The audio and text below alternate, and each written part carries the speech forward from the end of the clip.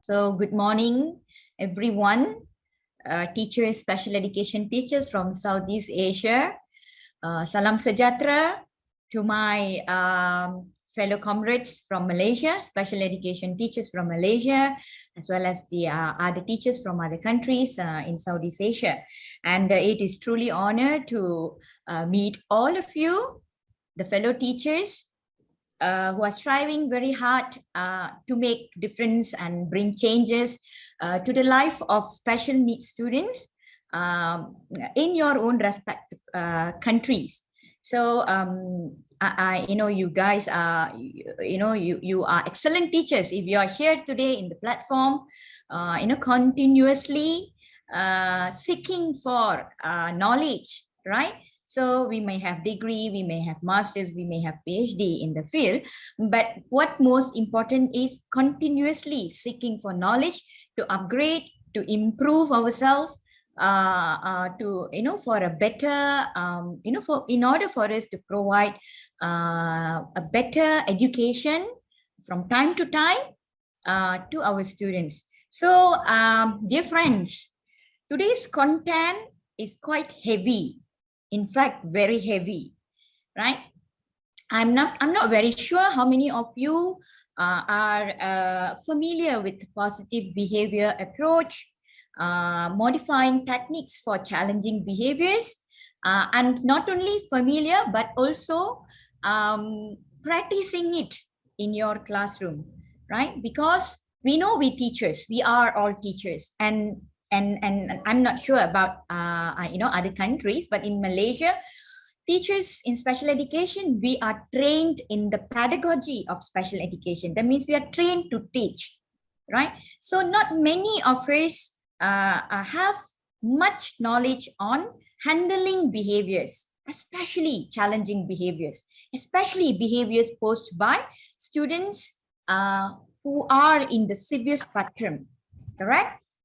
And not only that, in our country, in Malaysia, we teachers, besides teaching, we have so many other documentation, paperwork to do as well. So this could be some reason why we may not be able, even if we have the knowledge, we will not be able to implement positive behavior approach fully in our classroom. So what actually I did today, what I'm going to deliver to all of you today is actually a simplified and modified version of positive behavior approach.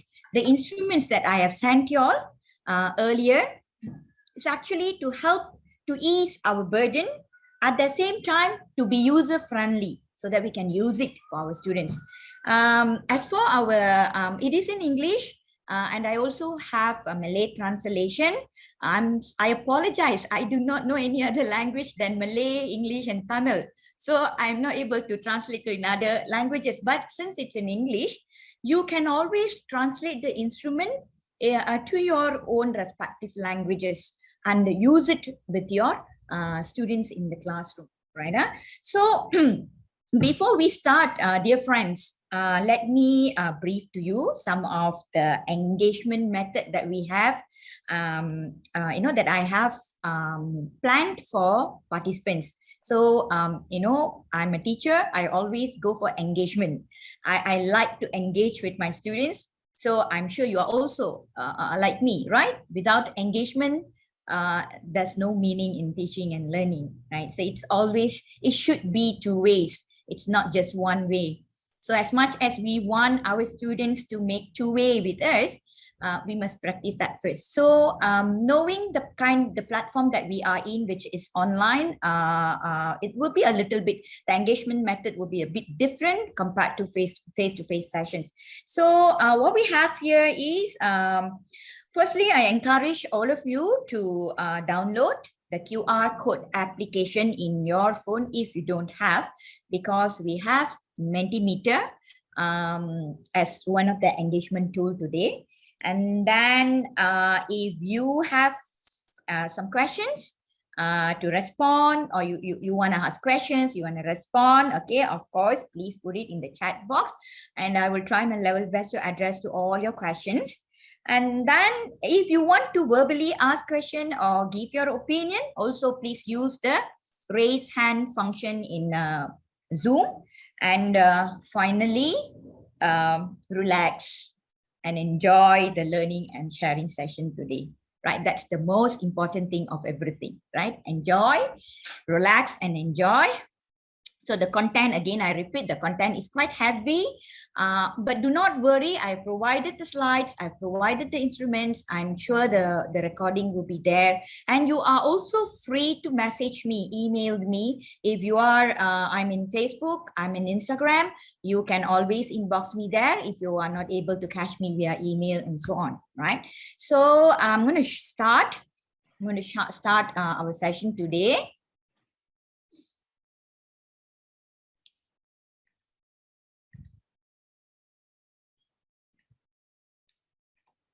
Allow me to share the slides.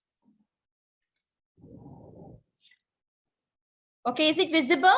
If visible, please type yes, yes, yes, yes in your chat box.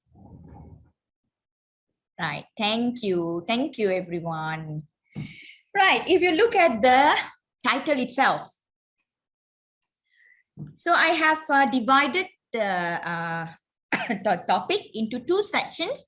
The first one, the first slot will be on, we're going to look at the surface, the effective techniques on how we can modify challenging behaviors in the classroom. And the second slot will be on positive behavior approach.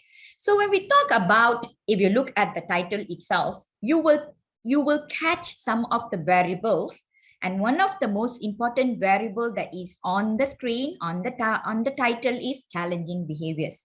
So what is challenging behaviors, right? I'm sure all of us have vast enough experience in the classroom, practical experience in the classroom, that we have witnessed many challenging behaviors in our teaching practice.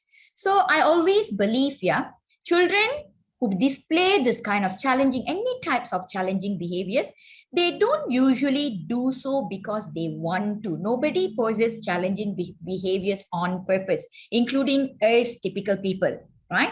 If we are showing some kind of unpleasant behavior, there must be always underlying reasons behind it. Mesti ada sebab. Okay, I just said that there must be an underlying reasons for it.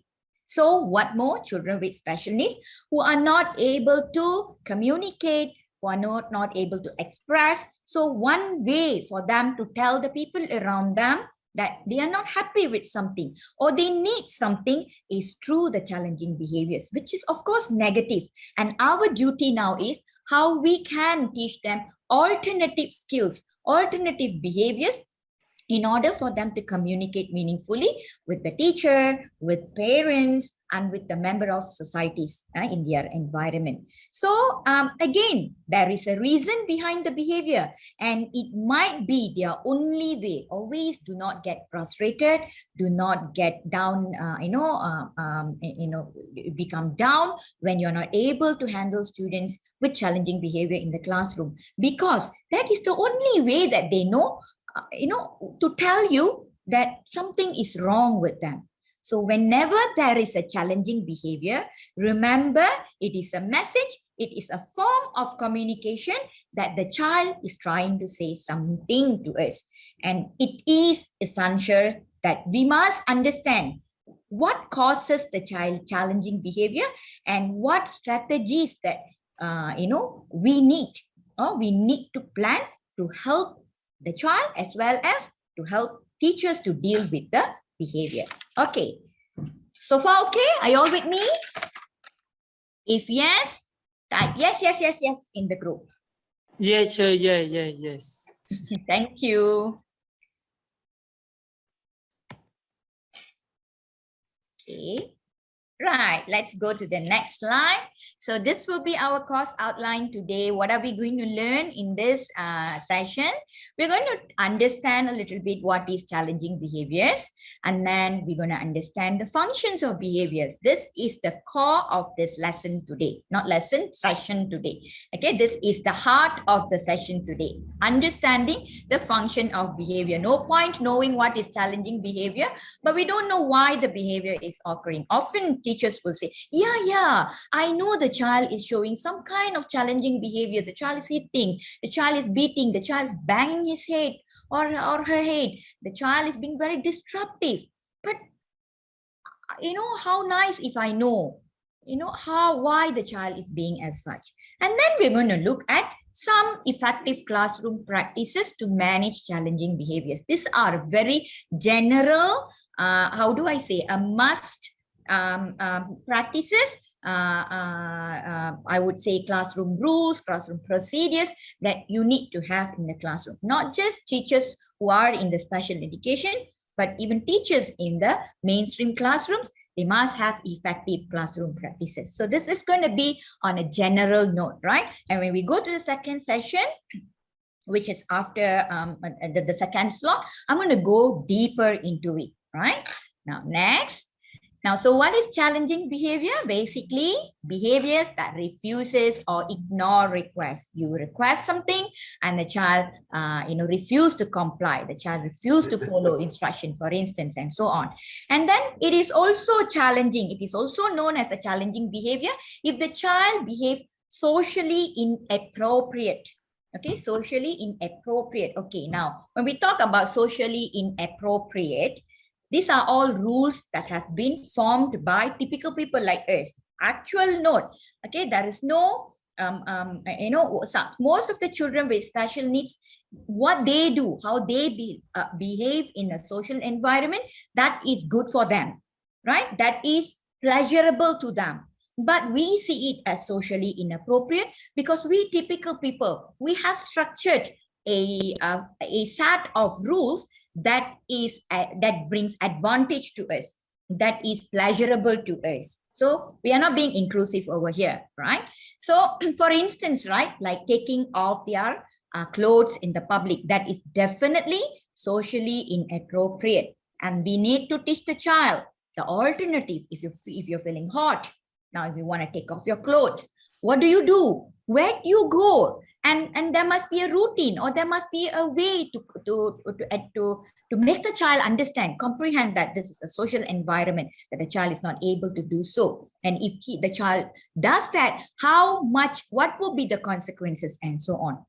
Right? So any behaviors that is socially not accepted in the environment is also known as challenging behavior. And students behaving aggressively in the classroom, in the school environment, okay, whereby you're not able to control the aggressive behavior. It could be verbal aggression, it could be physical aggression, and you as teachers are not able to control that behavior. And worst is the behavior is causing harmfulness to the people around, to himself or herself, or to the people in the environment. So that comes to the next one, hurting themselves or other children. For instance, head banging or biting and so on. So dear friends, these are some, of course, there's more which we will see later in the second slot. But to understand, to get to warm up with the lesson, with the sharing session. So these are some of the attributes of challenging behavior. If you want to know more about this, you can also refer to DSM-5. The DSM-5 have a list of challenging behaviors, which is, I would say, quite complete. Right? Okay, next. Now, when I say challenging behavior, right, we will be talking about challenging behavior. So many, a lot of time. Any problematic behavior, we address it challenging behavior. Now, I want to ask all of you, do you agree or not that all children or students, they exhibit challenging behavior at a certain time? I repeat, all children and students. Do you agree to this or not?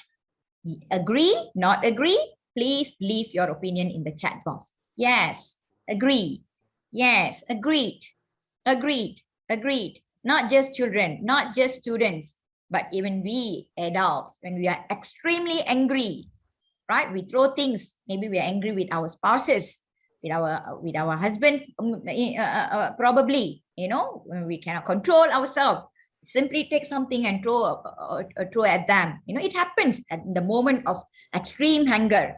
So everyone, it's not just children with special needs. Every human being, every individual, right? Whether they are special, whether they are typical, they exhibit challenging behavior at a certain time. Now, definitely there is a difference between the challenging behavior by people with disabilities or special needs and by people with people who are typical, which we will see shortly. What is the key point, or what is the middle ground that distinguish or discriminate the differences between challenging behavior by people with special needs and by the typical ones?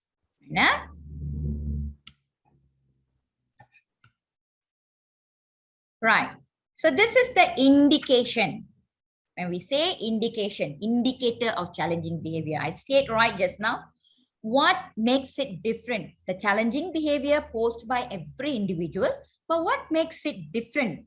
Why we say when a child with special needs posts some problematic behavior or difficult behavior, why we say challenging to them, but when it is by typical people, we just simply say a disciplinary problem or problem behavior problem or emotionally stressed and so on. So what is the indicator? There is the indicator. So what is the indicator? When a behavior is posed by a student with special needs, when the challenging behavior is posed by a student with special needs, we regard that behavior as a problematic behavior or challenging behavior if that behavior have got a persistent pattern. That means what it means by it exaggerates. Okay, it has a persistent pattern. Okay, it continuously occurs. That same behavior continuously occurs. For instance, whenever the teacher comes into the class, English teacher, for instance, or maths teacher, for instance, and the teacher says, okay, please take out your maths book, or the teacher delivers worksheets, the child start to pretend like he falls himself to the ground, crash himself to the ground. Every time the maths teacher comes in with a worksheet, the child crashes himself to the ground. Okay, jatuh daripada kerusi, from the chair and so on, fall down from the chair and so on. And the teacher notices that, why is it so that every time I enter class and I give a math worksheet to Brian does this every time, continuously. The behavior persists. So, and that interferes, that persistent behavior, that persistent pattern of behavior interferes, mengganggu, okay, interferes into what? Interferes into your classroom teaching. It disrupts the other students' learning. And then, not only that, it also manifests in variety of ways. Okay, it can be different form. Well, once the student have learned, okay, this is the way for me to escape from any kind of task. Okay, I started off with the maths teacher. The maths teacher gave in. So now I'm going to use the same tactic, okay? The same way with my PJ teacher, with my physical education teacher. Then I'm going to go on and use it during mealtime. I hate eating all those things. So I'm going to use it during mealtime. Other than the child takes it, exaggerates it to the home. Okay, my mommy always asked me to pick up my maths when I play with toys all over the ground. And my mommy always asked me to pick up. So I should also continue doing this. So there might, maybe it's not for crashing down from the chair, but different kind of behavior that the motive is to escape from the work. So these are some of the key points that will decide that this child with special needs is having challenging behaviors. Okay, dear friends, are you all with me? Are you all with me so far? Do you understand? Yes. No. Yes. Okay. I'm happy that it's clear. Okay, let's move on to the next one. Okay, now, so this leads us to see, right, the categorization of challenging behavior. There are two categories of challenging behavior. One is external. Okay, let me see if I can have a highlighter here or not. Okay, let's use blue. Okay, one is external and the other one is internal behaviors. Do not get confused and worried looking at the terms, right? Now, what is external? We go for external behavior first, yeah? Now, what is external behavior? Right. So, the constructs, if you look at the list of behaviors, just go through while I explain the list of behaviors which is categorized under the external behavior. So, these are the behavior problems referring to a grouping of behavior problems that are manifested in children's outward behavior. That means the child show the behavior outside. The behavior is visible to the people in the environment. Okay, why? Because that behavior, the child is reflecting the behavior negatively. The child is acting out on the external environment. Therefore, we are able to see the behavior, right? For instance, out of the seat, using inappropriate language, and so on. Okay, let me give you one example to help you to understand better about externalizing behaviors. Say, imagine that you are teaching special needs children who are in standard 5. Okay, in Malaysia, we say standard 5, darjah 5. Okay, standard 4, maybe darjah 4. Okay, say you are teaching students with special needs where they are in a standard 5 classroom. Okay, you are a standard 5 subject teacher or class teacher, so it can be anything. Okay, so what happened? You notice that one of your students, okay, in the classroom have been showing some kind of difficult behaviors. Okay, difficult behaviors, certain kind of difficult behaviors in the classroom, and it is quite persistent. She is showing it quite continuously. And what was that? He refuses to complete the classroom task. Then he also gets out of his seat every now and then when the teacher is in the classroom, and he disturbs his classmates. Not only he doesn't do his work, not only he walks around in the class, worst is he's disturbing his classmates, and that makes the others unable to learn as well. So what you did, you attempted to talk to him about this behavior. You warned him about the consequences. You explained to him why he should not do this and she should not do that. But he continuously causes to disrupt and he refuses to follow the classroom rules. This is quite a common scenario that we face in the classroom, isn't it? Teachers who are teaching special needs children, this is quite common. This is a very common kind of scenario issues that we face in the classroom. So what happened, yeah? Since he did not listen to you, your strategies, your attempts, tidak berjaya, failed. Okay, so what happened? You finally decided to call his mother. Okay, when you finally decided to call his mother, why? Because his behavior went to an extreme point that he hits another student. Not only disturbed the student, but he hit another student in the classroom. When you saw that, teacher really became very, very frustrated and depressed. Then she thought that, no, this is the end. I need to inform the parents. And she called the mommy. Okay, so what behavior issues that this child is having? So the behavior problem the student is having is disobeying rules, right? He's going against the rules. He is also having physical aggression. He hit the friend beside him. He bullied the friend beside him or her. And he also does some threatening. He also threatened other children in the classroom. So these are what called as externalizing behavior, okay, whereby the problem behavior, that are directed, it is towards the external environment. Towards the environment. It is seen in the environment. So instead of expressing the negative emotions, maybe the child is behaving in such way, maybe because the task or the learning session is too bored for him, it is too difficult for him, maybe it is too simple for him, the child is bored, but unfortunately the child is not able to express that to the teacher, to say to the teacher that especially students who have moderate communication skills and students who are non-verbal, okay, who are partially verbal and non-verbal, they have a lot of issues with expressing what they feel. So when they are not able to express, so that it could be that reason why the boy is behaving in such way. So instead of expressing the negative emotions or the responses that is pressuring him, okay, in a very healthy and productive way, so this boy is showing it.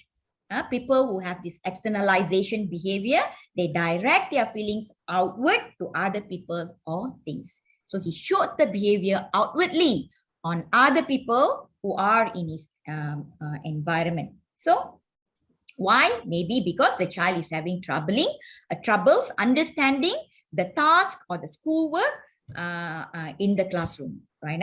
So I hope you understand on the externalization behaviors. Okay, what are those externalizations? Just remember that it is visible, it is shown visible in the environment. Now next we will look into the internalizing behaviors. Okay, this internalizing behaviors is just the opposite of externalizing, it's in contrast. So over here, children who have this internalizing behavior problems, such as like withdraw themselves, anxious, okay, they show some kind of depressive behaviors. Okay, so problems that more centrally affects, okay, the internal psychology environment of the child rather than the external world. Okay, I have a student in my school. So this girl, she speaks very well. Okay, she speaks very well. She communicates with the parents at home very well, but she chose to be mute in school. From the time she comes in the morning, 7:30, until the time she goes back home, she speaks nothing to no one. Teacher asks questions, she will just look at you blankly. No communication, no speech with the teacher, with the teachers, or with the peers. So people just understand her, try to understand her by gestures. Even gestures we rarely get from her, except yes, no. That's this only two response she gives. So at first we thought that, oh, this child, what's wrong with this girl? Is she non-verbal? But then when we confronted the mother said, no, she is fully verbal. She is very expressive. She comes and tell everything to us in the at home. So the mother related some of the incidents that happened in school, which was true. It happened in school. So because we didn't believe, so the mother, what she did, she secretly recorded the conversation between the mother and the child at home, and she sent us. So when we investigate what is causing the child to be as such, why the child is having dual personality, why the child choose not to speak in the school, but the child communicates very well at home. So the mother said that this could be she was bullied in her preschool. The girl is about 14 years old now. She was bullied in her preschool. And since then, she has been like this. And thank God that towards the end of her primary school education, she did communicate with certain teachers, with some teachers. So finally, we came to a conclusion. Okay, that bully incident has affected the child deeply. So school has become, a new environment has become a taboo to her, a place that is very fearful to her. So we need to give her more time and do not give up on communicating to her. And there will be one day that she will open up and she'll communicate. So this is some kind of issues, internalizing issues that we face with some children in our classrooms. But this internalization issues is not causing harm to anyone, right? It is causing harm to herself. She is being mute. She chose to be muted and so on, right? So moving on, these internalization behaviors are the actions that direct problematic energy towards the self. Okay, if you look at that, exhibit sadness, feel depressed, very shy or timid. In this child's example that I gave before, the child might be very shy or timid. The child must be fearful, so the child is acting. The child chose not to communicate in the environment. Okay, and then because in other words, person who shows internalization behavior, they does things that harm himself as opposed to lashing it out to the people in the environment. They harm himself. Okay, so since it is not shown in the environment, mostly these behaviors go unnoticed. Okay, say in this student's case, if we since her behavior, non-speaking behavior, is not harmful to anyone, it's not disrupting the class, it's not distracting other students and so on. If teachers did not take one step ahead to find out what is wrong with the child, that issue that she went through must have become unknown, and it is unnoticed because it is not causing any injury or any discomfort to the environment. So most likely, most of the time, internalizing behaviors, they go unnoticed and more socially acceptable. So if you look at that, there are quite a number of it. Self-injuries, cutting, head banging, suicidals. These are all comes under internalizing behavior. Okay, now, so what happens here is, the more the challenging behaviors, the less. Untuk apa? Dan kena adil. Adil sebab kita kena pastikan orang yang dinilai itu mendapat penilaian yang sewajarnya sesuai someone mute the line. Apa yang dipamerkan, apa yang ditunjukkan sepanjang tahun. Bukan pada saat akhir tahun itu baru dia nak tunjukkan performance dia, yang itu kita ambil kira. Dia punya penglipatan. Participants, can you mute? Tahun tu kita tak ambil peduli. Sama juga dengan kes macam cikgu ataupun staf kita yang cuti bersalin. 3 bulan cuti bersalin. Kita kata orang yang macam ni tak boleh kita nak bagi skor tinggi-tinggi sebab dia cuti bersalin.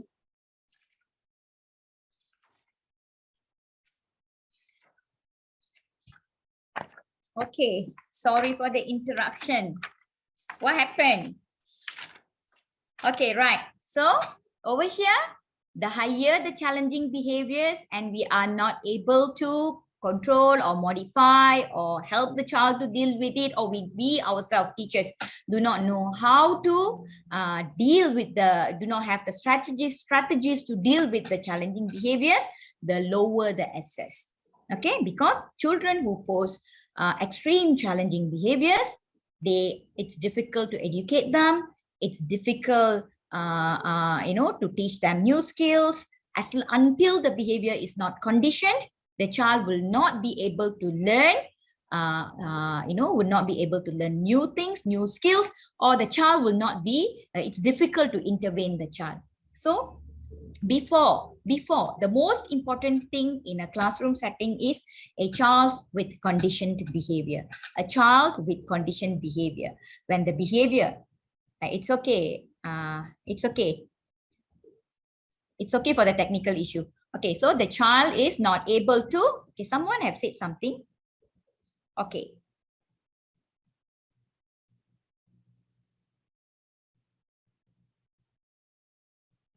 Yes, Nur Atika, we need to read more regarding, yes, correct. Okay, it is not a one-day stuff. Okay, you need to read more and more and more. And not only that, you would understand better when it is,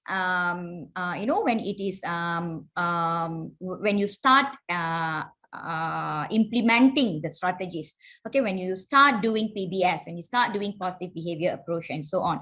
Okay, that's also one. Nor Diana have asked, is walking around and round the class considered internal behaviors? Okay, walking around and round in the class, you are seeing the behavior, isn't it? Okay, it is an outward action, isn't it? You see it. That means teachers are able to see the behavior, isn't it? They are walking around in the classroom and they are distracting the others. There's movement. There are other children who are seated quietly, or who are not only seated but following the lessons. They are doing some activities, but this one child is walking around, and you are able to see it. It is visible. So anything that is visible, right, it is clearly shown in physical form, right? It is external behavior. So walking round is not internal, it is external behavior. Okay, Diana? Okay, no, Diana, boleh? Paham, yeah? Okay, now, so I was just saying that the lower the SS, the higher the challenging behavior, the lower the SS. Now, so we want our students to have optimal SS, correct? We want our students to follow all the education plans that we have developed for them. We have structured for them. We want them to have a productive learning session in the classroom. So if we want all this to happen to our students, regardless to in whichever category they are in, whether they are students from the low functioning category, they are from moderate functioning, they are high functioning, all the functioning, we have plans for them. And these are the SS. These are the SS for them. So the higher the behavior problems, the lower the SS. Because they want the behavior problem will actually prevent them to follow whatever that is happening in the classroom. Follow whatever the teachers are teaching. So that's what it means by lower SS. So when it is lower SS, we need to increase, isn't it? So how to increase? By coming up with a good behavior plan to reduce the challenging behaviors, right? To improve the quality of life, right? Okay, I'm going to the next. Okay, now give me a second. Okay, now I want all of you to scan this code. We're going to answer a few questions just to make sure that we thoroughly understand internal behavior and external behavior. Now I'm going to stop sharing this. Okay, while you scan and go to the Mentimeter, I'm going to stop sharing this.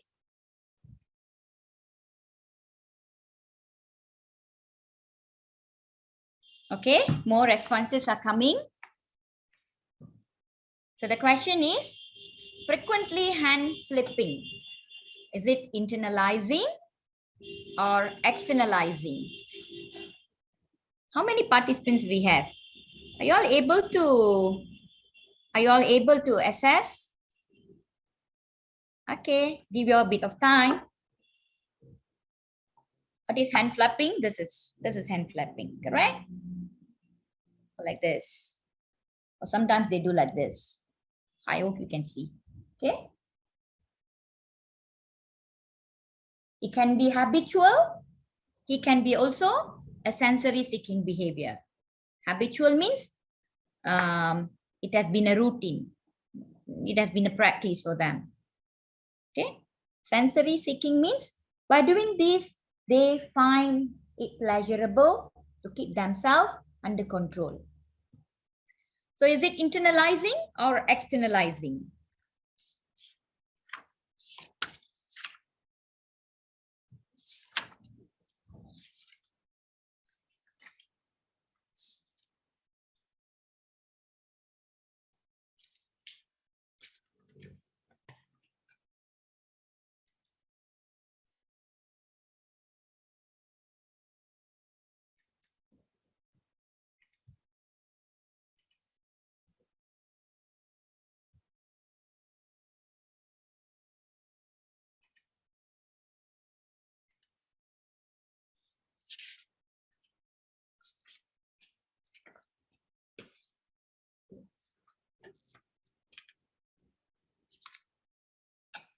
Okay. Not able, some of you not able to. Okay, I also see messages in the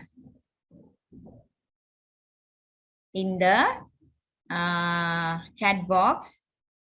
Okay, some of y'all are still not sure whether it's externalizing or internalizing. Some says both.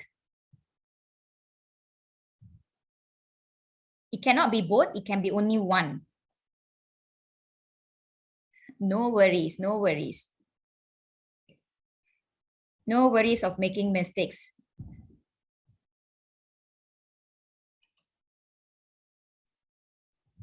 Frequently hand flapping.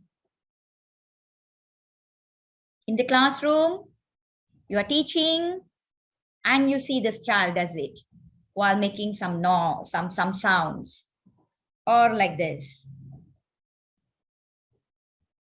Okay, flapping. Okay. Right. So moving on to the second question. Right.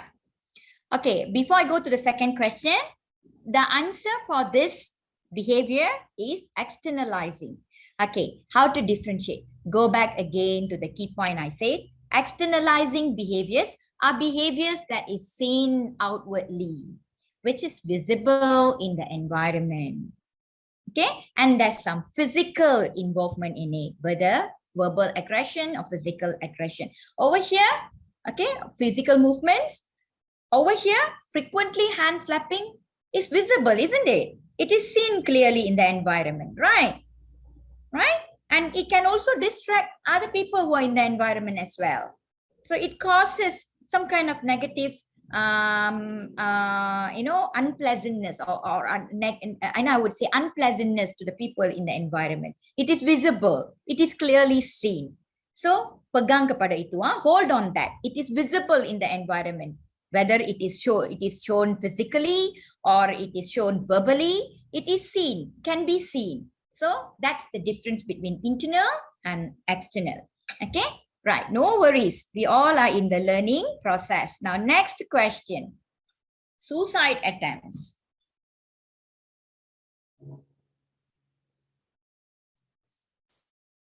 Suicide attempts.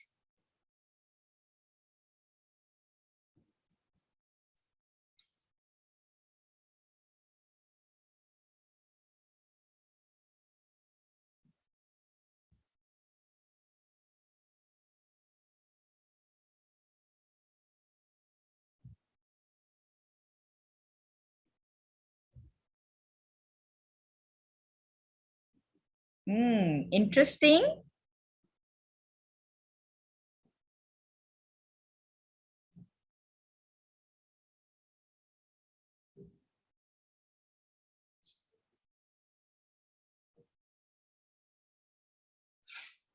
Some of you have said, let me see the chat as well. Yes, many have said internalizing, correct. Many have said internalizing. Okay, dear friends, it is internalizing. Okay, some of you have said externalizing. Now you see, when people attempt suicide, you only get to know about it after the incident happened. People attempt suicide secretly, correct? Nobody declare that I'm going to attempt suicide, I'm going to attempt suicide. If they declare, then somebody will come in, jump in to help them out. Correct or not?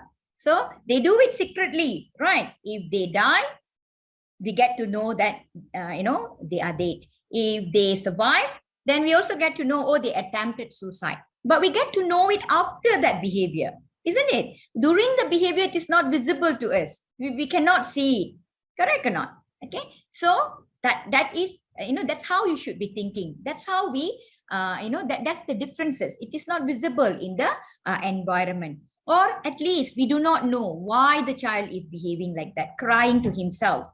Okay, silently crying, choose not to speak. Okay, we just see it, but then we don't really know what they are not showing it physically. They are not showing it in terms of verbal expression or something like that. Okay, so many of you have said suicide. Yes, correct. Okay, now I'm going to stop share and let's go back to our slides. Okay, are you all okay so far? Boleh ikut? Yes, yes, yes, yes. Yes, boleh. Oh, yes, yes. Okay, that's great. That's great. That's great. Now, moving on. We got to go really fast, yeah? Okay. Okay, kita sambung ya. Now, a bit more. 2 more questions. Refuses to follow instructions given. Now, is this external or internal? You can type in the chat box. Is this external or internal?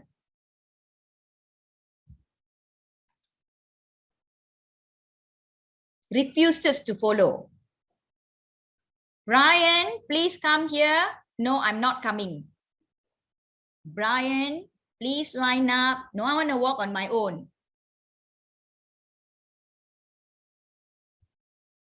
Brian, eat your meal. Brian pushes down his Tupperware and it has messed the floor. Yes, dear teachers, external, refuses to follow. Okay? Ingkar, tamau ikut, refuse to comply. Okay, which is shown in either no, I don't want to follow, no, I don't want to come, no, I don't want to eat. Okay, if you ask me, if you force me to eat, I'm going to push away all those things and it is all there down the floor, messy. Right?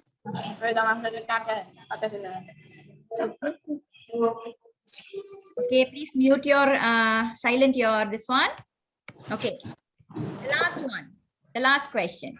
The answer is externalization. Now, number 4, bully the victim. Internalization or externalization? Bully someone. Internal. Bully đừng xây vốn mic bạn. Bully nó cho để việc bà tô kê bị chân nào. Ok, dân ơi. Bọt hè nhưng phố. Bật phone lưới ơi. Can you mute your, silent your mic? I'm so happy that you are sharing the session with so many of your friends out there. That's how it should be. Civilize bật phone. Okay, what could be the answer?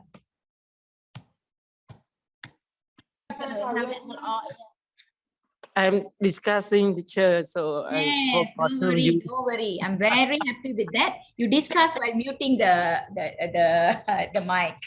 Yeah. So bully victim is internalization. Okay, like the case that I mentioned just now about my students my student in the classroom. Yes. Okay. So bullying others. Okay, which is aggression. Right? So don't worry of being not so clear with this internal and external stuff. Okay, as some of you have said, you need to read more about this to understand better. Okay, always knowledge is not gained in one day. This will be the beginning of the topic, beginning of the knowledge, and you need to improve, extend, and so on. Now, with this, we are going to move on. Okay, move on to understand why all these behaviors are occurring, why these behaviors are happening, why the students of mine, some of my students in the classroom are showing challenging behaviors, why they are doing it, what is the purpose, what is motivating them to do it. So that's what it means by understanding why the behavior is occurring. Okay, is what we call functions of behavior. Okay, kenapa tingkah laku itu berlaku? Okay, apa yang mendorong tingkah laku itu berlaku? Okay, why the behavior is happening? What is motivating them? Now, so why challenging behaviors are occurring? They occur for a reason. Okay, sometimes the reason might be clear. For instance, Ruben, please eat your meal. The child pushes away the food on the table and the food fell down and the floor is mess. So we know that's a reason. The child do not want to eat. The child wants to escape from eating, right? Why the child crashes himself to the ground when the teacher asks him or her to do work? Oh, the child doesn't want to do the work. He wants to escape from that work. Okay? So this is some reasons we know. Sudah tahulah, okay? Budak ni bagi kerja mesti akan buat hal. Sometimes we say this, isn't it? We know already. This child, whenever we give them work, definitely he or she is going to give show us some inappropriate behavior. So the reasons are quite very clear. There is a reason. Okay, that is challenging behavior. Okay, now sometimes the reasons are clear, sometimes it is not clear. Okay, sometimes it is not clear. So if the child is showing tantrum, we know the reason. Tantrum is often shown, there's a reason. When you meet the specific reason, okay, the tantrum subsides, the tantrum goes off. But there's one more thing called meltdown. Okay, these meltdown reasons are sometimes not clear. Meltdown are usually due to some internal aspects, sensory issues, for instance, usually due to sensory issues, whereby no one in the environment exactly knows why the child is behaving in such a way. I would like to give you one example. Also, one of my students. Okay, this boy, he is verbal, he can speak and all. He has got severe symptoms. Okay, severe symptoms of autism.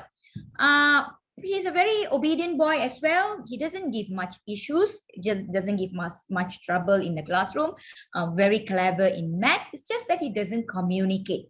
Okay, he also have some unusual behaviors which is related to autism. Okay, so and this boy, he do not have tantrum, but he has meltdowns. One example I show you. When there is a heavy rain, okay, and that rain drops, the rain drops on the roof of the school building, right? When he hears that rain drops, he have meltdown. He will scream, he will cry, he will run all over the place. Sometimes he will hit himself, he will bang himself on the table, on surface, hard surface. He doesn't disturb anyone, he doesn't harm anyone, but he does that. That sound of the raindrops irritates him. It could be something to do with his auditory sensor. We will try our level best to manage him in the classroom as much as we can. When the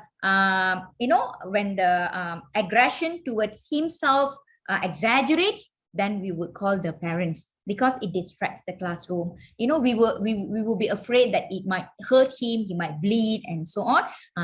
It involved, then the parents might be thinking that why teacher didn't call and inform us that he's going through this. So to our level best, we will try to control the boy. We will try to calm him down. Of course, we have some calming strategies in our school. We try to calm him down. But sometimes he calms down in a very short period.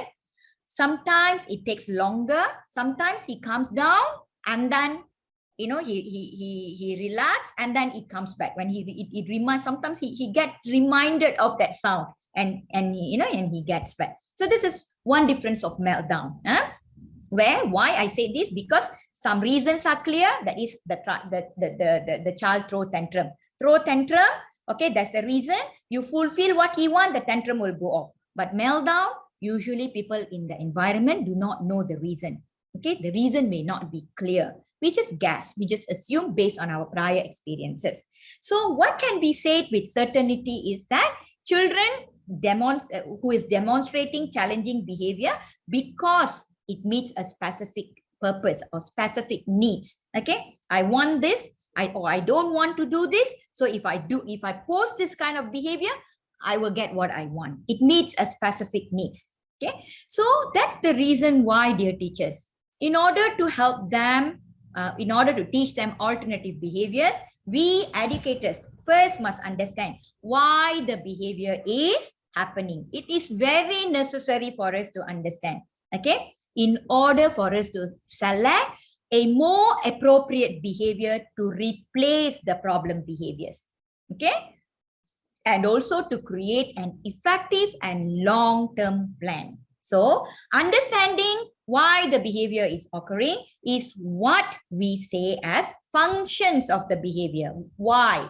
The reason, that is, we refer it as function, which means the reason why the behavior occurring. And as I mentioned, like I said earlier, there is always an underlying function or underlying reason that the behavior serves for the child and so on. Okay, right. Now, that brings us to the next information, that functions of behaviors. There are 4 types of functions of behavior. Okay, so what I mean is the behavior, the challenging behavior may occur for one of these 4 reasons. Okay, sesuatu tingkah laku yang mencabar mungkin berlaku atas 4 sebab berikut. Okay, ya? A challenging behavior may occur for one of these 4 reasons. Now, what are those 4 reasons? Escape, attention, either seeking attention or avoid attention. Okay, nak dapatkan perhatian ataupun nak mengelakkan perhatian. Okay, ya? Tangible, you are so holding on to something, right? That is tangible. If you do not get that, then you will lose yourself. Okay, tangible, bantal busuk, smelly pillow. Sometimes some children, young ones, used to take that smelly pillow wherever they go. That gives them a sense of security.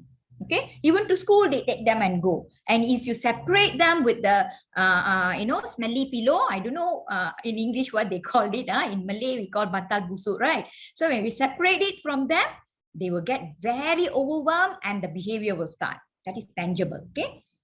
So sensory, okay, sensory issues, auditory sensory issues, there are quite a number of sensory issues, isn't it? Okay, smell, feel, touch, right? Environment, and so on. Right, let us look one by one.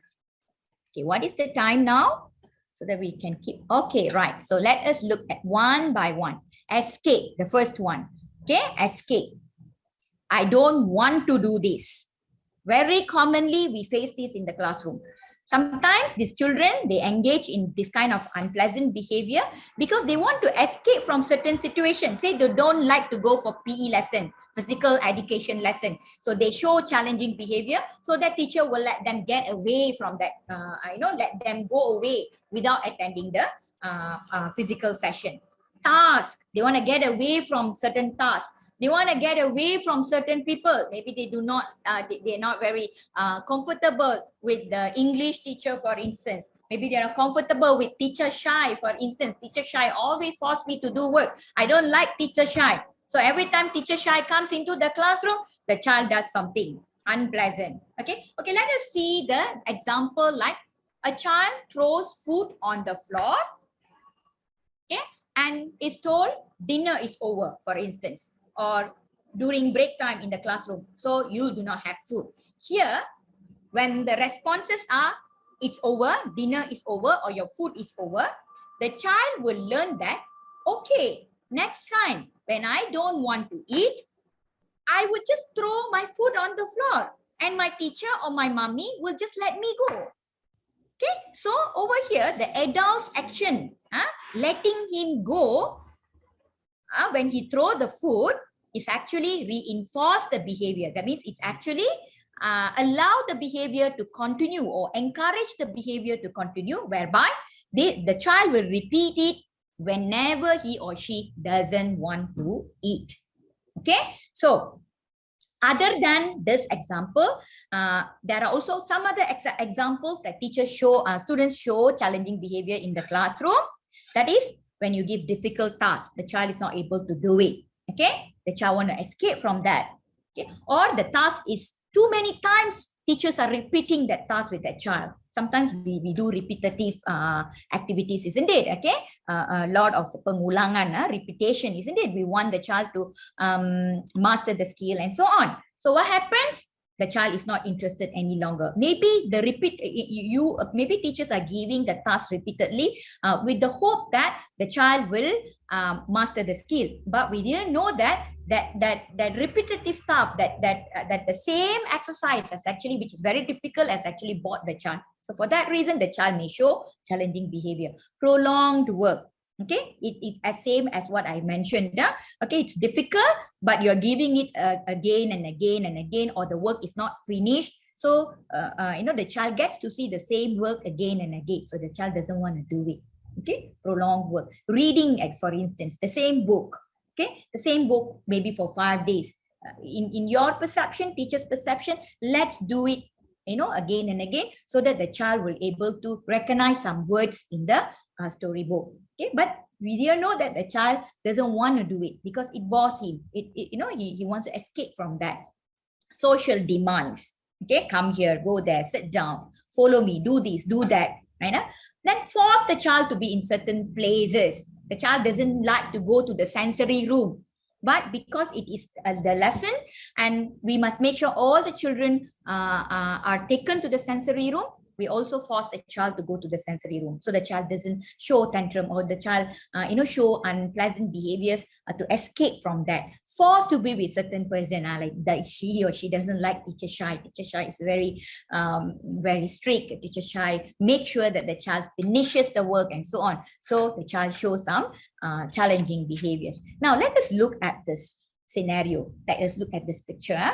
In this picture, what happens? This boy, his name is Alex. Okay, he is pouring water, spilling water from the cup. So what could be the reason? Why the child is spilling water from the cup? Can you state your responses in the chat box? What could be the reason? Why the child is doing so? Yeah, he doesn't want to drink the water, or he wants yes, wants attention, maybe, correct? Seeking attention, yes. Yes. It can be also avoid attention. If I do this, next time, teacher won't pay attention to me. Yes, just for fun. Fun is actually seeking attention lah. Playing, yes, playing is actually seeking attention. But everyone will turn and look, isn't it? Okay.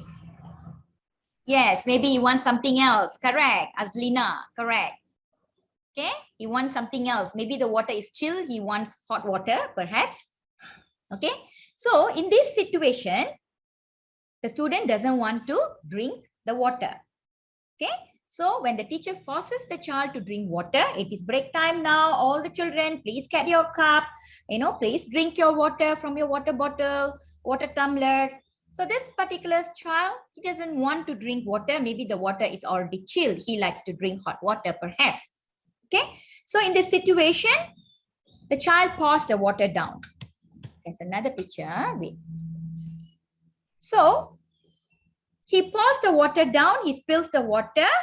In his mind, he thinks that if I do this, the next time, my teacher or my mommy will not force me to drink water anymore. So every time the teacher or the mommy asks him to drink water, he will take the water bottle and he will spill down. Done. Okay? And then what happens? The mommy will say, oh, yeah, done lah, you started lah. Okay? So dah mula lah. Okay, now go away. Later we will look into this.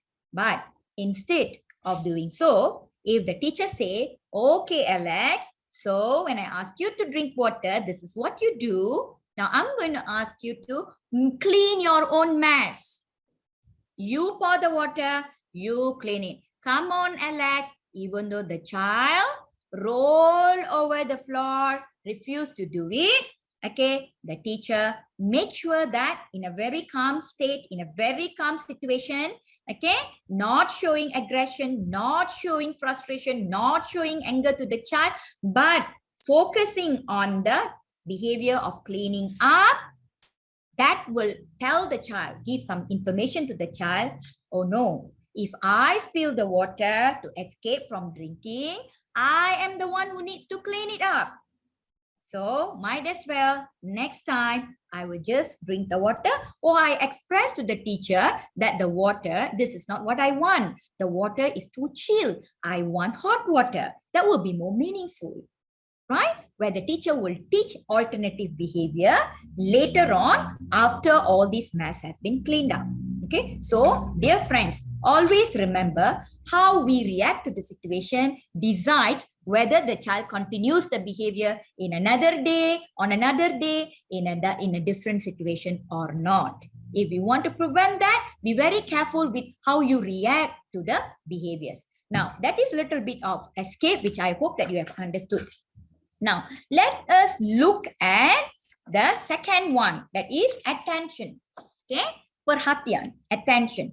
I want attention. Okay, sometimes children also engage in challenging behavior because they want to gain attention from their parents, maybe from their siblings, maybe younger siblings or older siblings, from their teachers, from their peers. Okay, so they will be looking for attention in any way possible. This could mean praise or even getting angry with them. They show some kind of behavior to get praise from the teacher or the parents or the people in the environment, or even the people to get that attention, the anger attention from the people in the environment. Okay, let us see some example for this. Child cries when mother is on the phone. When the mother yells, I am on the phone. Can you please stop crying? So here the child will learn that crying when you are on the phone will result in the parents' attention. Okay, in the same way, the child will do some kind of the same kind of behavior or the same type of behavior. Okay, remember I said manifest in different ways to the parents, to get attention from the parents or the teachers or the peers or the siblings, or even publicly to anyone when the parents take him or her, when the teacher take him or her on field trip, for instance. Okay, because he's so used to gain attention from the familiar people around him, he would do the same thing when he is in the unfamiliar environment to seek attention from the people in the environment. And people who are not familiar with the child, they will start to have very negative thoughts on children who are showing behaviors like this. Now, look at this. This is the behavior. So mommy is so. Likely after that, what happened? Every time the mommy is on the phone, the child will cry loud instead of communicating appropriately about his. So this is the scenario of I don't want any attention. Okay. Okay. Another example I can give you. Okay. Now we will move on to the next one, that is tangible. I want this. Okay, saya mahu ini. I want this. Okay. Some challenging behaviors occurs to receive a tangible item or a desired activity. Okay. That means it can be an object, it can be a toy, it can be food. Okay, it can be a particular activity, like always Lego. The child loves Lego. Whenever the child comes to school, the child will take up his Lego and he will be playing with the Lego. And then there is a time frame for free choice of play, for instance. Okay, from this time to this time, you can play with the Lego.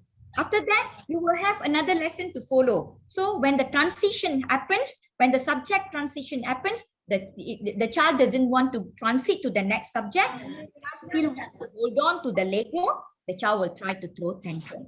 So some of the tangible items, as I mentioned here, computer time. It is also can be a tangible item to children with special needs.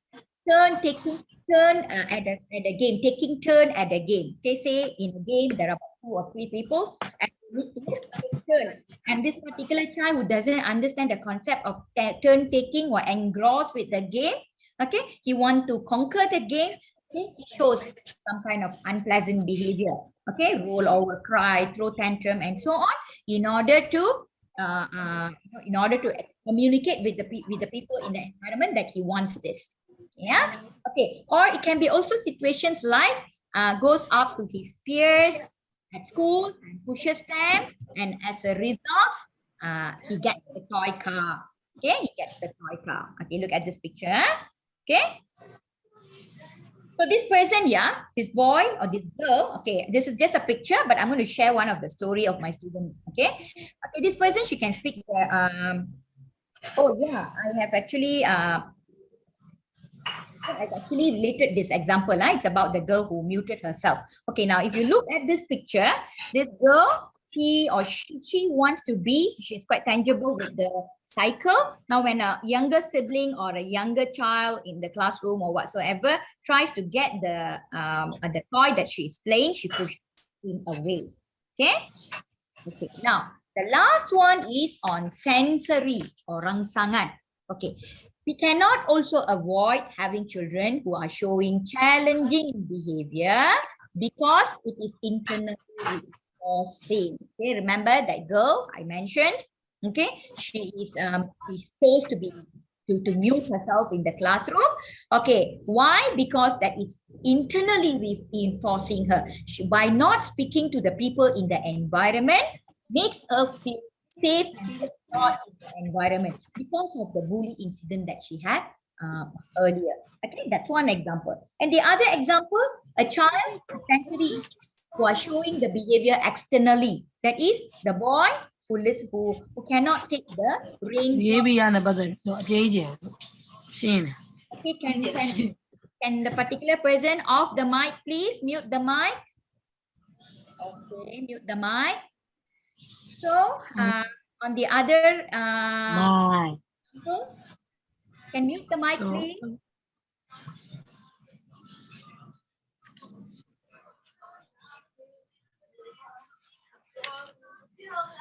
Okay, so the sensory part, for example, child. Mine and mine. Okay. Am I adding mine? Am I adding mine? Okay, Eddie. Am I adding? Am I adding? Eddie, ya. Eddie, can you please mute the mic? Pegawai penilai dengan pegawai yang dinilai. Yes, correct. Getting angry to get something, demonstrate dissatisfaction. So many responses that you all have given. Okay, so that's why it is important to note what the behavior looks like. Does not give an okay. So, for example, the child claps his hand, not be able, not be. Just give me a second. I will alert the organizer.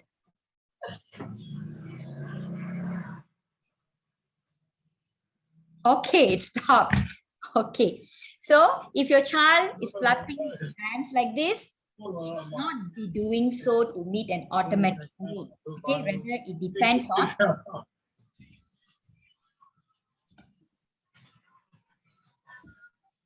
She don't be oh, bye. She might be at the baby. Other a jar of Allah. Damaja, Saloni, but look, lying. Hola.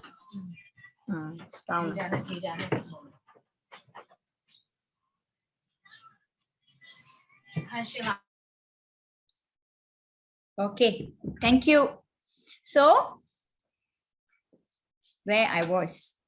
Okay, so when sensory issues, children who are showing a behavior that is related to senses, they may not be doing it to meet an automatic need. Rather, it will depend on what happens after the behavior or where the behavior occurs. Okay, for instance, maybe they are in an environment where the environment is, is very insecure, or they feel very insecure in that environment. Okay, to make them feel good, to make them feel safe, okay, they show those kind of behaviors. For instance, I feel good or it feels good. Cupping ears when there's some sound in the environment. Okay, the child is not able to take it.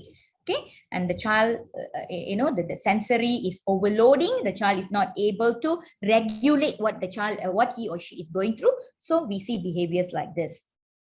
Okay, it looks good. A pleasing feeling while looking at a rotating thing. Okay, when something is rotating, the child gets or the student gets some kind of pleasurable feeling inside him. Okay, it gives him a calmness.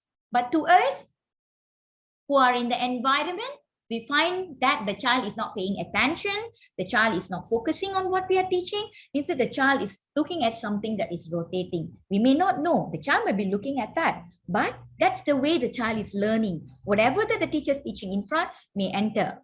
Okay, may go into his ears. It sounds good, humming, the same sound over and over and over. This one we quite see a lot in children who are partially verbal or non-verbal, but that doesn't mean children who are fully verbal do not have it. Okay, some children, they hum to themselves. Okay, which is also a sensory seeking behavior. Biting nails, licking paint. Okay, biting nails, even typical people like us, some of us will also do it, isn't it? Okay, when the nails are too long or something, some people develop it as a habitual, and while some it gives them a sensory seeking pleasure. And then of course, walking on toes, it's a habitual. There are also some behaviors that has become very habitual, like walking on toes.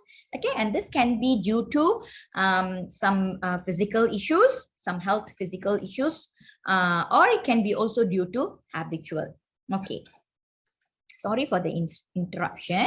Okay, now look at this. So we have children doing this in our classroom while we are teaching in the classroom. So does that mean the child is trying to be rude or testing our patient? Not necessarily. Okay, as I said, no behavior is shown for purpose. Okay, sengaja, saja-saja. No behavior is shown on purpose. There is a reason for it. When the child is showing something, if the child is cupping their ears, it's not rude, or he or she is not testing our patient. Okay, I don't think so. Maybe he or she is not able to tolerate the noisy environment of the classroom. Okay, it's too noisy, especially if the child is put into children with ADHD and autism who are in the inclusive classroom with other typical children. Okay, we know how an inclusion classroom works and looks like. Okay, children are quite noisy, especially if they are in the primary, quite noisy. Our students with special needs have difficulty to filter the sound in their environment. So that there could be some reason why they do it. Okay, maybe he's feeling very insecure, or to self-regulate his system. So cupping the ears or humming is a way he chose. Okay, it's a way that he shut down our brain. When we are in danger or we are going through some unpleasantness, is automatically shut down, self-defense. Okay, that's what they are going through. People like us who are typical, we know how to handle the situation. Okay, we know how to adapt, we know how to adjust. But people who have special needs, they have issues on that, adaptation issues and so on. So this is what my student in the school, at school, who has issues with raindrops might be going through. That's the reason why he shows that kind of behavior. Now, there's another Mentimeter. Okay, please go to this. We'll see whether you understood or not the 4 functions of the behavior. Okay, before we go to the effective classroom practices. Okay, if you have gone to the Mentimeter, okay, if you have the slides with you, photocopied, you can also do it. I'm going to stop sharing now.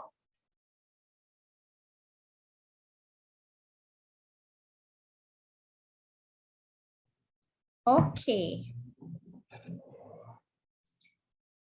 When chicane screams in the class, teacher would give her favorite toy. Okay, interesting.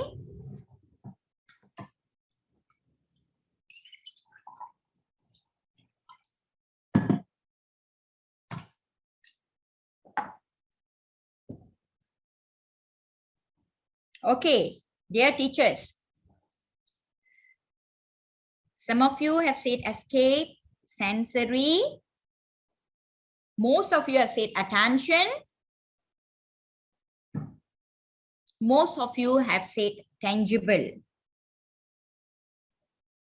Some of you have said attention, but most of you have said tangible. Okay, it is tangible. First, the first reason is tangible. The second reason is attention. The child is trying to seek attention from the teacher. The child is also tangible to the toy. But the first reason, the most foremost reason is tangible. Good attempt, good attempt. Now, next question. Devi likes to fall or crash herself on the floor when teacher asks to line up. What can be this?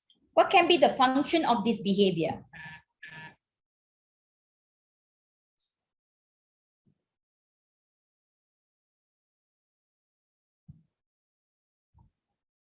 You can have more than one functions, yeah?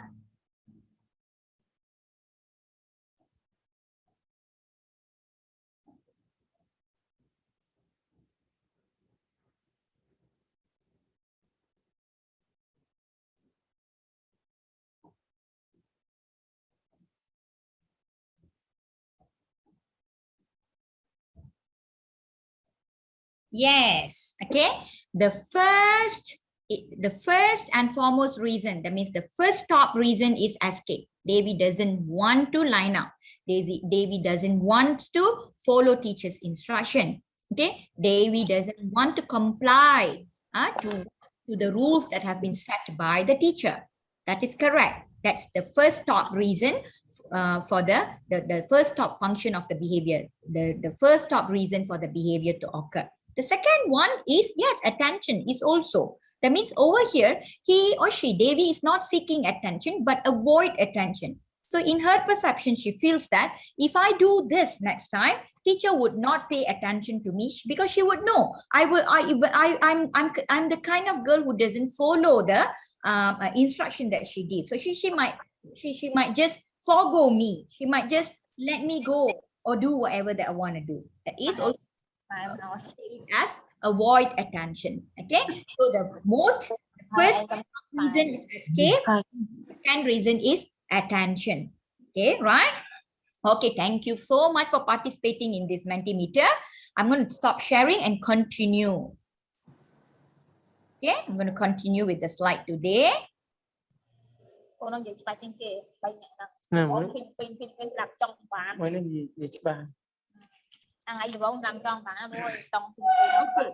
Here we are going to watch a video just to give you a little bit more understanding about the kind of classroom tantrum, the kind of behaviors that have got function happen in the classroom. Okay, can you all please move the audio, please. Can you please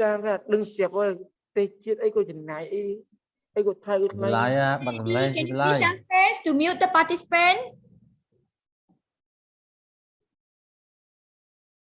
Okay, I think. Okay, now, if you're able to see the video, please type yes, huh?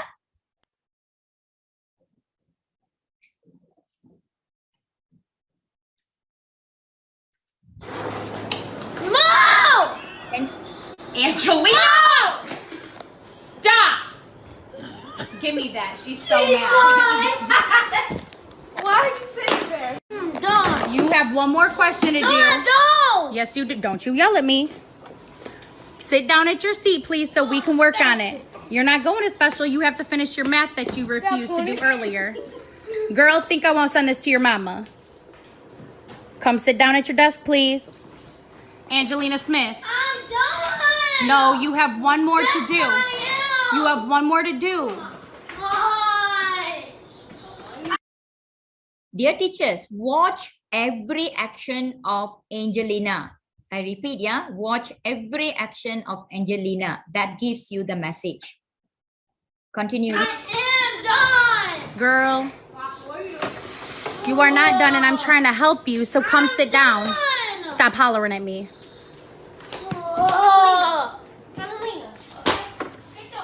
I'm done. Okay, the video's over. Now, in that video, what are those behaviors that we watched? First, can someone help me out with that? The first behavior that we watched from Angelina, she was on the floor, correct? I start off with, she was on the floor.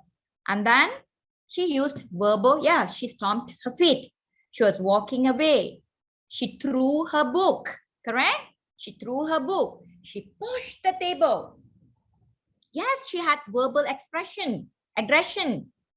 Yeah, she said some verbal stuffs. Okay, there's some unpleasant words also, isn't it? Some foul language also she used. She yelled. So, this is Angelina. She's about 13 years old. Now, what probably would be the function of her behavior? What probably would be the function of the behavior? I chose particularly this video, although it is not from any of our country, it is from some other places. But the situation, the scenario, this things happens in the classroom, correct? That's a common in it, whereby the country is different, but the situation is same. We all go through this some time with our students in the classroom. So her function over here is number 1, has scared. Number 2, she tries to avoid attention from the teacher. She thinks that if I do this, next time teacher would not show me any attention. Okay, teacher would not show me any attention. Avoid attention. There's a difference between avoid attention and seek attention. Avoid attention is what you watched in the video just now. Okay, the child does all these things through everything because she wants to escape from doing the work. She wants to avoid attention from the teacher. She wants to stop the teacher showing attention to her. So she feels that if I do it like this, next time, it's very difficult to handle the behavior of a 13-year-old girl. So the teacher might choose to let her go. That's actually the teacher is not going to let her go. But in Angelina's perception, thoughts, she thinks that if I do all this, next time my teacher would not bother me. That is avoid attention. Now, what is seeking attention? Okay, I'll give you another example of seeking attention.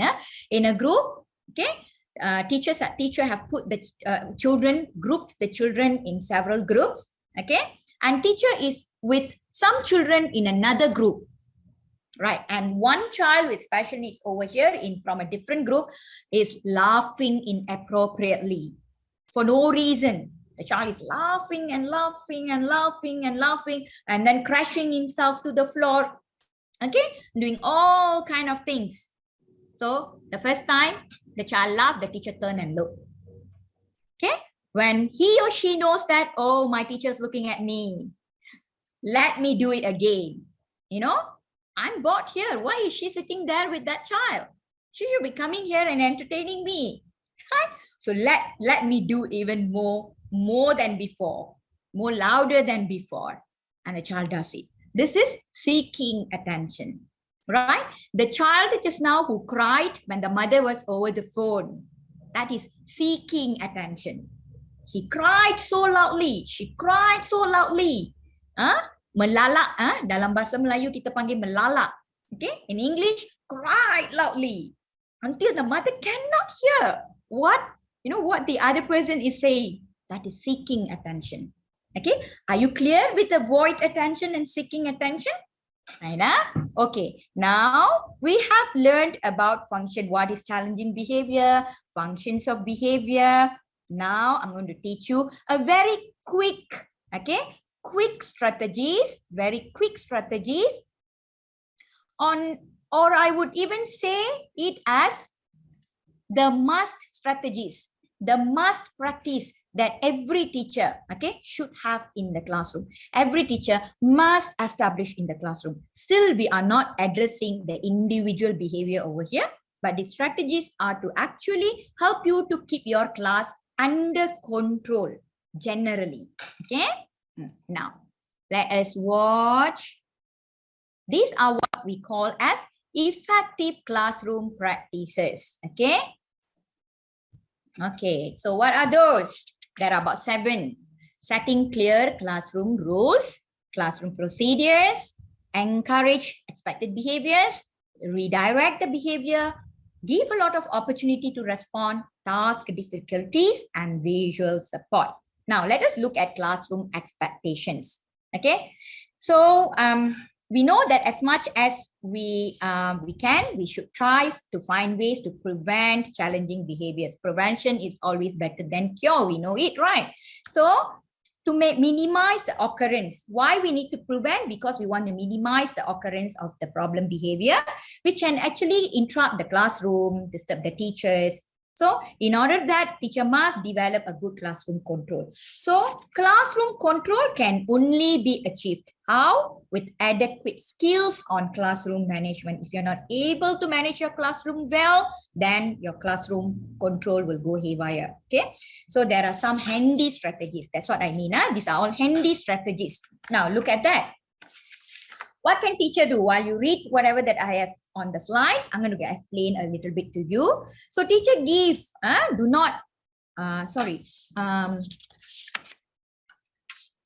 Yeah, that's the first one. Correct. Okay. So what we have here, classroom expectations, every time, all time, learn or practice to communicate with children what we expect from them. Okay, what kind of behavior that we expect from them. So for that, we need to establish ground rule. Even if one, two children are not following it, eventually by observing the others in the classroom doing it, they will come into the setting. So to establish the ground rule, what we do, we list the acceptable behaviors, like being silent when teacher's teaching, okay, to be seated, okay, or throw the rubbish in the dustbin, raise your hand, and so on. Although not necessarily that all the time the child need to be seated, but maybe you can have a time frame while teacher's teaching, you have to be seated.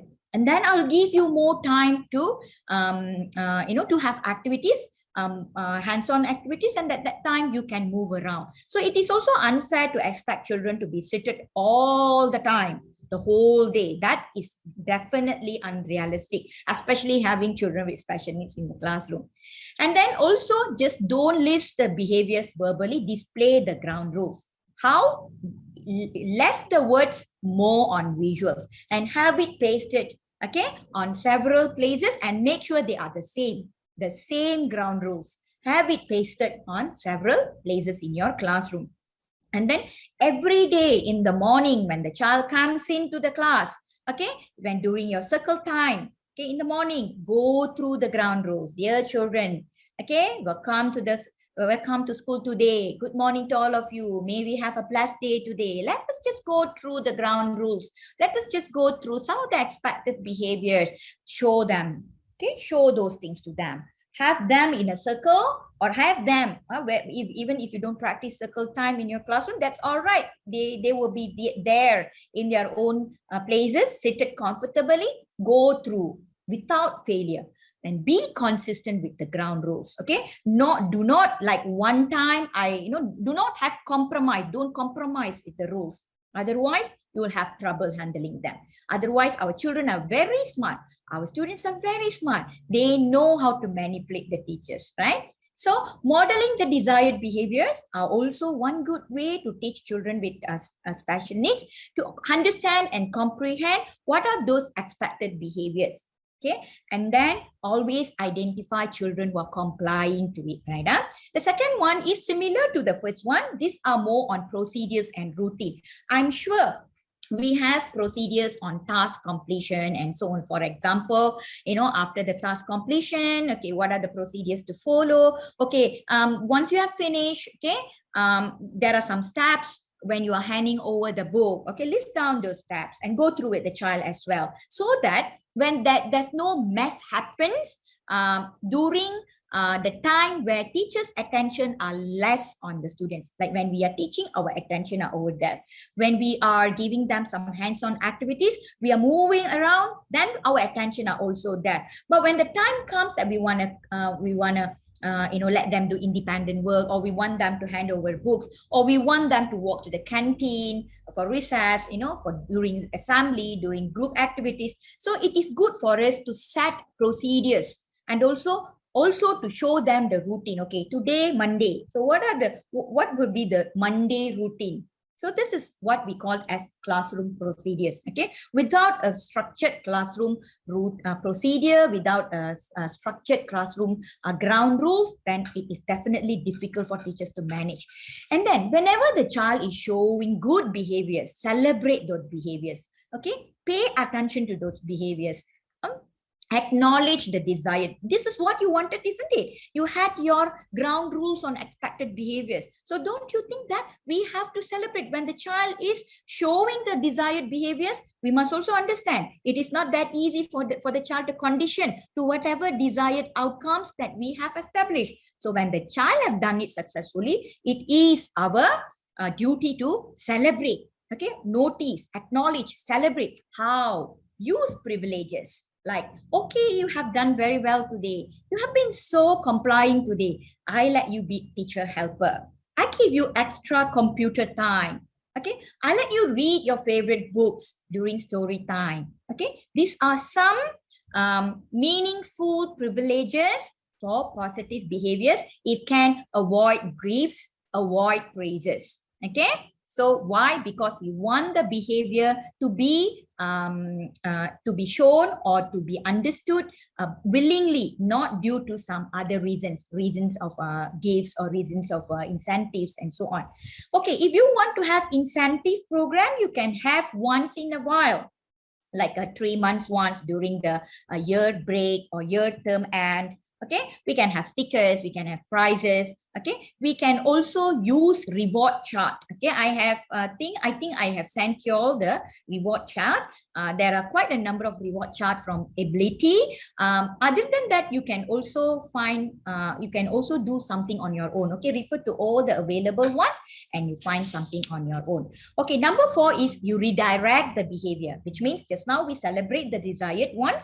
Now, when there's undesirable behavior, we do not celebrate or encourage, but we redirect. Okay, kita menghalakan tingkah laku itu kepada yang lebih bermakna. Okay, we redirect the behavior into a more meaningful behavior. That's what we mean by alternatives. Okay, so for instance, like a teacher gift when there's some okay, let us look at the redirecting techniques. It is used before the behavior gets out of the hand. Okay, before the behavior exaggerates and it goes out of hand, we use redirecting techniques. For instance, teacher gives simple instruction that might distract the child who are doing or who are posing the challenging behavior at that time. For instance, when you see the child is behaving unpleasantly, call their name. Amir, come here. Okay, Siva, mari sini. Or come here. Help me, please. Okay, can you please see? Can you please search for me that book, for instance? Okay, so this simple instruction, and teacher gives a very simple instruction. Teacher can also use a gentle physical touch. Okay, besides instruction, teacher can also use a gentle one, not a hard one. Okay, a gentle one to prevent the child's challenging behavior. So this gentle touch will often interrupt the child's behavior and teacher can guide the child. At that time, it will calm down the child and then teacher can guide the child to a more appropriate behavior. Other than that, teacher can also use cueing technique for redirecting. So what it means by cueing, uses gestures or uses pictures to prevent the behavior. Sometimes some teachers, they have this kind of handbills. Okay, red handbills, green handbills. Okay, when the class is too noisy, the teacher will come out, takes out the noisy handbill, for instance. Okay, you can use that kind of. Okay. So you can also use pictures of consequences. If this behavior happen, what might be the consequences? Apa kesan dia? Okay, what I might implement? What kind of consequences that I might implement? Okay, right? So for instance, okay, if you behave in such way, maybe you might lose your computer time, for instance. So you are actually warning the child of the consequences that he might face if he continues the behavior. Okay, and the last one is we redirect the attention of the child, which means that we draw the attention of the child towards another child who are doing so well, who are behaving so well in the classroom. So above all these teachers, we must be consistent. Whatever that we apply, we implement in the classroom, the most important thing is must be consistent with our responses. Okay, why? Like I said earlier, adults' responses in the environment reinforce the behavior to continue. Okay, it decides whether the child continues the behavior or the child learn how to redirect the behavior. So other strategies are also like timeout.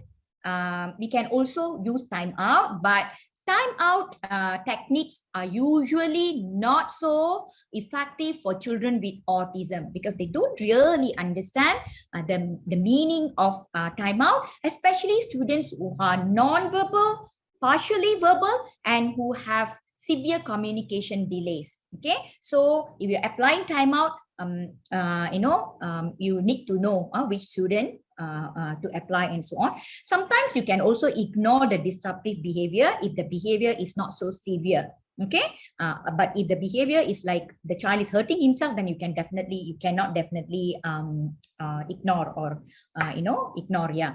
So we can also have distract the student with some other calming activities. Okay, I have sent a file to you all on PDF. The file name is View the World, See the World Differently. Okay, look at that. These are some of the activities. Okay, I find this book very, very interesting. So I scanned and I wanted to share with the teachers, right? This is the book. If you want to buy the book, you can buy it in Amazon or Book SS or Big Bad Wolf, okay, Book Depository. This is the title of the book, okay? It's there in the PDF file. The fifth one is provide a lot of opportunities for students to engage. That means allow students to participate. Just because they are non-verbal, that doesn't mean that, and we know that they are not able to respond to you, that doesn't mean that we should lose we should let them go. We should not give them opportunities. So according to the child, okay. So in a classroom, we know we have students with mixed abilities of different functional levels, okay, like what we have in our classrooms in Malaysia, right? Or special education classrooms, we have seven children with different functional level, okay.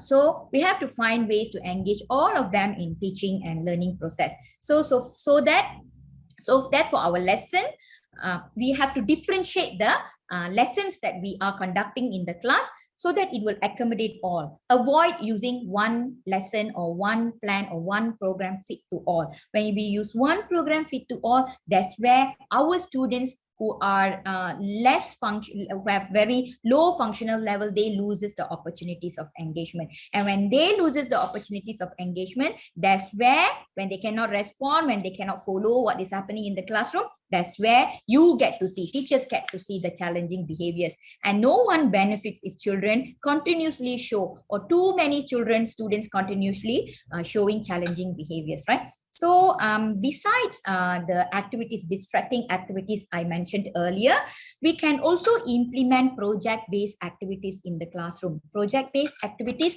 from my experience, it works very well for students who are severely, who have severe symptoms of or conditions of disability. Again, even if you're doing project-based learning with them, make sure the task that we are giving is also different, which is according, or which is appropriate according to the child's level, not one project fit to all. Okay.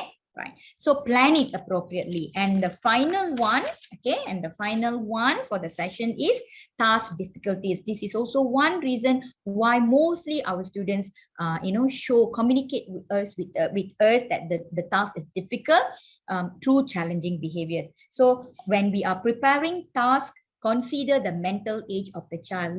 The biological age of the child might be 13, but consider the mental. Of course, working with the child over the years, we would know where the child is intellectually, right? So consider the mental age of the child. Some students may be 13, but they might have a mental age of 5. So it is important to know where the child is before we prepare the learning material. That's what it means by differentiated instruction. One team, one learning content, but different levels of activities. Okay, so for that, it is important for teachers to do academic assessment to understand students' level. So again, I would like to stress that avoid one fit to all. And the last one is visual support. This one I'm not going to go through so much because I know you have done it with Madam Nazmin yesterday. So when we talk about visual support, we have visual timetable, social stories with visuals. Social stories with visuals helps a lot to redirect students' behavior. Make students understand what are the expected behaviors, okay, in the classroom or outside classroom or at home or in any other places. So social stories, I have also compiled some materials on social stories, which I will send it to you all after our session, maybe tomorrow or next week, not to confuse you all with too many materials, right? So these are some of it, which we will do it later on also. So social stories on being teased at school. Okay. Okay. So finally, we will end the session with the start. We can't make kids learn. We can't make kids behave, right? We can't force anyone. But all we can do is we create environment that increase the likelihood that the students will learn. So we create an environment that increase the likelihood that the students will behave. Okay, I think we can conclude here. This is my YouTube. This is my Gmail. You can just take a screenshot. Okay. Yeah, that's a QR code to my YouTube as well. There's quite plenty of teaching ideas, about 40 to 50 videos on teaching ideas in a small numbered classroom for students who are severely affected by the condition. Okay, for moderate students on project-based learning and also on entrepreneurship and so many things. Okay, you can go and have a look at that. Question in the chat box. Okay. Oh, Okay, 15. internal reinforcing means something that gives pleasure internally. Okay, internally, right? Hand flapping is, it gives pleasure internally. Anything, behaviors that is related to sensory. For instance, let's look at us in a webinar like this. It is very common for us to get bored and feel sleepy, isn't it? So what we do, we take our pen and we do this. Okay, to keep ourselves on track. This is internally reinforcing. Okay, sometimes we shake our legs, correct not? To keep ourselves on track. So that is internally reinforcing. Okay, get it? Clear? Yeah, I'm glad you are clear, Khairunisa. Let's have a Okay, date. let's take a break now. Okay, so we take 10, yeah? 10 minutes Yeah. and then we'll come back at 11. Yeah, what time is it now? Okay, yeah, we'll come back at 11:10.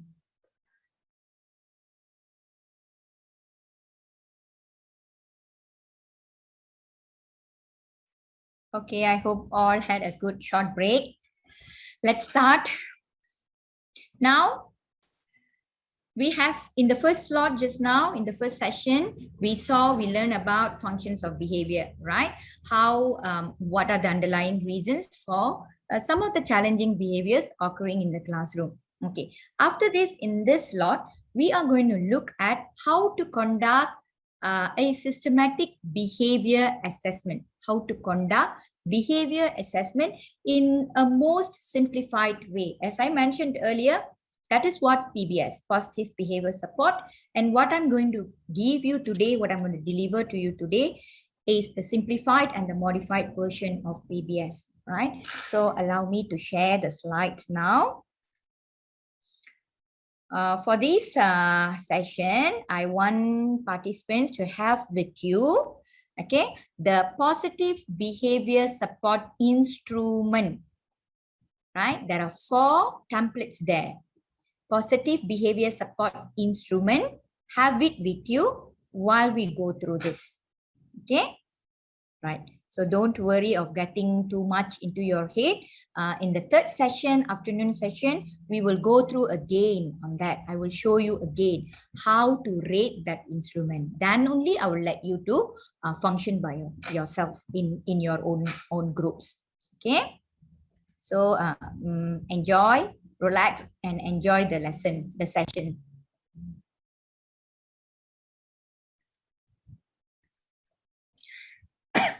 Okay, dear teachers, here we are in the second session. We will get to know, I won't say learn, everybody is, every time, every moment, every minute is a learning moment. Even I am also learning from all of you. It's just that I know a little bit more than you, and I'm trying to share whatever that I know about this to all of you, okay, to teachers especially. So this is where we are. We're going to look at what it means by positive behavior support. Okay, anyone have practiced this before in your, in your classroom? Anyone have experience doing positive behavior support in your classroom using the assessment instruments and so on? Anyone? Just raise your hand, or just type yes, yes, yes, yes. Or no means no, no, no, no. So roughly I know, how many have, what do you call that? The exposure to PBS. Come on, give me some sign, signal. No, Khairunisa say no, no idea, doctor. Oh, no, no, no, no, no. So there's more no than, I hope to see at least one yes. No, I have not attended. Maybe. Atika says maybe.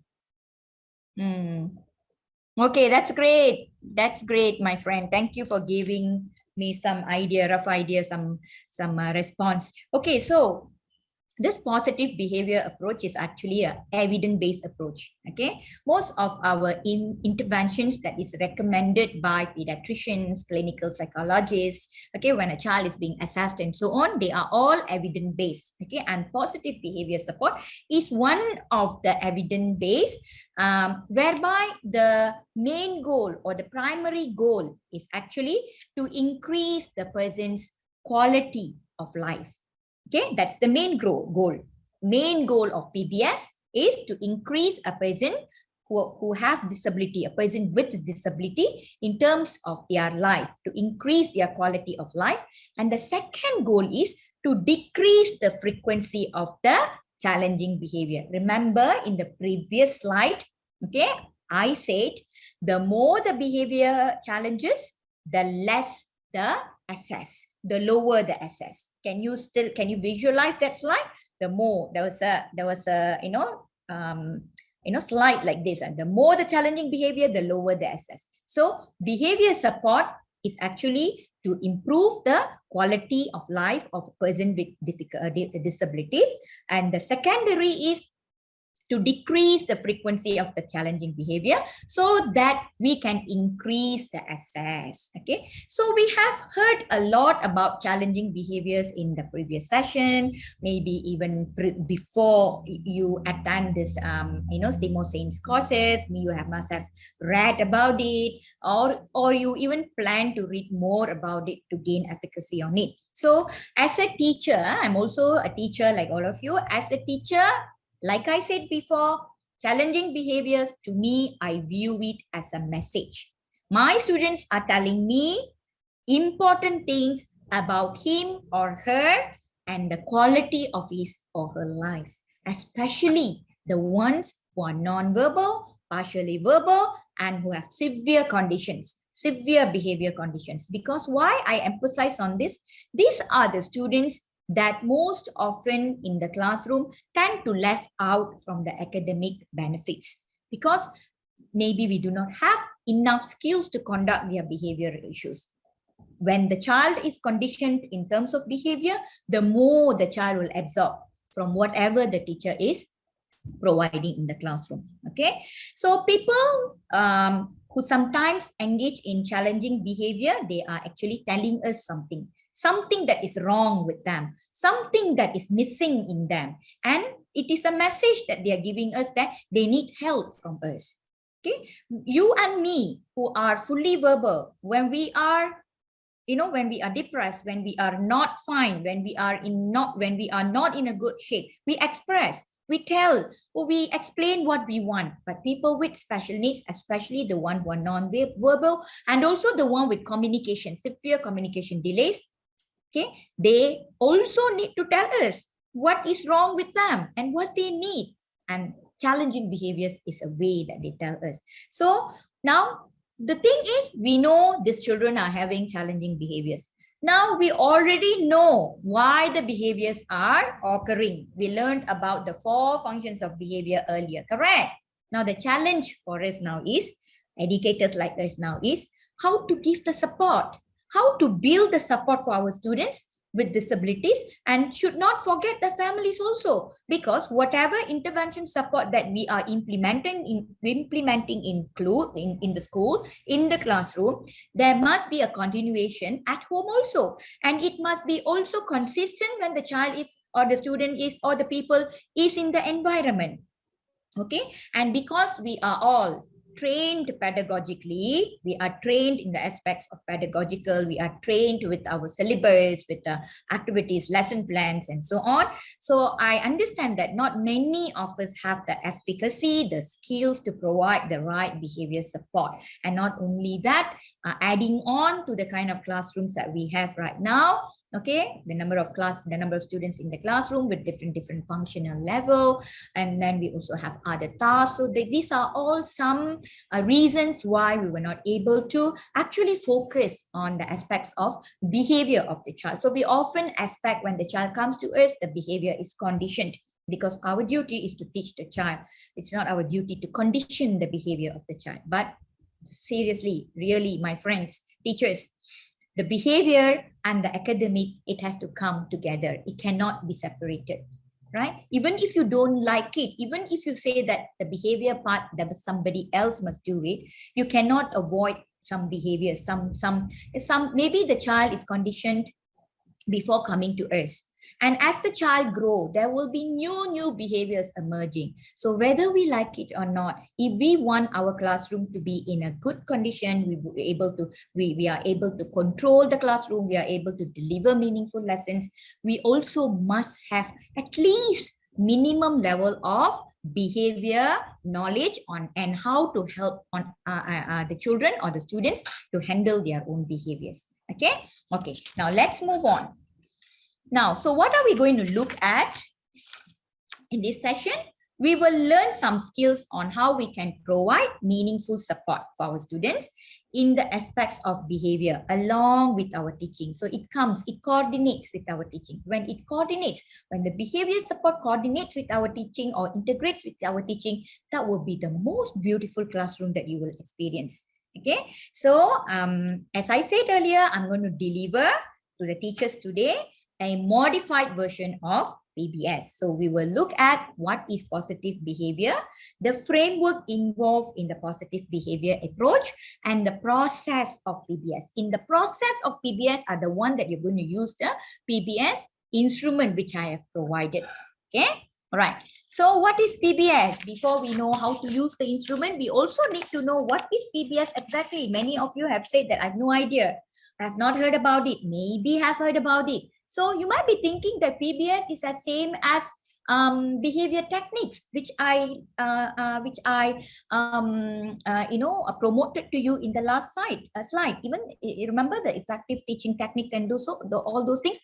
Those are all some strategies that you can use. Okay, but PBS is more than that. So when you look at PBS, now when you want to know what is PBS, this is nothing new. PBS is not new. It was originated in early 1980s as an important advance in design and application of interventions, particularly for challenging behavior. PBS is mainly for challenging behavior. So as you can see here, it is a non-aversive behavior management. What is non-aversive? Non-aversive means we use positive reinforcement to support people with challenging behavior instead of punishment. Now let us recall to our previous slide.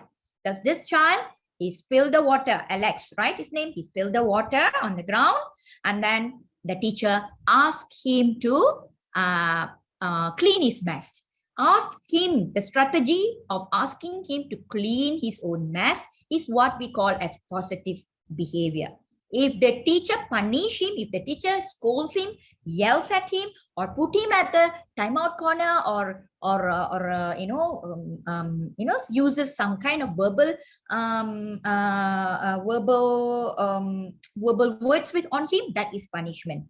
Okay, or stand outside the class, that is punishment. So non-aversive means redirecting the behavior with positive reinforcement. So what is positive reinforcement? You clean your mess. So next time, if you do it again, you will know that you have to clean your own mess. So that is what mean by positive reinforcement. So kita dah tak guna dah punishment. We are not using punishment any longer. Even in schools, we are not supposed to use punishment, but we are supposed to use positive reinforcements to redirect the behavior. So this approach uses or it includes the use of functional assessment. The instrument that I have given to you is what called functional assessment. And then antecedent manipulation, or antecedent means what happened before the behavior. What triggered the behavior? What triggered the child to spill the water on the floor? The teacher who forced him to drink. That is the trigger. Okay. Antecedent, what happened before? Okay, what happened before the behavior? Teacher asked him to drink water. Okay, and also what are the teaching strategies that we can use to redirect the behavior, and what are the changes that we can make in the environment, okay, in order or to help us to reduce the behavior. So these are the things that we're going to learn in PBS, right? So basically it is a framework. It is a combination. PBS is a combination of several frameworks like ABA, Applied Behavior Analysis. What is ABA? ABA is also a form of behavior analysis that is used to understand a behavior, predict a behavior, and also plan how we can change the behavior. That is ABA. And then it also uses another framework called person-centered approach or person-centered therapy, which means you focus on the person. We get to know what are the unmet needs of the person and how we can support the person or the child for a better engagement, for the child or the person to engage more meaningfully in whatever environment he or she is. And finally, the strength base. The strength base means although the child has disabilities and there's a lot of conditions related to the non-disabilities, strength-based therapy or assessment or approach looks at the ability in a disability. Okay, what the child can do other than what the child cannot do. Okay, when we focus what the child cannot do, we would not have ideas on how to help the child. So better, oh, these are the things you can't do. Let's put it aside. Now let us look what you can do and use what you can do as a strength to develop a meaningful behavior plan for the child. Okay, so from now on onwards, educators, let us change our mindset to see more of what the child can do rather than of what the child cannot do. Okay, right. So definitely the efficacy of PBS is very high in terms of it has the potential to reduce the behavior which is in concern. It is also very cost effective. Okay, it doesn't need a continuous therapy or so on. Teachers who have learned it can do in the school. Teachers can share it with parents. A teacher can also share it, or people around, familiar people in the child's and intervention environment also can use this method, cost effective. Okay, and then improvements. You see tremendous improvement in the quality of life if we manage to, or we successfully manage to implement this in that child's life. Okay, now this is the goal of PBS. Again, this is on a simple note for us to understand. The strategies are science-based. That's why we called it as evidence-based. Okay, so it improves. Goal 1, improve the quality of life. Goal 2, reduce the issues. Improve the quality of life, reduce the issues. When we reduce the issues, we are able to provide more access to the child. When the child gets more access, the quality of life improves. So it always, okay, how we can improve, how we can meet goal 1 and goal 2, there are 2 ways. That is, you modify the environment. Okay, modify the environment the child in. So when we talk about modifying the environment, I don't know, maybe you might think this.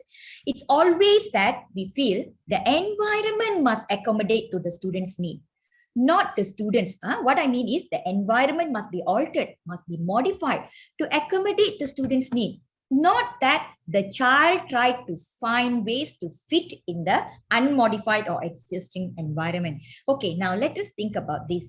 If the student is able to adapt to whatever environment, to the existing environment that is around them without much of modification, then we don't call the child as special needs, isn't it? They are typical, isn't it? They are just like us, isn't it? We are in the environment. Whatever comes by, we adapt ourselves. We self-regulate and we move on. We function well. That is us. So not much of modification needed in the environment. So we are typical people. So if we expect the special needs also to be like us, then how are they going to function? So that's what it means by environment must be planned to modify in such a way, it must be modified in such a way to accommodate the child, not to expect the child to fit into the existing environment. Okay, now, so why the unmodified environment has behavioral triggers? Okay, it causes problematic behaviors. Okay, the second one is you build new skills. Now, building new skills is what we call teach alternative behavior skills. The child spilled the water, the alternative behavior. Okay, you have given him a good reinforcement, a positive reinforcement, and the alternative behavior is after the positive reinforcement. What is the positive reinforcement?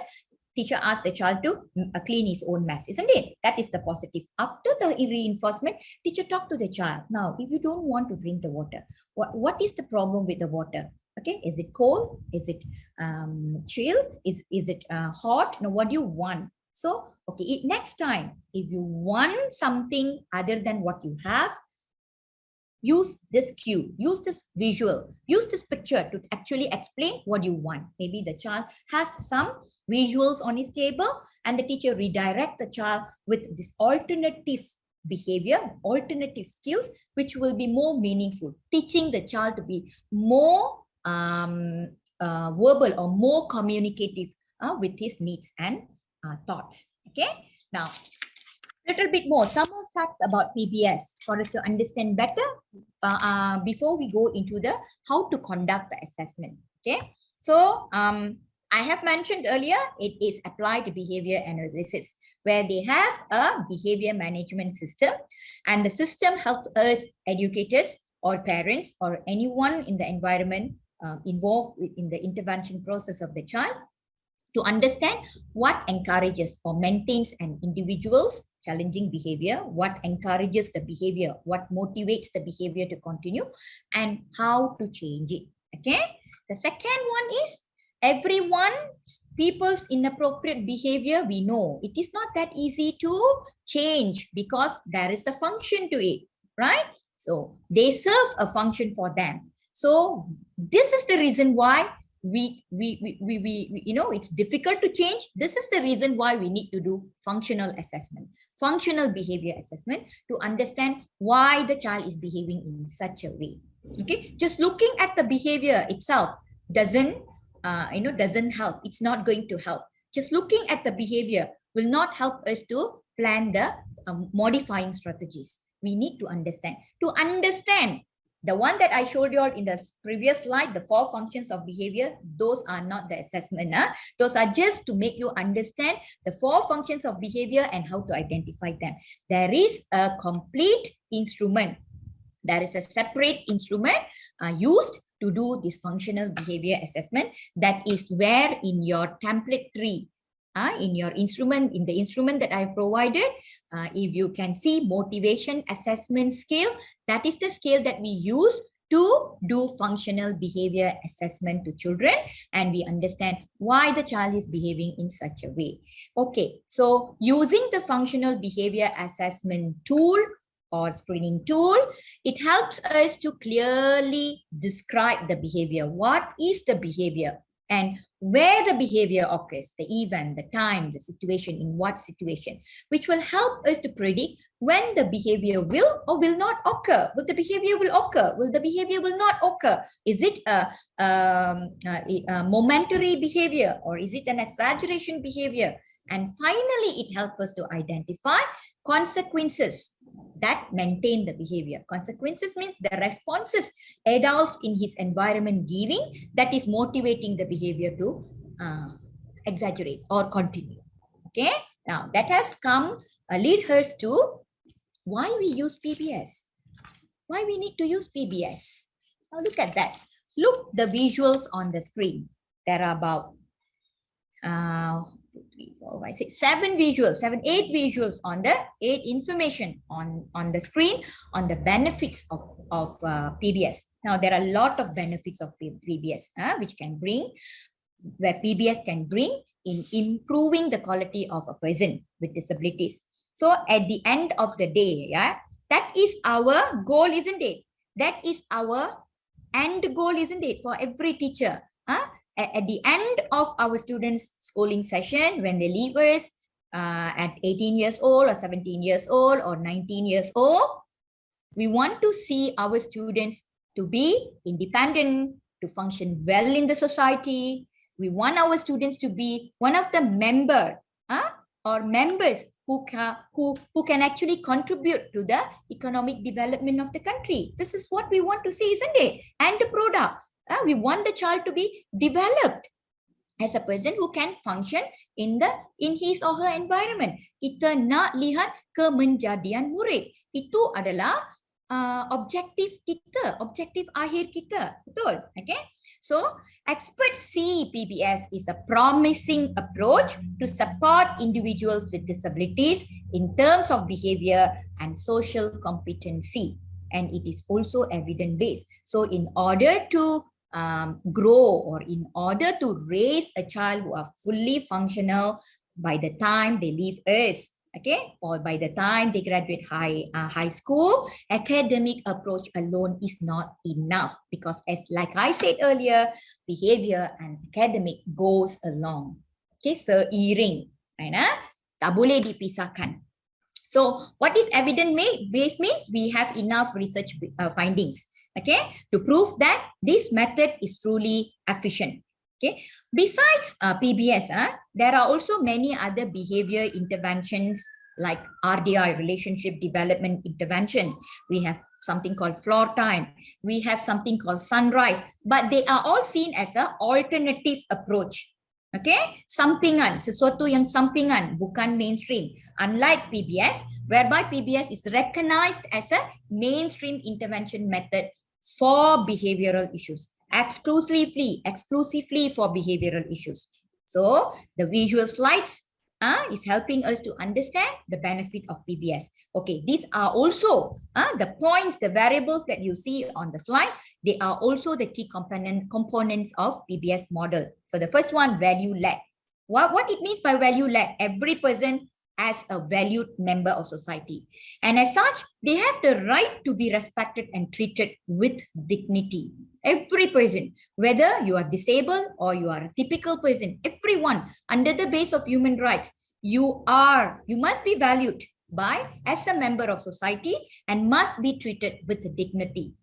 And the second one is strength-based. We look what the child can do, not what the child cannot do. I explained that very well before.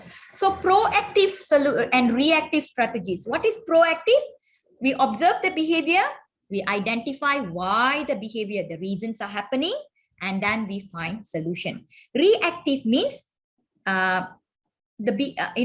immediately when the behavior happens, okay, we think of immediate strategies. Okay, immediately when the behavior occurs at that point of time, immediately what we can do.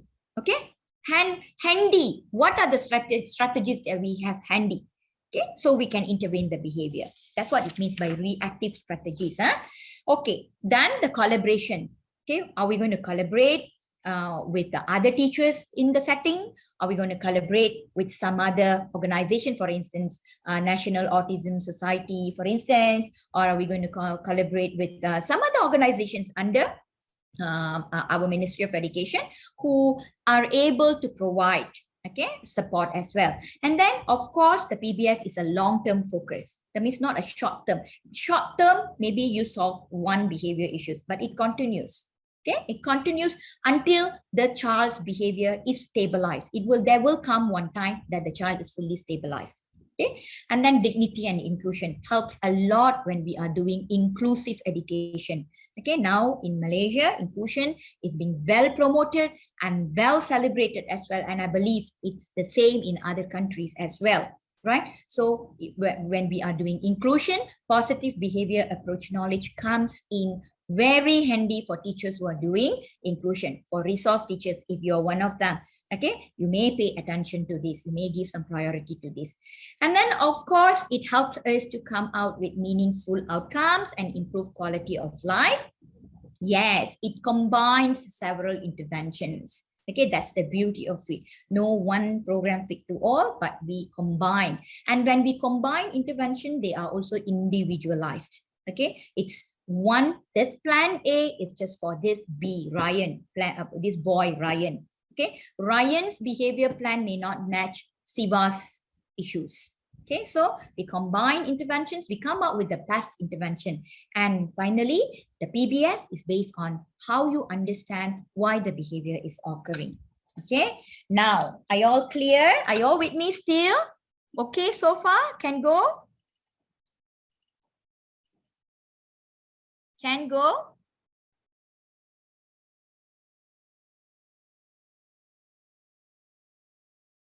Yeah, some have asked what PBS means. Positive behavior approach. Are you asking? Okay. Let me see your chat box. We are good. Okay, thank you. I'm happy to know that you're good. Okay, I'm happy that you're following me. So now we have learned and understood what is PBS, the benefits of PBS, the goals that we tend to achieve. What are the goals that we want to achieve through PBS?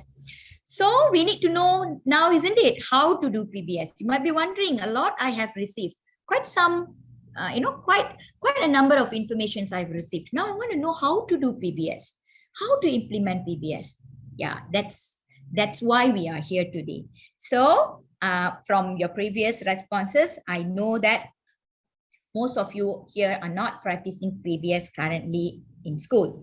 Okay, yes. So, but if you're not, do not worry. We will try to practice this after this day. Okay, after learning about PBS, how to conduct PBS, we will try to practice. Okay, we will try our level best to implement what we have learned in PBS to our students. Okay, so this is the process involved in PBS. There are about 5 steps. Okay, step 1, you need to understand the person and their needs, right? So step 2, we conduct behavior assessment. Here, this is what I mean by the functional behavior assessment. Step 3, after getting the information, after understanding why the behavior is occurring and so on, we go into step 3 to plan support. And hence, we develop the behavior support plan. And then we have developed the support plan, we have developed the strategies, we need to implement, isn't it? Step 4 is the implementation process. And after implementing, we also need to know whether the strategies works or not. So step 5, we do monitor, we do review. Now we will go into one by one. In step 1, first step, okay? This step is for us to understand. At this stage, what we do, we gather information about the person. Now I want to ask all of us. Okay, we have been teaching many years, right? But how well do we know our students? Especially students who are having a lot of challenging behaviors. How well we know about them? Do you know very well about your student? Maybe you can just think of one student in your mind who have a lot of behavior problems. To what extent do you know about them? Something to think about, isn't it? Something to think about. How well do I know my student? To what extent I know my student? So this is the stage where we gather information about our students. Okay, about that particular student that we want to do behavior assessment. Now, before we know, okay, understand about our students, these are some of the common errors that we make. We view the person mainly as a diagnostic label. Oh, he is autistic. Oh, he is Down syndrome. He is ADHD. Instead of saying he is autistic, he is Down syndrome, he is ADHD, he is spastic, maybe we can say he is a child with autism. So why I say, what's the difference between the statement, he is a child with autism and he is autistic? Any guess? What's the difference? There are 2 statements here. He is a child with autism. Statement 2, he is autistic. What's the difference between, what is the difference in meaning between these two statements? Any guess?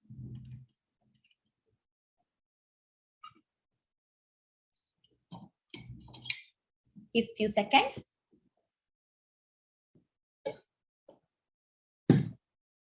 Let me type for you to understand better.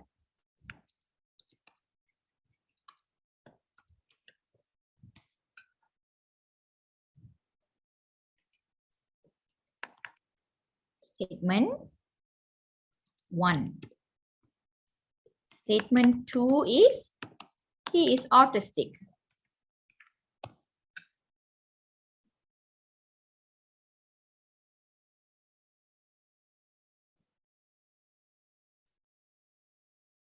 Okay, in statement 1, my friends, when you say he is a child with autism, you are seeing the child as a person first. You are seeing him as a person first, just as a person first, as an individual first. Kita lihat pelajar itu atau anak itu sebagai seorang manusia dulu. As a human first. Okay, sebagai seorang individu. As a person, individual person first. Then we see him as having a autism condition. Okay, we see the person, we see the child as a person first, as a human first. Then we see the child, next we see the child as having autism condition. Okay, in statement 2, the child is seen as an autistic child, not as a person first. That is the difference. Can you all understand what I mean? Autistic is just a condition, and that condition creates some behaviors. But the child or the person is not what he shows. Right? So, when you are able to program your mind in this way, I am seeing this person, this child as a person first. Saya lihat murid ini sebagai seorang manusia dulu, kemudian baru saya lihat dia sebagai mempunyai simptom-simptom autism. I see this person as a human first, then only I see the person as having autistic condition. Okay, that's what it means by label. When you see a person, the child as a person first, you are not seeing the label. I often tell teachers and parents, fly kites with the labels. That's not important for us. What is important? What the child's strength, what we can do to improve the child's condition. Labeling or, labeling is more of a stigma. It's a taboo for everyone. And labeling also makes people think everyone has, when you have the same diagnosis, you are similar to everyone. That's not true. So we also view behaviors of concern as naughty and being difficult. Okay, naughty and being difficult. But we have learned earlier, functions, there's functions. There are functions. There are reasons for the behavior to occur. Not they are naughty or being difficult. The child is showing the behavior because there is a reason. The child is communicating with us. The child is telling us something. Not because the child wants to be naughty or being difficult. Not because the child purposely wants to show that behavior. This is another common errors that we have in our mind. Bila nampak ada murid kita menunjukkan tingkah laku yang tidak diingini, kita ingat dia sengaja buat. Bukan, dia tak sengaja buat. Dia ada sebab di sebaliknya. Okay. The third one, assume that everyone have the same diagnosis. Oh, autistic children, they're all very difficult to handle. They all have aggressive behaviors. And I also used to hear statements like, children like these, they are like that. Children with autism, they are always difficult. Why think one size to fit all? As I said, they are not autistic. They are human first. Being a human being, we have different personalities, different qualities, different values, different likes, dislikes. Then comes our condition, right? Then, without understanding about the person, knowing about the person, knowing why the behavior is occurring, quickly we jump into intervention. That's something we should not do at all. So what's important here? The secret for a behavior, successful behavior support, understand your students first. My fellow friends, understand the child first. Get to know what the child needs and also be alert with what is going on in that child's life at that particular moment, at that time, okay, at that point of time. Right. So this will lead us to the second one, that is, we're moving on. When I say understand, you might ask me, doctor, why you keep telling understand the person, understand the needs holistically? How to understand? Okay, what are the things that we need? What are the aspects that we need to look at when we want to understand the child? Look at the individuality aspects of the child. When you look at the child as an individual person, the strength and the weakness of the child is visible to you. You will get to know the likes and dislikes of the child so that we don't force the child into it. Just because the child has autism, that doesn't mean that the child must eat orange. As a person, the child may not like to eat orange. I myself doesn't like to eat orange. And I will get annoyed when people force me to eat orange. So just because the child has autism or some other behavior difficulties, conditions, okay, and we want to condition them as same as the typical ones, we cannot force them. So we need to know the likes and dislikes. Then secondly, the disability and the health. Okay, the developmental, the learning condition of the person. As I earlier I said, right, get to know the mental age and the biological age of the child. See whether it's compatible or not. See how delayed the child in his or her developmental milestones. Look at all that. Okay, see, look at the physical health of the child. Some children with special needs, okay, they have seizures. They comes with some other medical conditions like heart failures or heart problems. Okay, so many other conditions. And also look at the mental health condition of the child. Look at the disability. Look at the health. Don't just look at the disability. Look at both.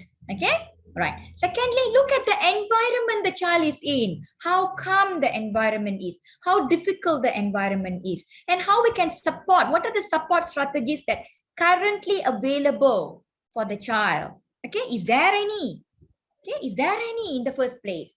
And then reach out to the support system. Who is supporting the child? In the child's holistic ecosystem, who are the people involved? Parents, a therapist, is there a maid, teachers, grandparents? Who are the people? What kind of support system is available for the family itself? Right? And then quality of life. When we see the quality of life, is the person generally happy? Okay. Is there some elements of socialization? Is the person able to have the access to the community? Are they having meaningful activities or they are being isolated because of their condition? And finally, look at the related past experiences, what the family has experienced. What are the experiences, the prior experiences the child had in terms of education? What kind of therapy that the child have gone through? And during that process, what the child went through.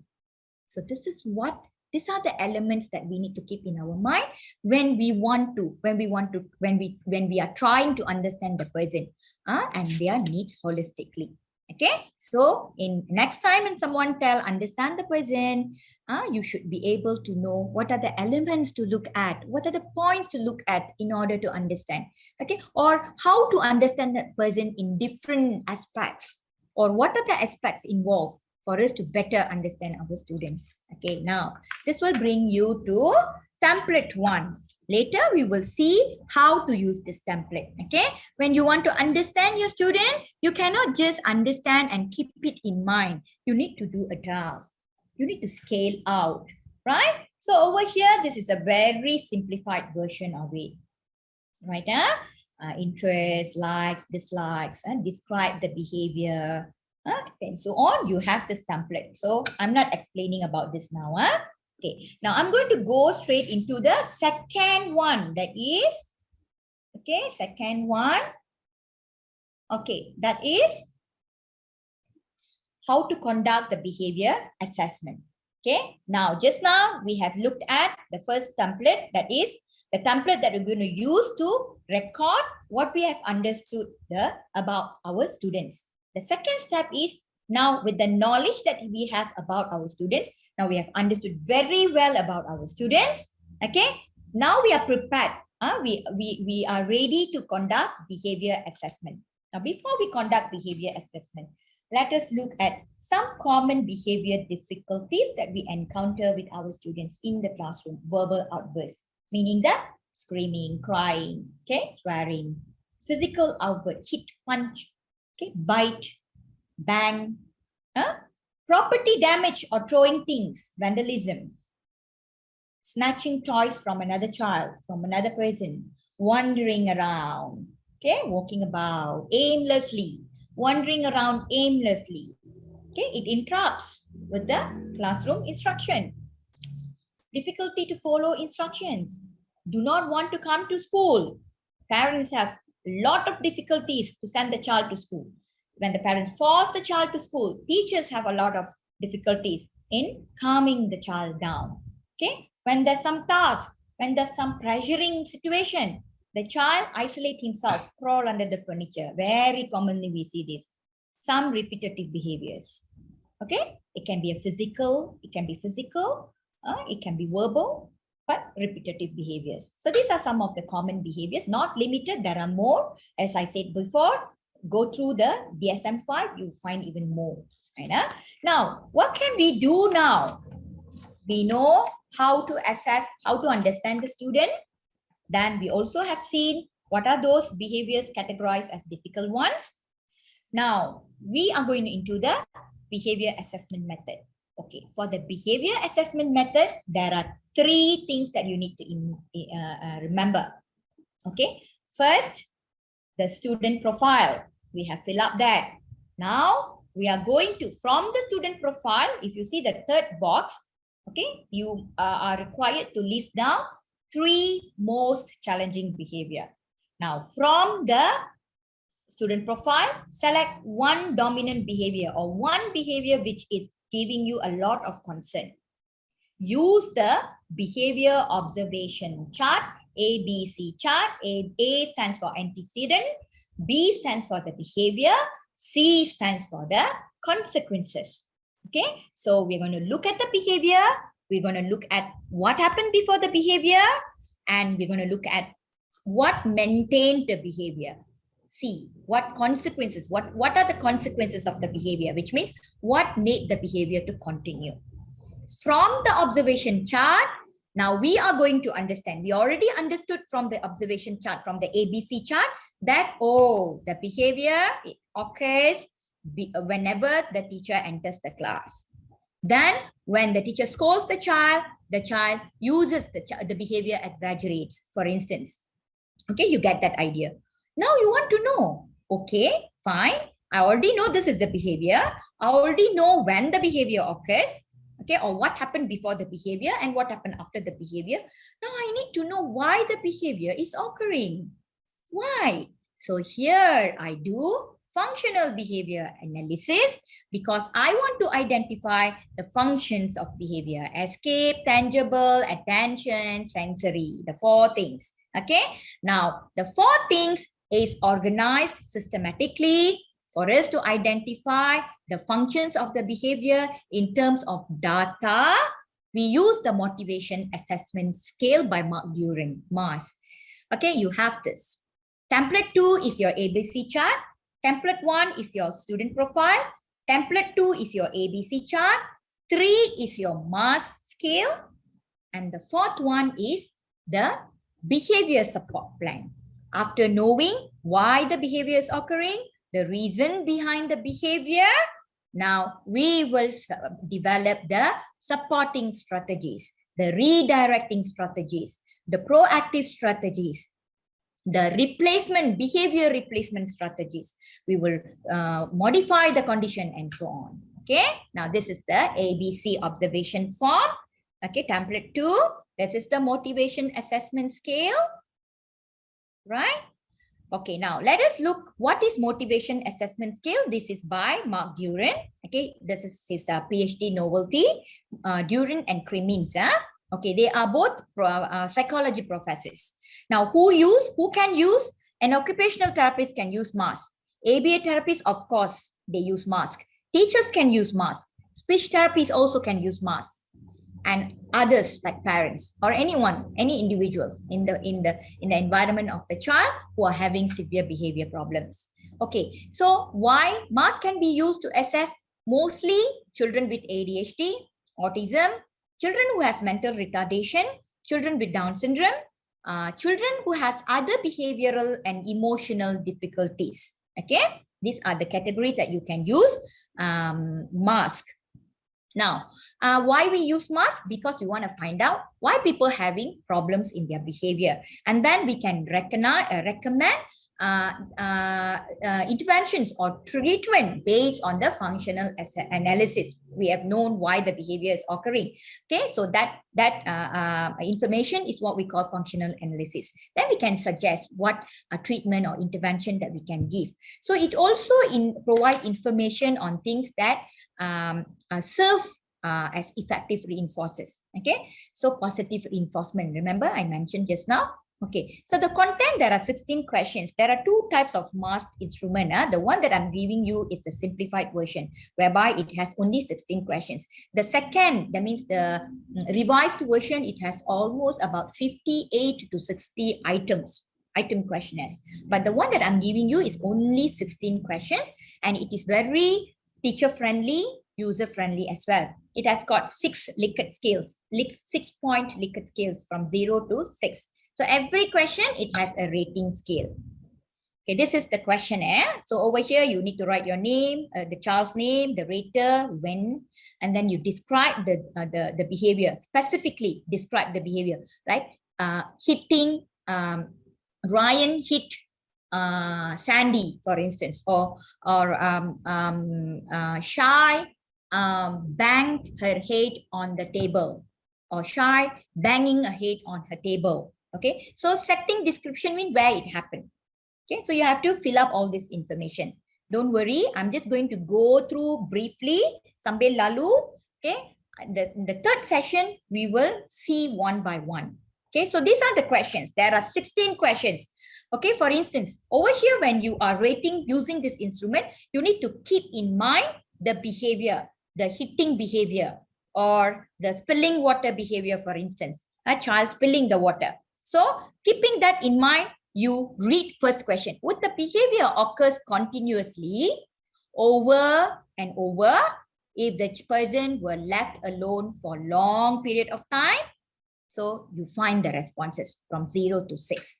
Okay, this is frequency, yeah, right. So does the behavior occur following a request to perform a difficult task? Yes, isn't it? The teacher asked him to drink water. He doesn't want to drink water. So he showed that behavior. So the answer could be usually number 5. Okay, most often they always occur and so on. So that's how you have to read the item, keep the behavior in your mind, read the item and answer and rate the responses. Okay, so after that, what happened? Now, there are 4 categories. Okay, this is how you score. There are 4 categories. What do you do? Each category, sensory is question number 1, question number 5, number 9, number 13. Go back to the previous slide. So question number 1, number 5, okay, number 9, number 13. These are all questions structured for sensory function. So you go back. Number 1 is what? What was my responses? Okay, later I show you some more. Okay, I'm going to move on. So what do? You total up all the... Now we see how to use. Okay, look at this.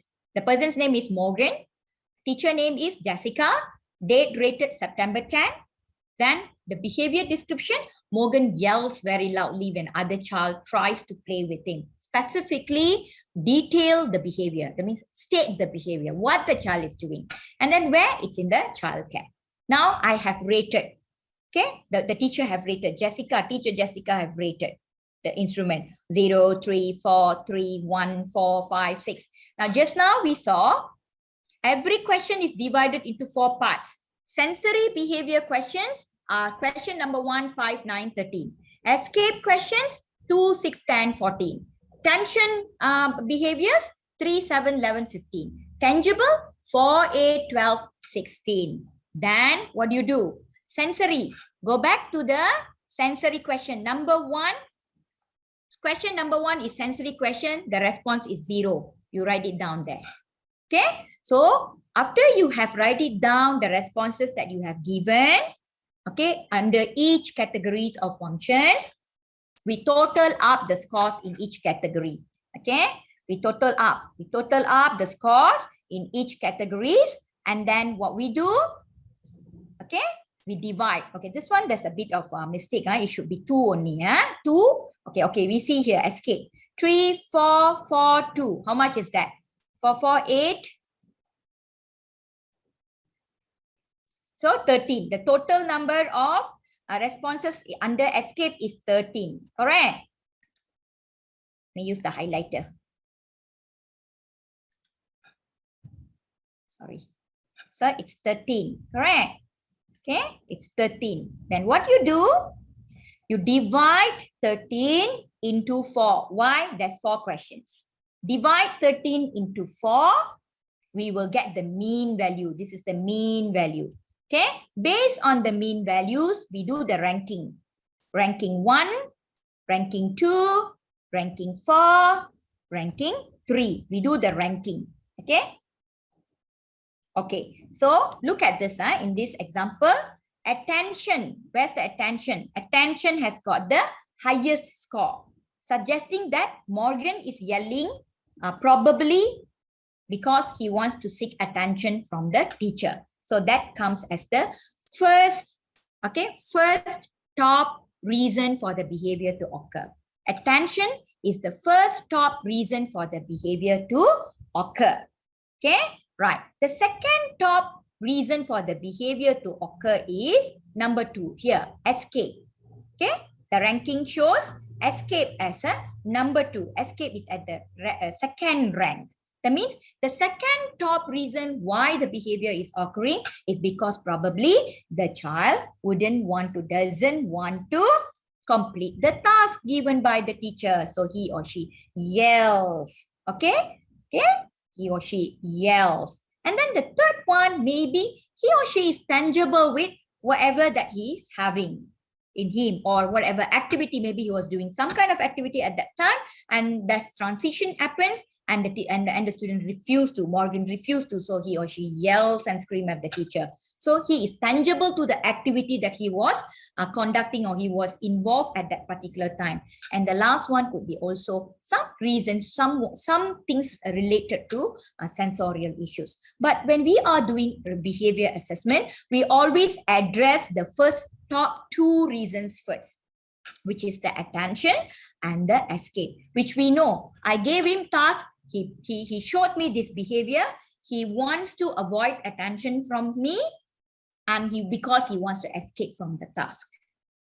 Okay, so that's how you analyze. Okay, that's how you analyze the motivation scale. So do not worry of getting overwhelmed, of not understanding.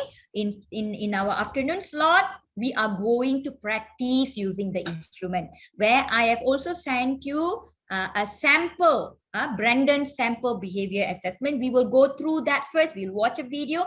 We will go through that first, and then only I will let you practice with the instrument. Okay, teachers, are you okay so far? Are you okay so far? Okay. Some of you are asking, is it available in Bahasa Indonesia? Okay, I apologize. I have no knowledge on that. Even it is not available in Malay language so far. Okay, but you can do translation. I just worry that when you translate the meaning, the meaning might divert. Okay, the meaning might divert. I just worry. Okay, when you do a back-to-back translation to whatever language that you are comfortable with, I afraid the meaning. Okay. Yes, sensory stimming is a behavior of sensory. Yes, sensory and stimming are related. Okay. So be careful if you want to translate the instrument. Only this instrument. Instruments are usually validated, and it has got its own reliability point and so on. So it's not that easy for us to translate. Right? Okay. Now we will go into the third step. That is, now we have understood why the behavior is occurring, teachers. Now that has given us vision, enough knowledge, enough understanding on to plan the support. We already know this is the reason the child is behaving in such way. Now we need to think of the redirecting behaviors or alternative behaviors. This is what we call as behavior modification. So when we talk about behavior modification, I'm sure many of us have heard about the term of behavior modification. But what behavior modification really means? Let's look at the two possibilities that we have on the slides. Now, what happens when an individual, okay, anyone, a child, whether special child or typical child, what happens when they don't know how to do something? Like for instance, a typical child do not know how to play football. What we do? We teach and coach them, correct? When a typical child doesn't know how to do math, we teach and coach them. When a child, when a typical child, when a child wants to learn another language, a language which he or she is not familiar with, for instance, Turkish, we find people who can teach and coach them. Okay, let's look at the flip side of it. A child with special needs, he is overwhelmed with the environment he is in. He's having some sensory triggers.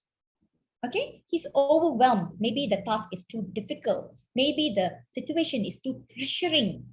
Okay, he is overwhelmed and he's shouting perhaps. Okay, what we do? Do we punish them?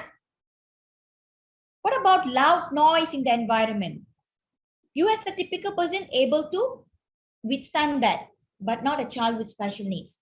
So he cups his ears. What do? Can we punish? Definitely no. What we do to the typical child, we do the same.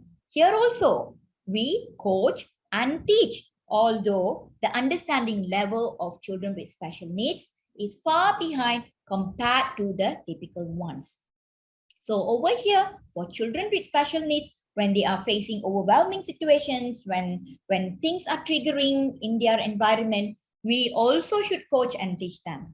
We need to understand what needs to happen for them to build new skills. Now, what do you use now to achieve the following objectives? We plan, right? We plan. Planning means we need to know what are the strategies to use. And when we plan those strategies, we also must make sure that the consistency is available. All teachers use the same strategies. The third one, collaboration. Okay, when it comes to behavior, we need the support. We need to collaborate with parents, with the community the person is engaged in, and we must make sure, or we must try our level best to make sure that we all sing the same song, which means that everyone who are involved in the child's life or intervention uses the same strategies. Okay, I cannot assure that 100%, at least 50%.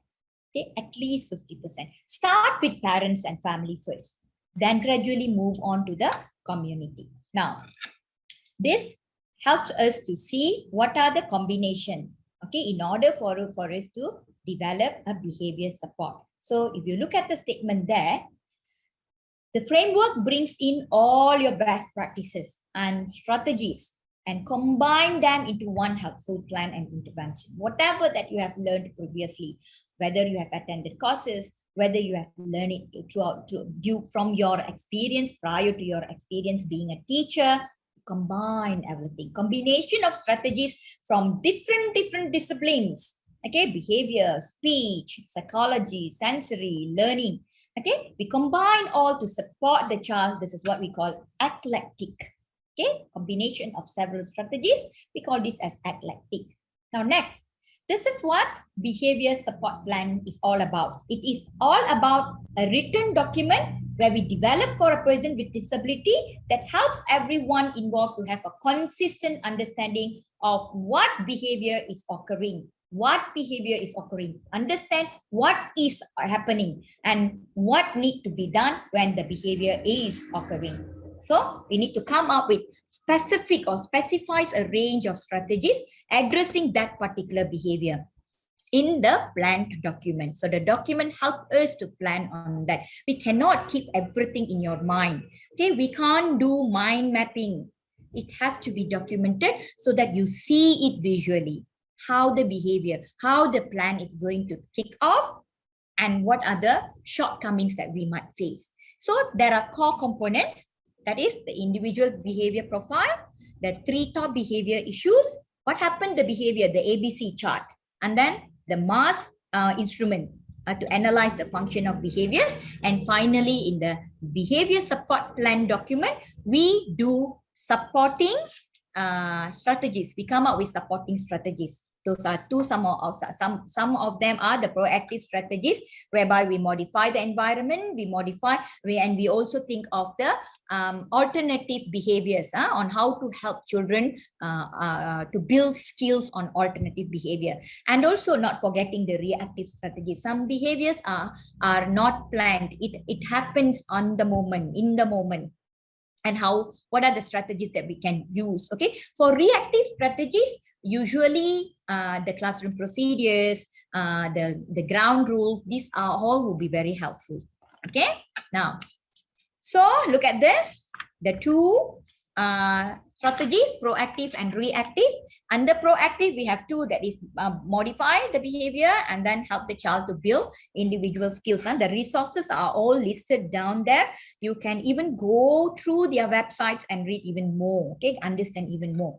So these proactive strategies are a bit different from reactive strategies. Okay, why? Because proactive strategies we use, these are the interventions that we use continuously. That means we continuously use the interventions or the strategies to reduce the likelihood of the behavior that is occurring.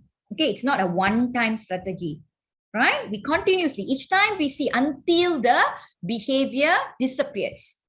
Okay, so in proactive approach, we focuses on how to solve the problem even before they occur. So once we are well versed with the child, we know the child well, we know mostly why the child behaves in such way, the reasons and so on, we can also predict what the child do in certain similar kind of situations. Okay, so that is proactive strategies. We be proactive even before, we do preventive and so on. Reactive means interventions that we use when the behavior is occurring. Okay, when the behavior, at that immediate responses that we give, immediate response strategies that we have when the behavior is occurring. Okay, yeah? Okay, next. So under proactive strategies, these are what we focusing now, because when we have a solid proactive strategies, most likely the reactive behaviors will not occur that often. And even if it occurs, you know how to handle it.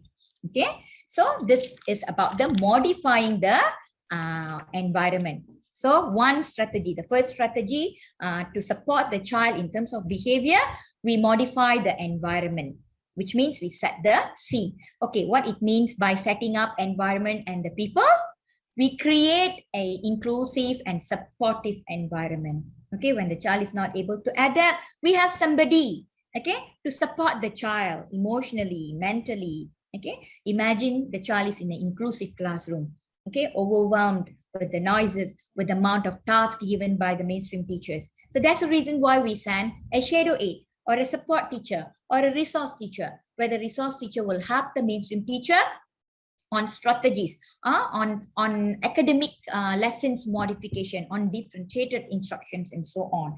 Okay, so no point we put the child in an environment without support and expect the child to swim through it. It will never happen. It will only worsen the behavior condition of the child. And then for that, you need to plan, you need to monitor, okay, you need to evaluate whether the environment is suitable for the child or not. And then also think of the kind of resources and materials that is needed for the child. Okay, so that the child will feel safe and secure in that environment he or she is in. Okay, so adapt the environment to be more conducive and inclusive, which is similar to what we spoke earlier. Conducive means comfortable for the child. Okay, comfortable, maybe the furnitures, in terms of the furnitures, in terms of the wall paint, for instance. Okay, some kind of smell. Okay, if whatever that you can avoid, whatever that you can prevent, to provide a conducive environment for the child. And then the wall charts, remember, these are all strategies to include the child, to engage the child in the moment. Then sensory friendly, of course. Okay, this is related to sensorial issues. When we know child is having sensorial issues, and we also need to, through the student profile, we start to understand what are the triggers that is resulting in the sensory issues. So write down, for instance, okay, usually the triggers are the noise in the classroom. The triggers are, you know, when it is related to sensory, yeah, some external factors like rainy day, on that day, rainy day, and then you know, raindrops, whatever that causes, that triggers sensorial issues in that child. If you are teaching, if you are doing some artwork, also be very careful with the materials that you use. Some of the materials, some of the glues that we use, some of the watercolors, the paints, that can cause irritation, that can cause sensorial issues to the child. So if you already know, then do not give it to the child. Then visual support, that is very, very important. Our classrooms, I see generally, it is almost like a typical classroom. Okay, we are not as same as the typical classrooms. You can have all those things, timetables and everything, but support it with visuals. Okay, and then the most important one, equip and train support people. That every classroom, every special needs classroom, we have a helper, teacher helper. In Malay, we call pembantu pengurus murid. So teachers have the authority to actually train the PPMs, or teacher supports, teacher aides in the classroom, so that they can function well. They can support you, okay, to you know, in terms of behavior and so on. The second one is building the new skills. When you are building the new skills, we become the coach, not instructors. There's a difference between a coach and an instructor. Coach empower, coach facilitate, instructor give instructions. Most children do not comply with instructions because they find that we are directing them, memberi arahan. Okay, so coaching allows them to think, to have social thinking. Okay, instruction is more rigid, lebih ada kepatuhan. Okay, instruction is more rigid, more rule bound. Okay, more no flexibility over there. Then when you are preventing something, don't just say no. Also teach them what to do instead. You can't have this, no. But what else you can do? What alternative you have? Okay, think of that in mind. Now, replacement behaviors are related to new skills. Okay, when the child is behaving in such way, what are the replacing behaviors? Okay, come here, help me, carry this for me, be my helper. Replacing behavior, so that you can distract the child back from the behavior that he or she is showing. Teaching strategies, model, use visual charts, use social stories, use videos, okay? And then acknowledge the effort and provide reinforcements, appropriate reinforcements, okay? Whether it's a sticker base or it's special privileges, make sure that the reinforcements are meaningful to the child. Now, these are the reactive strategies whereby we try to avoid, so catch the early signs, understand the emotions of children, validate them, understand, acknowledge the emotions. And then here also we have redirection and distraction. And finally, warn the consequences. If you do this, what will happen? I will take away your computer time. You will not get your favorite storybook. Okay? You will eat meal with teacher. You may not eat meal with your friends, but you will eat meal with teacher. Do not say you will not eat your meal. Okay, that is punishment. I'm going to take away your meal. That is punishment. Okay, eat the meal with me. That is redirection, reinforcement, positive reinforcement. Okay, so this is the template tree which I provided, behavior support plan. This is how it looks like. If you look at it, okay, we have antecedent, what triggered the behavior, what is the behavior, and what is the function of the behavior? Escape, attention, tangible, sensory. And then we also, after knowing that, we do environmental modification. For this particular behavior, what kind of modification I want to do in the environment, in the classroom. Okay. And finally, based on that modification, what behavior support strategies? Okay. These are all we're going to discuss in the third session. Now, okay, when we want to set up, I've been saying environmental setup, right? What it means by environmental setup, alter the physical environment to increase the participation. Sometimes you can have chairs and tables. Sometimes you can have a open space. Okay, and then create a calm environment and predictable environment. Okay, increase the responses or increase the reinforces, or decrease the, do you need to decrease the reinforces? Look at the space that you have, simplify the space, try to have less culture. Okay, not too many things on the walls, also not too many decorative items on the wall. If you ask me, I would prefer to have visuals, visual rules, visual timetables that is meaningful for the child, that is useful for the child, other than decorative items. Okay, and then because decorative items can actually trigger sensory overload to the children. When there's so many things on the wall, when there's so many things in their environment, that can also trigger sensory issues. So try to reduce the sensory overload. And then the sitting part of it, place, if you find the child is really having a lot of behavior issues, maybe teacher can think of placing the child near the teacher to gain the prompt feedback and also to guide the child. And then teacher can also think of avoiding the child to be sitting at the high traffic areas. Like what? If the classroom is beside the road and the road is quite a busy road, that sound can trigger him. So maybe you can think of moving him to a different place, and then not towards the doors always the door distract the child. When people walk by, pass by, and so on, it distracts. Windows, and also talkative peers. Okay, so think of all these strategies. So these are some of the options. Support furniture to build a more conducive environment. Okay, you can look at the picture: standing platform, wiggle cushion, designated seating mat. Some schools they already have, some schools do not have. The schools that do not have, try to use whatever that you have. Like cushions we can buy, that gym ball also we can buy from our allocation money, education allocation money. Okay, peruntukan kita. Okay, and then workstation. We must have a workstation which is much more organized. Okay, in trays we have to do a task, and we have finished visuals. We can also use color code. Okay, different colors to organize word and materials. Then when we talk about material adaptation, we have to modify the material to promote independence, like assist to something to assist the flip page. So we can use the post-it flags, okay, the colored ones, or we can use ice cream sticks. We can use clothes packs to assist the child to flip the pages. Or we can also use bigger fonts, more spaces in between the lines for students who have reading difficulties. Students who have motor difficulties, have issues with pencil grips and so on, we can use assistive tools like this, okay, to pencil holder, to hold, to assist, or to help the child with the pencil grip and so on. Okay, next is routine and visual. These are all strategies. I'm giving you ideas on the strategies of behavior support plan. Okay.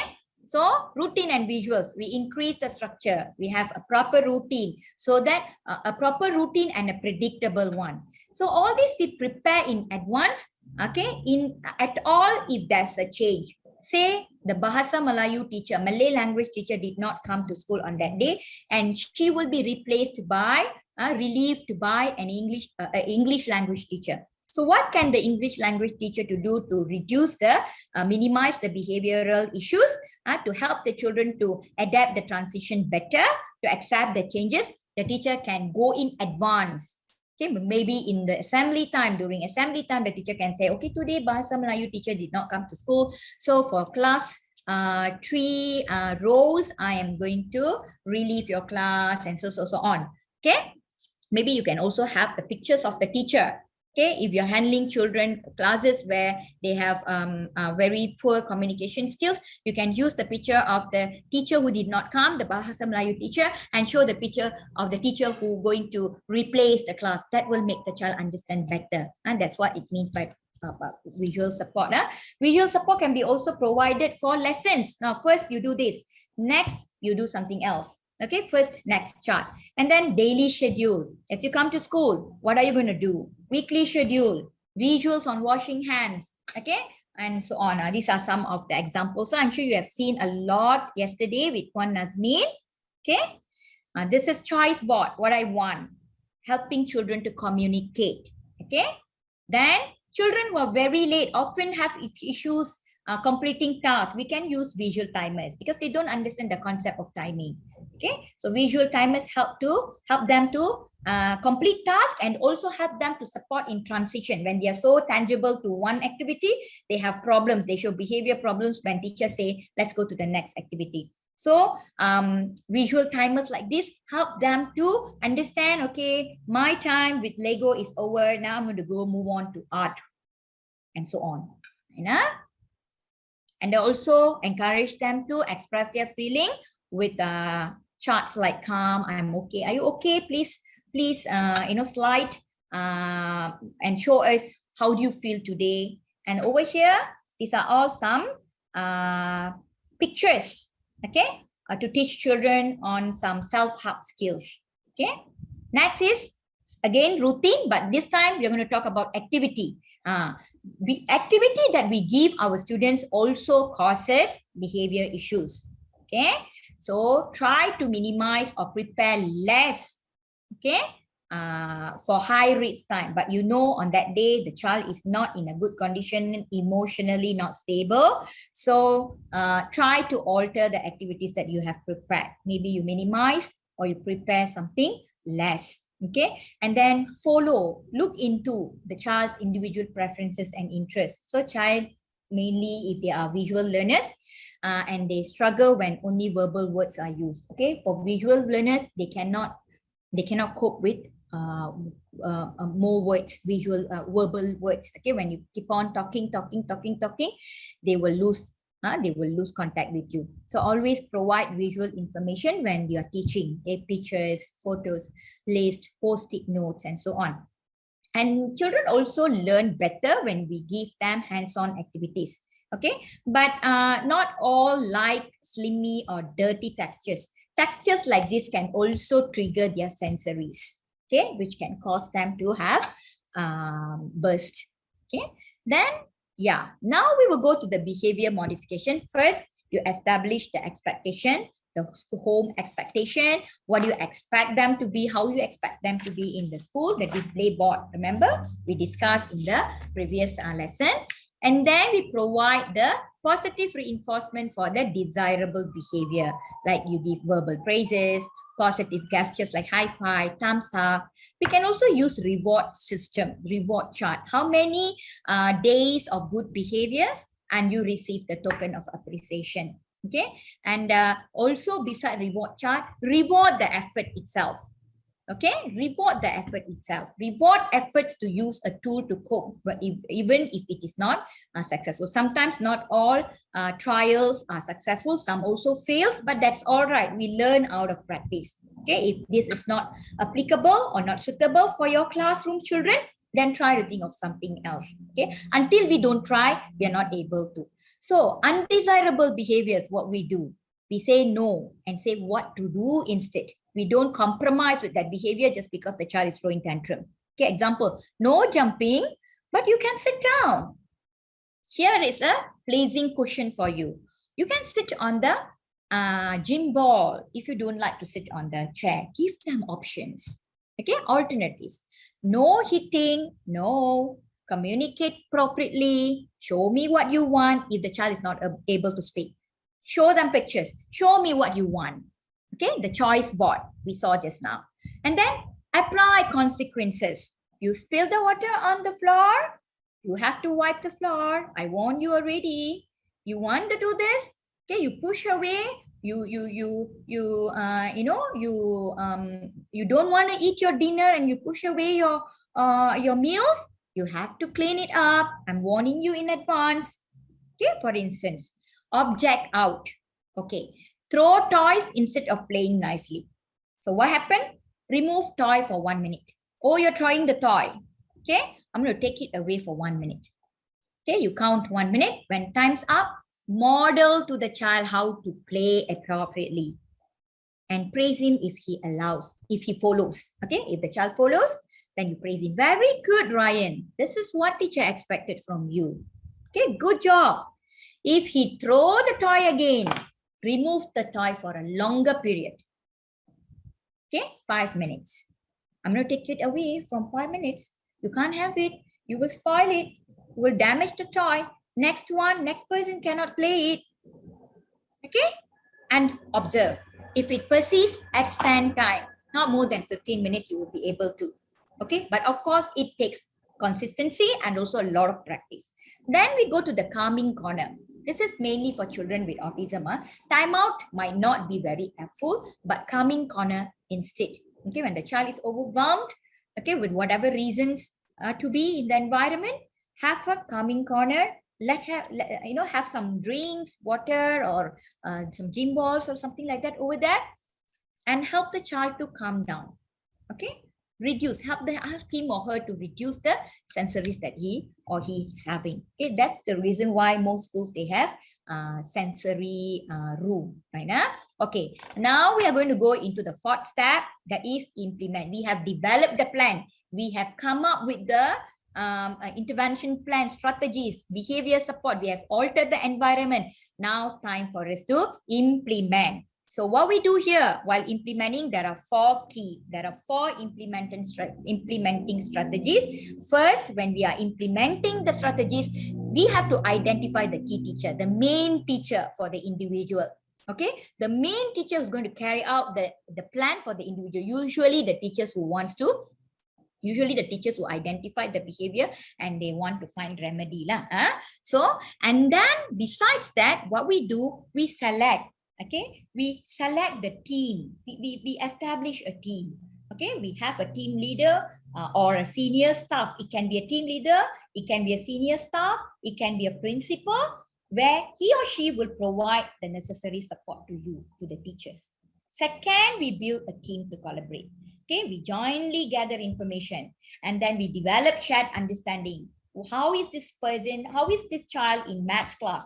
How is this child with the English teacher? How is this child in an outdoor environment? Okay, we gather information because we cannot be in all the settings all time, right? So we need help from our team. And then we share the information so that we can implement the strategies consistently. If maths teacher implement strategy A, English teacher will also implement strategy A in the classroom if she happened to witness the same kind of behavioral issues. Okay, over here we can have two or three teachers, including the key teachers.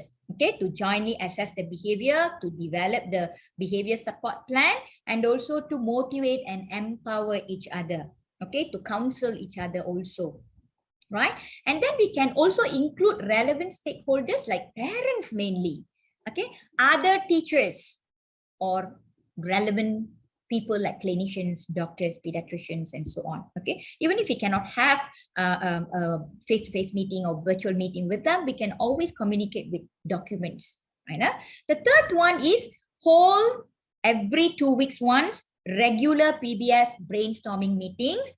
With whom? With your team leader, your other staffs in the team, and also with your principal, so that we know that we are on track and the child is benefiting from the strategies that we have come. And the final one is we implement, we monitor, then we edit and we review as required. Okay, that's a little bit, that's all about implementing intervention.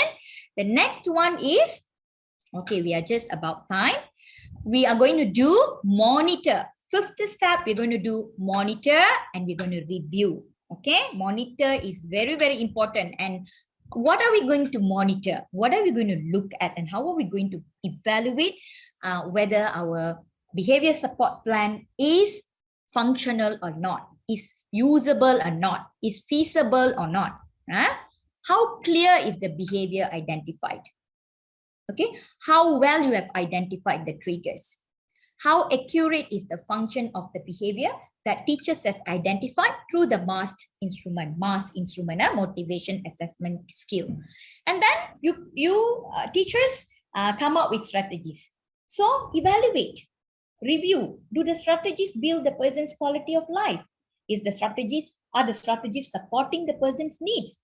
And is it helpful to build the appropriate skills? What are those appropriate skills? Redirecting the behavior, helping the child to go for alternative behaviors, right? There are only two, isn't it? The skills that the child need to know, okay? And then does the replacement behavior is fulfilling? the same function as the behavior of the concern. Okay, is it matchable? Is it matching of the behavior concern? Is it tally? Right. Is the plan ethical? Which means you use least restrictive practices. Least restrictive practices means we do not use punishment, but we use positive reinforcement. Positive reinforcement is ethical, punishment is non-ethical. Okay, and then finally, at the end of the day, whatever that you have planned, is the plan realistic or not? Achievable or not? Is it working or not for the person, for the staff and the parents? Is the plan, is the strategies, or are the strategies child-centered, individual-centered, or teacher-centered, or parent-centered? That is what it means by realistic. Plan realistically. Know what the child is able to cope with and what the child not able to cope with. Otherwise, you waste a lot of time doing PBS. Okay. Yes, of course, you will learn this out of a lot of practice, my dear friends. Okay. It will not come one day. You will make a lot of mistakes. From the mistakes you will learn, you will alter. Okay. We will modify. Okay. We will revise. We will learn, relearn, unlearn. Then until we have achieved the competency of using the instrument. Then finally, we also do a self-monitoring checklist. What are the two things? And then in the checklist, what do you need to have? What are the two things working very well in your plan? Identify that. Okay, what are the two things that we can do better next time? Improvement. So over here, you consider what needs to be changed or what needs to change. Okay, what needs to change? Maybe in your environment, you have modified to your best. Okay, but still there's some hiccups. Now, what are the things that we need to change? Is there any other things that we need to change? Then, any other information that I need to know? Maybe at that point of time, you have gathered information about the person, about the child from other teachers, but not from the parents. You still want to know how the child is at home. So that could be some additional information. And then anyone else that you can collaborate besides the one that you have at the moment. Okay, anyone else that you can collaborate, because the more collaboration that we have, the more support that the child will get, the more access the child will get. Okay, and do you need to eliminate restrictive practices? Are you using any restrictive practices right now? Don't, you are not, I'm going to take away your meal.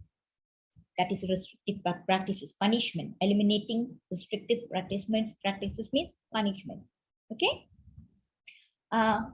Due to your bad behavior, you're going to stand outside the door until you go home. That is punishment. Some even uses cane, but I don't think so anyone of us uses cane. Even if we want to also, schools are not allowed to do so, isn't it? Okay, but this caning most likely might happen at home. So how you can help parents to understand, teachers, how can you help parents to understand to eliminate the restrictive practices at home? Because punishment will not help the child to understand why he or she is behaving in such way. It will only accumulate aggressiveness in that child. The child will take out that aggression, that frustration to another person in a different environment. Maybe the child dare not to show it to you teachers, but he or she might show it to others outside. Okay, that's why be very careful with our reactions. You scream at the child, the child will scream back at you. The child learns from you. Where the child has learned to scream and shout? He or she has learned from adults in the environment. So that's why I say your behavior, adults in the environment behavior reinforces how the child behaves. So in a summary, okay, to summarize everything, what is positive behavior approach? We know that now. It is a helpful framework to understand the reason why the behavior is occurring, the assess, and also to plan the intervention. So we can increase the quality life of the individual person and the people around him, as well as to reduce the behavior, undesirable behaviors. The less the undesirable behaviors, the more better the child will function in the environment. Okay, whatever environment the child is. And PBS also has strategies where we can be learned and built. Okay, it is very systematic. You can learn and you can build, and we can practice these strategies in our daily life with our students in the classroom. We can teach parents as well. We can coach parents as well on PBS. And then the most important thing we need to collaborate. Okay, build a support team. We cannot do it alone. This is not a lone ranger work. Okay, this is a teamwork. Okay, and if you need support also, please consult professionals. Clinicians, clinical psychologists are able to provide you more information on positive behavior support. Behavior therapists are also able to provide you more information about positive behavior support. Okay, do whatever that is necessary, but don't give up. Okay, right. So to recap, now you have a lot of information in your mind, right? I have said so many things. Dr. Shai have said so many things. She has spoken about what is PBF, benefit, the process, and the process itself. She has mentioned 5 steps of conducting, the 5 process of PBS and so on. Oh my God, I'm overwhelmed. I have a lot of things to think now. Which one is what is what, and which one to use first, which one to use later. What are those strategies and so on. Now, do not get overwhelmed or confused. Now, we will do the recap now, the flow of conducting. Now, look at the support plan instrument that I have given. The first thing that we will do later in the afternoon session, we will look at the individual profile. Okay, the first thing that teachers need to see, teachers need to understand the child and his or her understanding, teacher's understanding will be plotted in the individual profile, template 1. Then in template 2, we pick up one of the behavior. There are 3 consent behavior. We pick up one of the behavior. To make ourselves more clear, better use one behavior for each form. We pick up one of the challenging behavior. We put it in the ABC form. And we see what happened before the behavior, what is the behavior, what happened before, and what happened after. After that, what are your reaction towards the behavior? How teacher reacted to the behavior? This is for us to have a clear understanding about why the behavior actually occurred, how it occurred, and so on. And the third one, we want to know the function of the behavior. Okay, the child hit the teacher, or the child hit another child. Now we want to know why the child hit another child. We use the motivation assessment scale. We do it, we practice with it, and we get the results. Okay, we see through the ranking which function is at the top priority or top first, right? And based on information from 1, 2, and 3, then we use the template for 2 plan the behavior support strategies for our students. Okay, are you all clear? Okay, I have also included some helpful resources for you. Okay, where you have time, when you have time later, you can go and look at it. Okay, one by one, see how this can assist you to practice in the classroom. Right. Okay, any questions? Any questions, teachers? We have about 4 more minutes to rest the session for this time. Yes, teacher, questions from your side. Are you all with me? Are you all there? Yes, we will see. Wait, okay, one more thing I wanted to tell. Some of you might be feeling that, might be wondering also, Doctor, I have about 7, 8, 10 students in the classroom. So doing PBS for all my students can be very challenging for me because we have the instruments to rate and so on. Okay, dear teachers, PBS is not like individualized educational plan. You can include PBS in your IEP. Okay, PBS is not like IEP. IEP you have to do for every child. PBS is only for targeted child. Children who have severe behavior problems. You have issues with that child. The child is interrupting your classroom. Those are the children that you can implement PBS. It's not for all students, not for every child. unless in your classroom, all your students are having behavioral issues, even though you can select the ones with top severe issues, intervene them first and gradually downsize to the others. Okay, let me go through the questions. Really help. Yes, it helps in planning IEP. Correct, Atika. You are right. Okay, IEP, it's compulsory for us to do it for everyone.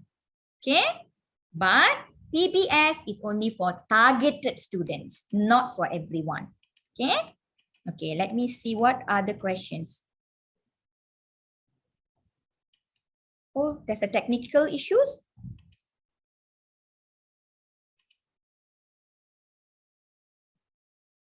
Wait, yeah.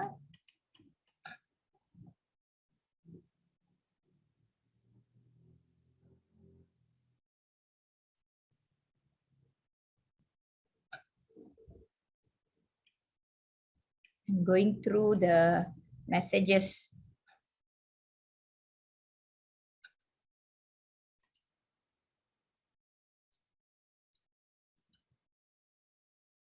Hello, Dr. Shai. Hi. Hello, participants. I'm just going through the messages. Yeah. Okay, Khairunisa, if asked later, can you give more examples of replacement behavior, especially when the interest of the child is limited? Yes, sure, Khairunisa, no issues. Okay, that's all questions. Only 2 questions in the chat box.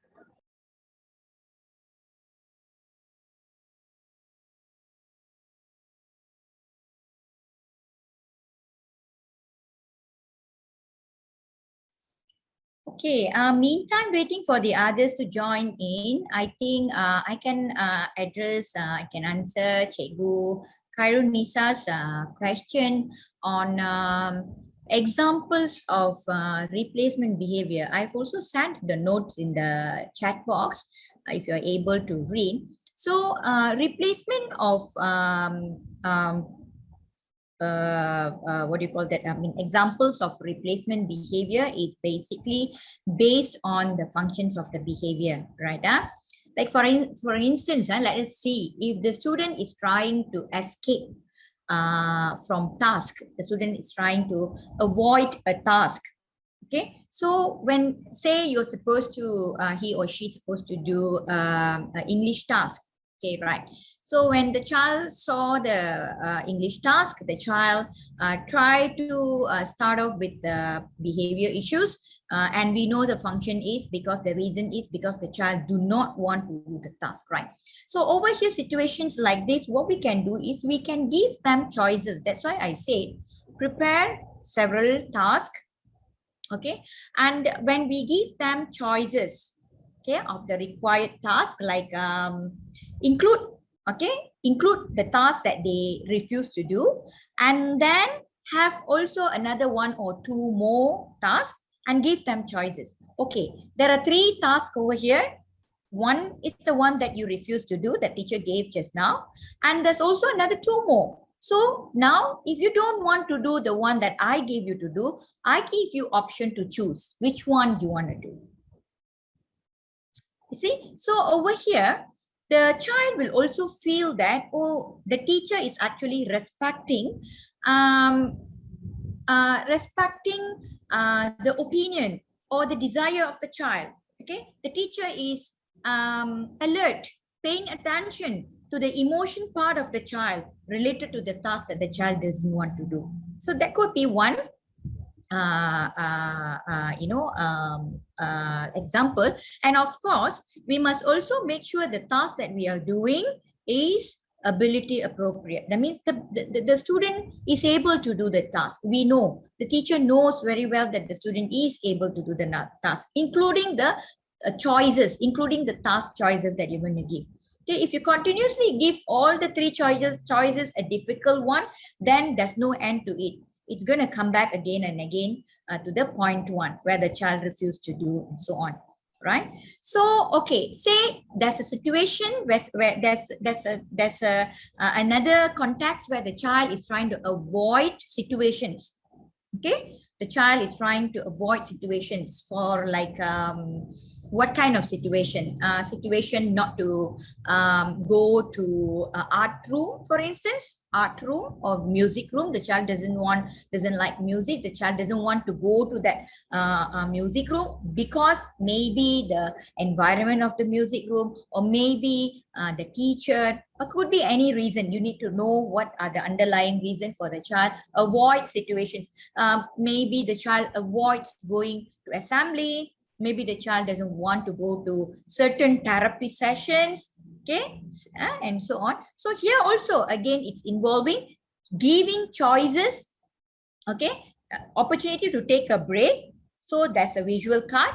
Okay, here again, we are going to talk about the visual cards, and then we give choice of a different setting to work alone. Okay, maybe you do not want to go there now, but would you like to work in your calm corner, for instance? Okay, so it's all, when you give choices, the child will feel more empowered. Okay, I am being heard. Okay, heard, H-E-A-R-D. Okay, heard. So my request is being heard. My emotions is being validated by my teacher, and so on. Okay, what if the child is trying to avoid a person? Okay, what if there's a situation where the child is avoiding a person? Maybe that's a new person, an unfamiliar person, or a new teacher, for instance, right? We have a new teacher, we have a replacement teacher, a new teacher coming in, and that particular teacher is going to teach that subject who was taught by another teacher earlier, and that teacher, the earlier teacher, is a darling to the child. So in this situation, what can we do? So of course, we need to build up exposure to the person slowly over time. Okay, try to pair with the student with their favorite task, with their favorite peer, with their favorite teacher. Okay, try to pair them with their favorites, and gradually the new teacher goes in. Okay, so that the child comprehends, the child understands that there is a new member in the picture. Okay, so of course, you have to do all these. If given a choice, that indicate the teacher is not firm, right? You need to understand the real meaning of being firm. Firm that I meant is consistency, not consistency. You are firm in your you are firm with your strategies. You are consistent with your strategies. Okay, bukan garang. Garang means fierce. Okay, don't get mixed up with firm and fierce. Garang. Okay, kita tak nak jadi cikgu garang. Kita nak jadi cikgu yang consistent. We don't want to become a fearful teacher. We want to become a consistent teacher. So the best way is always have choices. Choices help students to empower. Choices, giving choices reflect you as a coach and a facilitator, not instructor. Remember, I said coach and instructor. So when you don't give the child choices and you force the child to follow what you have prepared, then here you are playing your role as an instructor. So whenever the child feels that you are instructing them, he or she will shut off. Okay, so when you try different techniques, okay, never mind, you don't want to do this. Now teacher has choices. So every issues that you're going through, try to have choices. Okay, try to have choices. And then when you want to obtain attention, okay, when you want to get attention from the student, so what are the kind of replacement behavior that you can think of? Of course, a lot of opportunities for positive attention throughout the day. That's why I say, okay, just because the child is nonverbal, just because the child show you that he's not interested, he's not hearing or cupping ears and so on, and you find it a bit difficult to tackle the child, that itself, when you let go, then you will lose the attention. Regardless of how the child is behaving in the class, include. Find ways to include, even the inclusion rate is as small as this. Okay, find all ways to include the child, of course, according to the abilities. If the child, you're giving a reading task, but the child is not able to read, Okay, but the child is able to narrate to you what is there in the picture, in the reading text, then use that strength. Okay, Amir, tak apa, tak boleh baca, tak apa. Okay, you cannot read, never mind. But can you tell teacher, what are the details? Even if the child is not able to make sentences to you. But Amir, can you tell teacher, what are the details that you see in the picture? What are the details that you see in the picture that is reflecting to the passage? Even if that involvement is as tiny as this. So the child will know, I am not being neglected. My condition is not making my teacher to neglect me. Again, it's the dignity, right? It's the dignity of the child.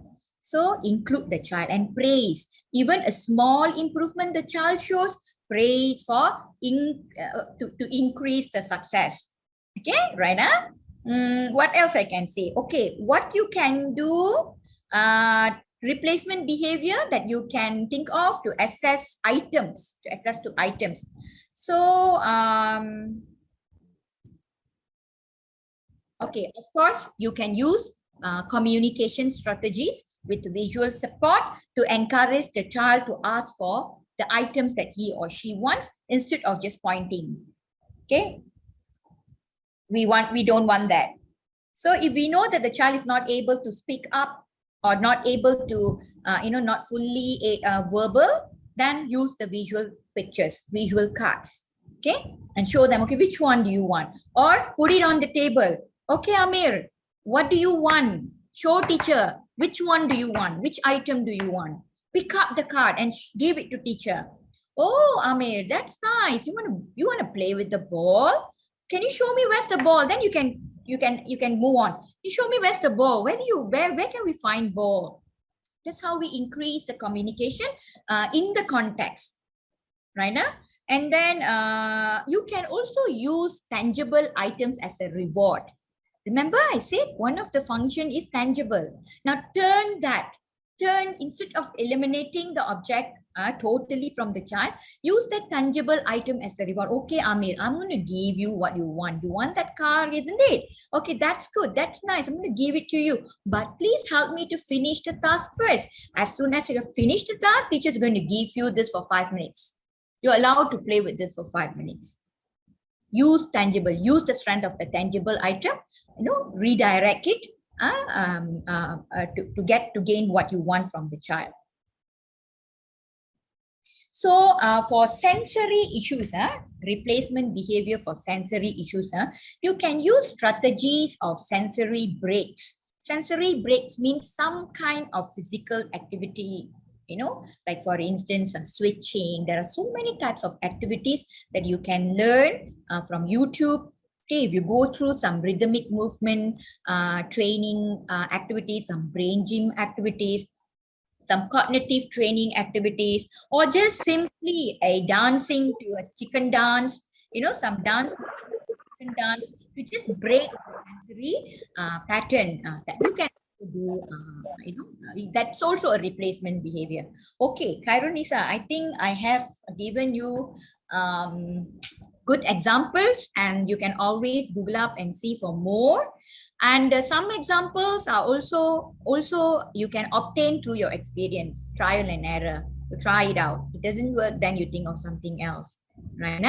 It has no definite one ways or one redirecting strategies. In fact, in behavior modification, anything, there's no one way. There's no only one definite method. It's all about trial and error, because we know our children are different.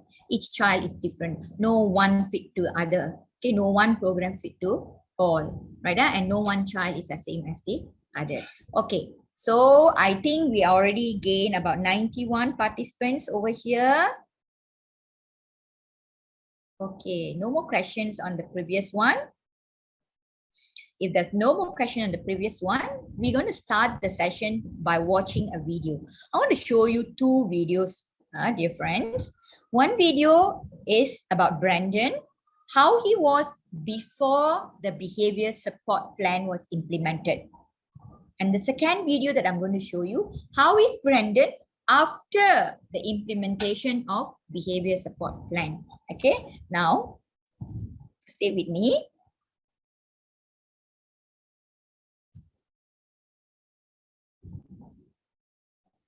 Okay, this is Brandon before PBS. Okay, this is Brandon before PBS. Okay, able to see? A very short video, but pay attention.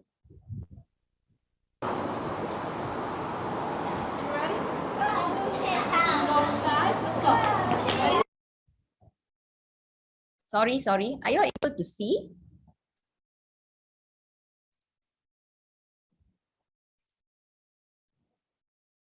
Were you all able to see?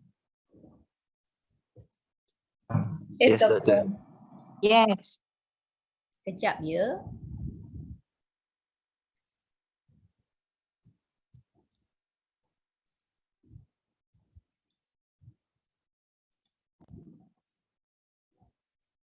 Okay, starting again. Okay, this is Brandon.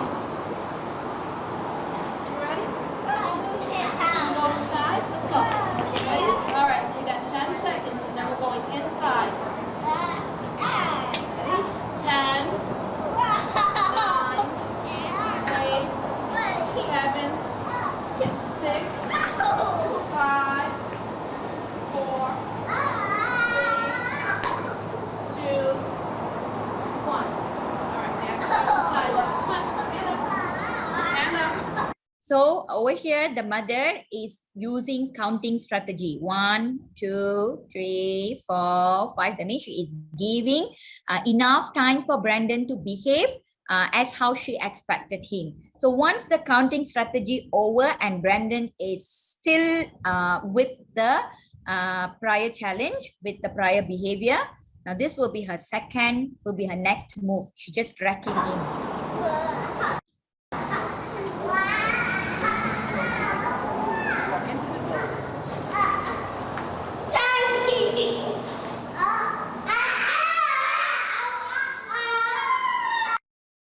Okay.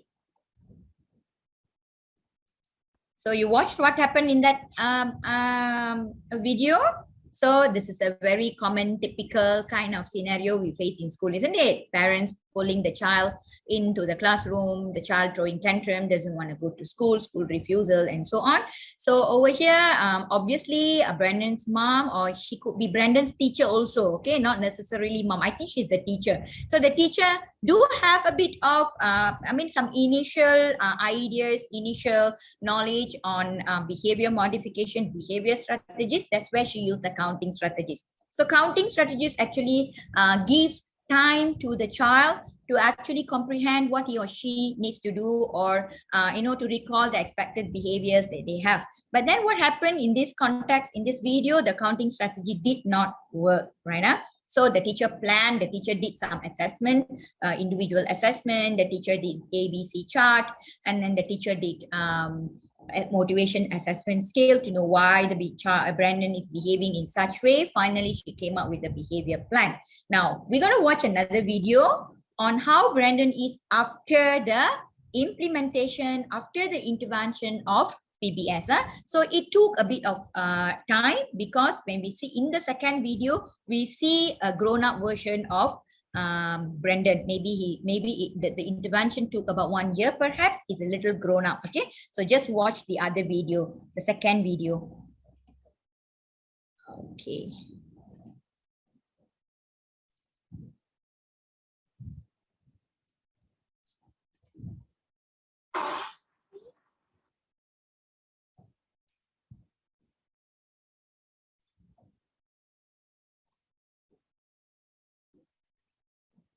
Okay, I'm going to share now. Yes, this is after the PBS. This is after the PBS, Brandon and the teacher.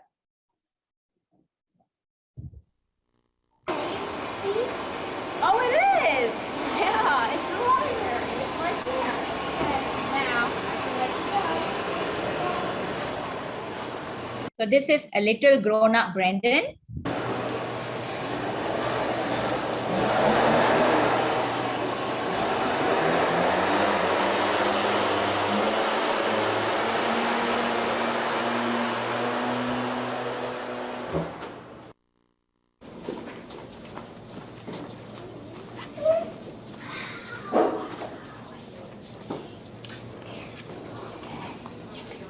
He is able to stay at total calm and comply to the teacher's guidance.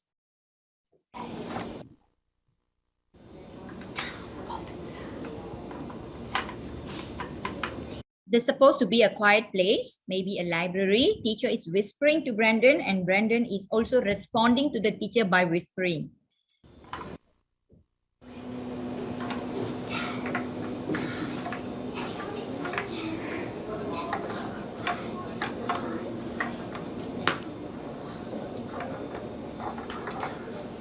Now she is using again the counting strategy to make Brandon understand that there is a transition going to happen. That means he's going to leave the activity that he's doing now. He's going to go to another activity. So she's using the counting strategy: 5, 4, 3, 2, 1, finish, with gestures. Okay, with gestures and facial expression. Now they're moving to the next activity in the same premise.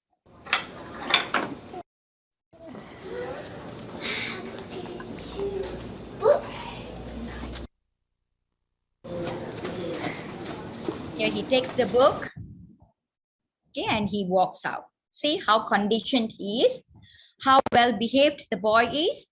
Comparison to the first video that we saw, the same child, and how well behaved the child is at the moment. Okay, at that time, the second time, in the second video. So this is the effectiveness of PBS when it is implemented accordingly, according to the strategies. Now, I'm going to recap one more time the behavior instrument, positive behavior instrument that I gave you before. I'm going to share with you one example that I did. Okay. Now let's share. So recap on this. Revise on this. What are we going to do today? We are going to prepare the individual profile. We are going to look at how to do the ABC chart form. We are going to practice using the motivation assessment skill, including the scoring. And finally, we are also going to do behavior support plan in groups. Okay, so basically this is what we're going to do in the afternoon session right now. So let me share with you the behavior support instrument which I did. Okay, which I did on a student. I used the same name, Brandon, but the student is not Brandon, it's somebody else. Okay, if you're ready, I'm going to share that with you now. Where is it? Oh, okay. Cannot have so many.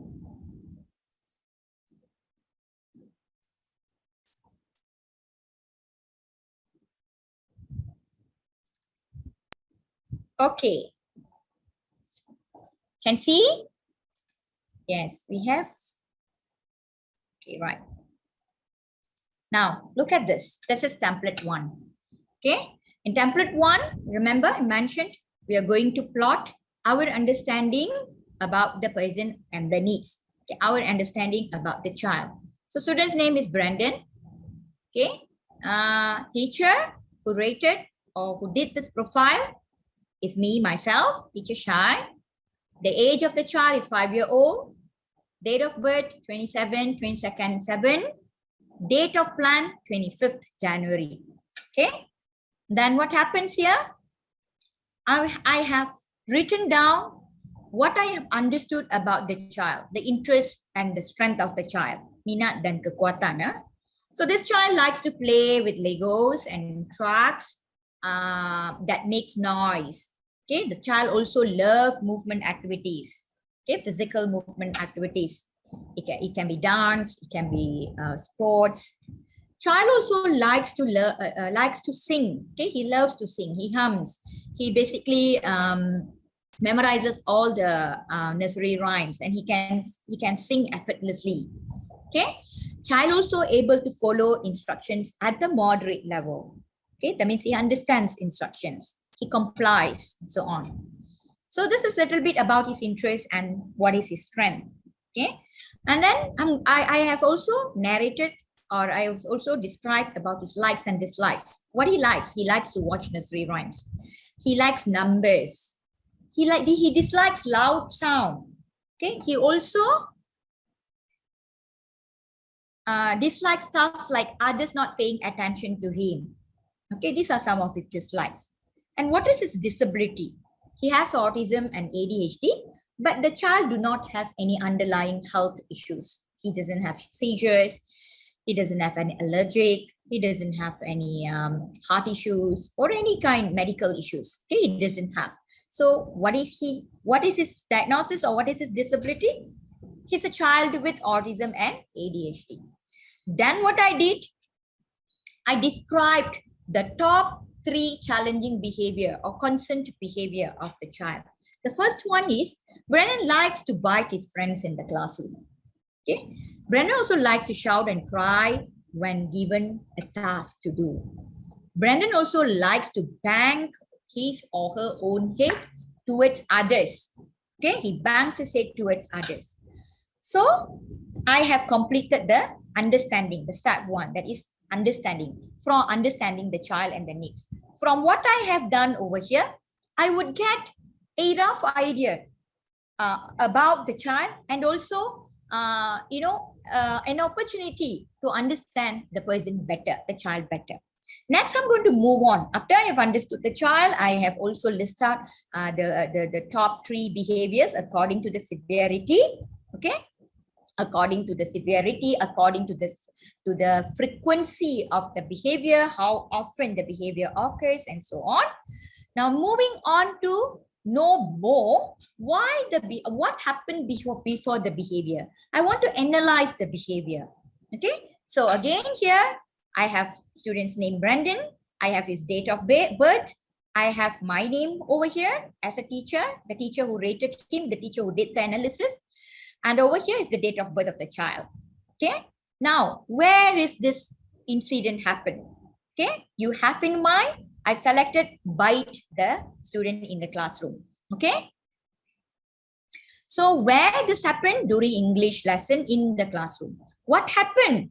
Here you need to specify the behavior. Child bite his finger, friend's finger. Friend's finger was bleeding. Okay, you need to specify, go specifically what happened. Do not exaggerate. Just state, just report what happened. Brendan bite his friend's finger was bleeding. Now, this is the behavior, right? Brendan bite his friend's finger. Done. Now, I want to know what happened before Brendan bite his friend's finger. So what happened? Brendan was playing with his favorite toy. Teacher entered and gave a spelling task. Oh, that happened. That's what happened before Brendan actually bit his friend's finger. So what did the child do then? When the antecedent stuff happened, the child was making some noises. After a while, he bit his friend's finger. He was playing with his favorite toy. Teacher entered and gave him spelling task. Okay. And after that, what happened? He was making a lot of noises, and then immediately he bit his friend's finger. Now, after that behavior incident, how was the teacher's response? What did the teacher do? Okay, the consequences. What did the teacher do? In this context, teacher scolded the child. And then she separated him and placed him in a timeout zone, for instance. Or the teacher said, you're not having your favorite thought. Or the teacher said, you're not doing the task, or something like that. Okay? So that is the consequences. Now, the consequences, what happened? What happened as a result of the teacher's action? Child continued self-talk at the timeout zone. He didn't complete his spelling task. That's what he wanted, isn't it? He didn't want to do the spelling task. He wanted to continue with the favorite toy. So when the teacher took and put him at this silent corner or timeout zone, he achieved his purpose. So the teacher's responses has actually reinforced the behavior to continue or encouraged the behavior to continue. Right? It did not stop. So you have plotted this. You have done this. Once you have done this, you will entirely understand what happened before, what happened, and how was your response as a teacher and how your responses benefited the child. And knowing this, now we want to know what actually motivated the child to bite a friend's finger. What actually the reason for Brandon to behave in such a way. So we want to know the function of the behavior. Now we are going to use the motivation assessment scale. Again, the name of the child, Brandon, the name of the teacher, Shai, the name, when you did it, okay, the description behavior, bite the finger of his peer, setting description classroom during English lesson, and I've plotted. Keeping the behavior in my mind, Brandon bite his friend's finger. Now, would the behavior occur continuously over and over if this person was left alone for a long period of time? Now, when we want to do PBS, we only select behavior that has been repeatedly shown in the classroom. Okay, when it has been repeatedly shown in the classroom, that we consider as a challenging behavior. That's why I said earlier, we don't do PBS to all the students in the classroom. We only do it to targeted students. Now, what what is the indication of that, of the targeted student? That the behavior, the frequency of the behavior repeats on and off, on and off, on and off. Okay, so having the behavior in the mind, now I'm going to rate the question. Would the biting behavior occur continuously over and over if the person was left alone for a long period of time? Okay, almost always, maybe. In my context, yes, when the child is left alone, he also shows this kind of biting behavior to his peers. Now, does the biting behavior occur following a request to perform a difficult task? Yes, most often, always. Does the biting behavior seem to occur in response to your talking to another person in the room? Usually it happens also. Okay, when the teacher is not paying attention, when I'm not looking at Brandon. Okay, he also does that.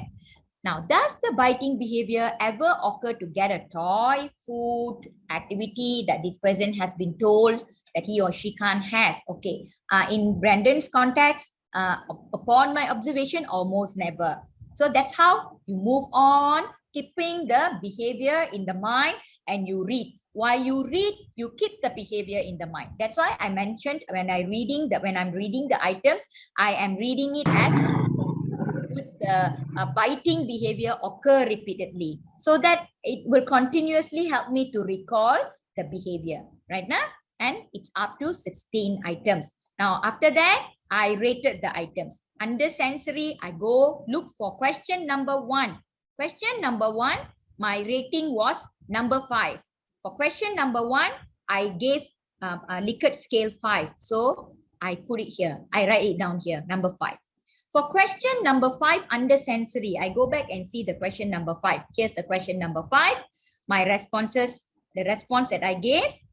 Okay, here's the question number 5. The response I gave is number 1. So what I do, I take this number 1 and I put it here.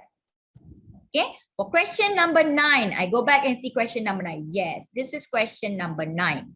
Okay, this is question number 9. For question number 9, my response is 5. Right? My response is 5. My response is 5. So I put question number 9, I put the response here. So, and so on. Now, what happened after I completed, filling up all the responses for the questions, then I do the scoring. Now, how I do the scoring? I move from here. Okay, I take all this sensory, the category of sensory. Over here, I total up. When I total up, I get 12. Okay, I get number 12. Okay, number 12, I divide by 4. Why 4? Because under each category, there are 4 questions. I divide by 4, I get mean score 3. Same. For escape, okay, I total up, I get number 21. And from 21, I divide by 4, I get mean score 5.25. Then I'm going to attention, function of behavior attention. I total up all the Likert scale responses. The total number score I have is 11. And then I divide by 4, I get mean score 2.75. The last one, which is tangible, I total up all the 4 questions responses. I get number 11. 11 I divide by 4. I get 2.75. Now, this will help me to decide the ranking. Even by the total score also, you are able to do the ranking. If you don't want to do the mean score, you don't want to total and divide by 4 also, it's okay. But by the total score itself also, you are able to see the ranking. Okay, from the total score, what can you see? The topmost reason for Brandon's biting behavior is escape. So, whereby we have 21, the score. So, escape is going to be the first reason. Okay, now in this session, I'm only going to concentrate on the topmost reason of the behavior, which is escape. Now, next is the final step that I'm going to do now is I already know about the child. I already done how my responses, ABC chart, how my responses has affected the child's behavior, whether the child maintained the behavior, encouraged the behavior, and so on. I also did motivation assessment skill to know why the behavior occurred. And this will be my final step. That is, I'm developing based on 1, 2, 3. I'm going to develop the behavior support plan. Again, students name Brandon, teachers name Shai, date of birth, and the plan. Okay, date of plan. Okay, so this behavior support is designed to help student, family, and the key support person, whoever who are involved in the intervention process of the child, okay, to promote the individual's quality life and also to foster a calmer environment, of course, to reduce the undesirable behavior. Now, again, I'm only going to focus on the biting behavior. I have listed here what happened before the behavior. Child was playing with his favorite toy, teacher entered and gave a spelling task. I just plucked from the ABC chart and I put it here. The concerned behavior 1 is child bite the friend's finger. The function of the behavior here, escape. He doesn't want to do the task. Task is stressful to him, being interrupted and so on. Okay, you give reasons for the escape. So when you do it this way, antecedent, concerned behavior, function of the behavior, you get the story of it. You get to see the story of it, why the child did that kind of behavior, showed that kind of behavior. And not only you get to know the story of it, teachers will get some ideas on how to support, how to find the support strategies. Now, in Brandon's context or issues, these are my support strategies. I'm going to modify the environment. So what did I do? I established the routine. Okay. First and next chart I had with him. Brandon, I know you don't want to do a test because you want to escape. Task because you want to escape from the task. Probably you still want to play with your toys, maybe. So Brandon, first we will do the task. Next, you will have your choice. Okay? You are giving choices over here. First you do the task. Next you will do the choices. You will get what is your favorite, your favorite toy. Or first, if Brandon insists on not doing the task that you are giving to him, here you provide choices of task. Like what I mentioned just now, replacement behavior. You provide choices of tasks. Okay, never mind, Brandon. Task 1 you don't want to do. Teacher have task 2 and task 3. You choose which one you want to do. And then you will have the next. Okay, right. That's one way you modify the environment. The second is maybe you want to reduce. You may want to reduce the number of spelling form. Okay, never mind, Brandon. I see that you're not in shape. You're not in a good mood today. Okay, why not we reduce the number of spellings? If others get to do 5, maybe Brandon can do 3, can attempt for 3. That will also give a sense of satisfaction, a fulfilling, a sense of being heard for Brandon from the teacher. Third is you can provide sensory break activities. Like, okay, never mind, Brandon, let's take a walk. Let's go with your gym ball first. Let's get you out in shape first. Let's bring you in shape first. And then we think of what we can do. So this is something that we can think of for environmental modification. Okay, you can go back and refer to the slides that under positive behavior approach, when you are doing the practice later, you can always go back and see the options that I have provided on the slides. Okay, then what are your behavior support strategies you have done for him? You have done environmental support. Okay, you have modified the environment. You also have established routine where there's some visual support. Okay, you also have taught him alternative communication skills. Okay, what else? And then you have also reinforced his behavior. For instance, when the behavior occurred this time, we had replacement behaviors. We taught him replacement behaviors. Okay, we established positive reinforcement. We did not lash out on the child. We did not punish the child. We did not scold the child. But instead, we teach him replacement behavior. So this is what you are supposed to do. Okay, this is what you're supposed to do. Okay, students, teachers, any question? Any question? Your time, your effort is mainly required over here, the support system. Okay, the rest of it are quite simple. You will be able to do it. Right there, over here, you will have a bit of you need to do a bit of research. You need to think of some ways, varieties, and so on. Okay. Now, any questions before we move on to the task that I have assigned for y'all? Okay. If you have questions, you can put in the chat.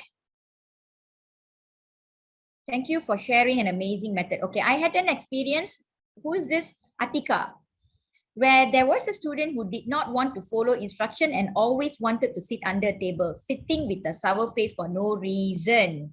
I don't know how to manage it. Then I read various case studies to get the answers. Atika, after this, you can use the motivation assessment scale and find out what is causing the child to sit under the chair, under a table. And again, I would like to reinstate here, Atika, and also to all the other teachers, there's no way a child shows challenging behavior without reason. Okay, it's just that we don't know the reason. Okay, so if she needs attention, now how you're going to give appropriate amount of attention, realistic attention. You cannot be giving her attention all time. That's why I say the plans must be realistic to you, realistic to the teacher, realistic to the child as well. Okay, so any more questions? You can put in the chat box. I would answer. If no, I want to move on to the task. Okay, I'm going to stop sharing this because the task is very important. Only by doing the task you will understand the whole thing. Otherwise, you may not understand what you're supposed to do. Okay. So I hope all of you are having the instrument with you and also the sample instrument with you as well, so that you can refer back. Okay. Okay, now this is the task that we're going to do shortly. I also have sent this to you.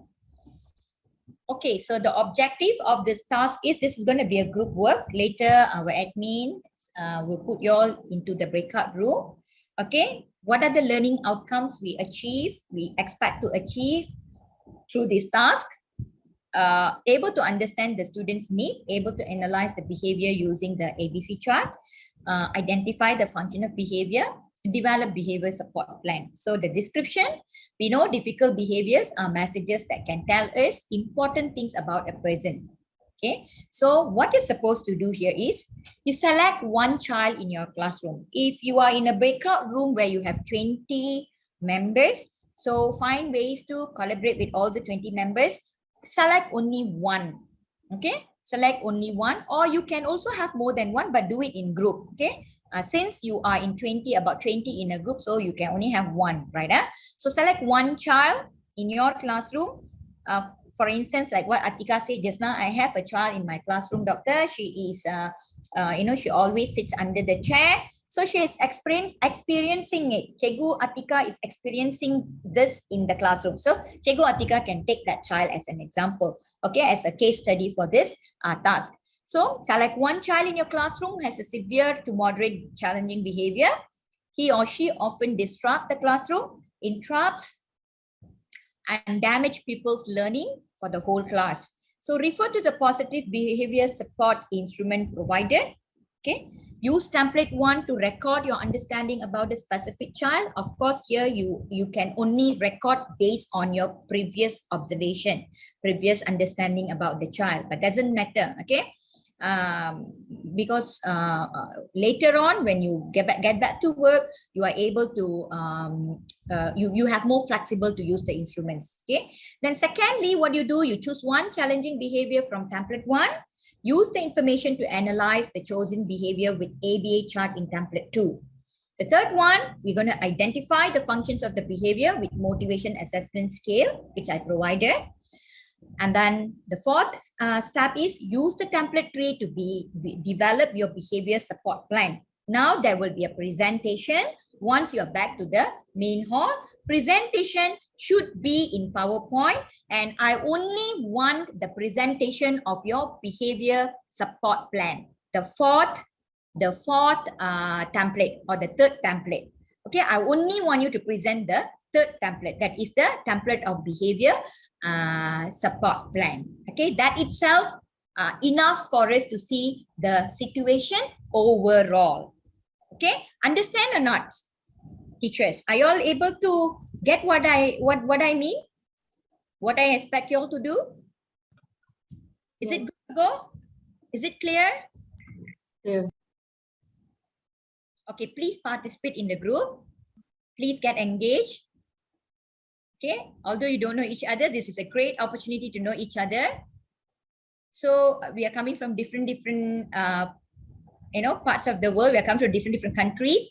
So it's a great opportunity for our even Malaysian teachers to get to know the settings, the setup, and so on of other schools in other countries, right? So if you're ready to go, admin, can we put our teachers in their breakout rooms? Okay, hi Doctor. Sure. Mr. Eddie, Puan Harisha, Puan Mastura, they are all ready.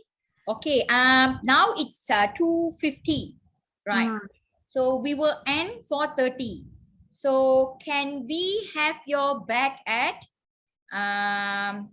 3:45?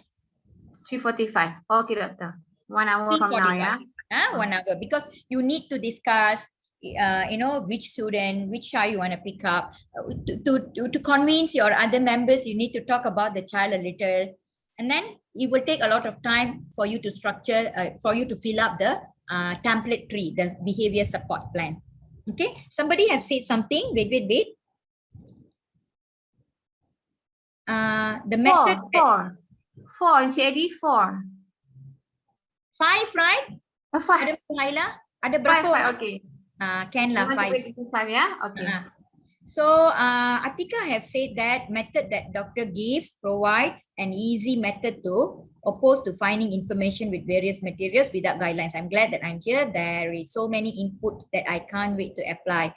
Okay, if when you are applying, if you have issues, if you need to consult someone, just email me. My email ID is there, or you can also inbox me in Facebook. But you better email me. I'm more consistent in email, right now? Okay, so let's wait for y'all to get into your breakout room. When you present, I would know better if you have understood or not, and I can give you more suggestions on how you can improve.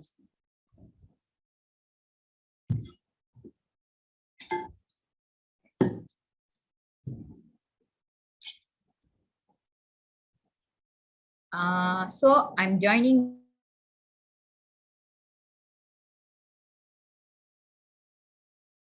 Okay, you can see that the breakout rooms have appeared on your screen. So kindly click on the rooms on the button join that has your name.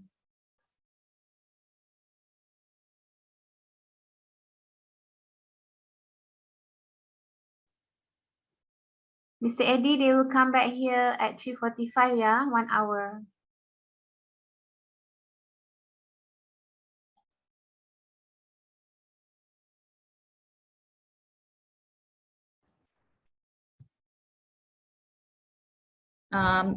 Cik Eddie, Yes, Doctor. saya terlupa lah macam mana nak join, nak hop pada different breakout room. Okay, Doctor. I will set you to co-host, and then you can jump to another room. Yes. Okay, hold on, please.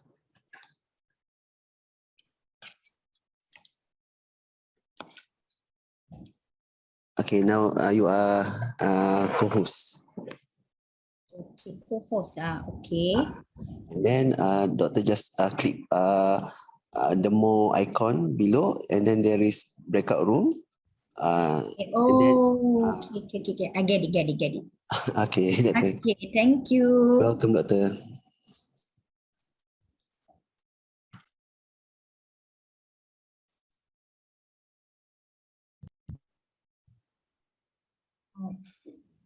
Thanks for that, Doctor. Okay.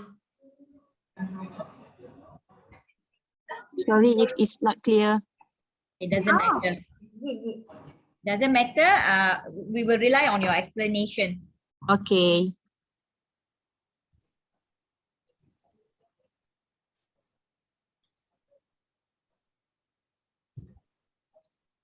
Teacher Feline? Yes. Hello, everyone.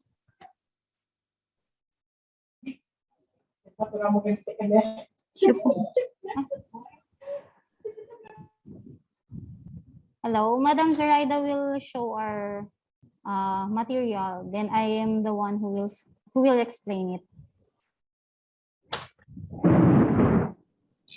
Okay, I'm showing that. Okay. There, the student's name for the template number 1. Student's name, IEC. Am I right? I can't see. Wait, Oh, okay. Okay. Now I can. Wait. Okay, age 8 years old. Born on 2014. Date of plan. What is it? January 10, 2022. The student's individual profile. Interest and strength of IC. Diligently come to school. Likes to read books. Likes and dislikes. Can't sit for a long time. If teacher opened the door, he always escape and run out of the class. Disability and health. Okay. While you present, let me.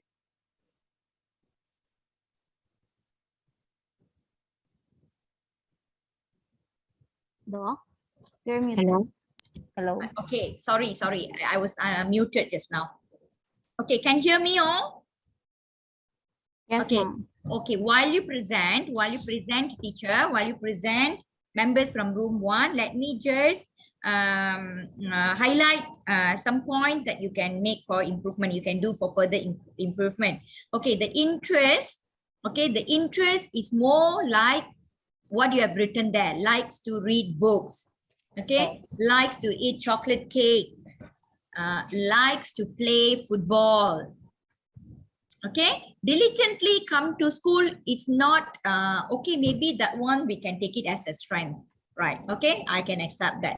Now, likes and dislikes, it's more of what the child likes, what the child doesn't like. Okay, can't sit for a long time is the issue, is the problem, Yes. right? So that Yes. cannot be considered as likes or dislikes. If teacher opened the door, he always escape. It's the behavior. It's an issue. Likes and dislikes is more of he likes watches television. He likes nursery rhymes. He likes chocolate cake. He likes to make friends. He likes to watch TV. Dislikes. Okay. He doesn't like to play tennis, for instance. Okay. Suka dan tak suka. Correct. Okay. Then strength. Yes. Okay.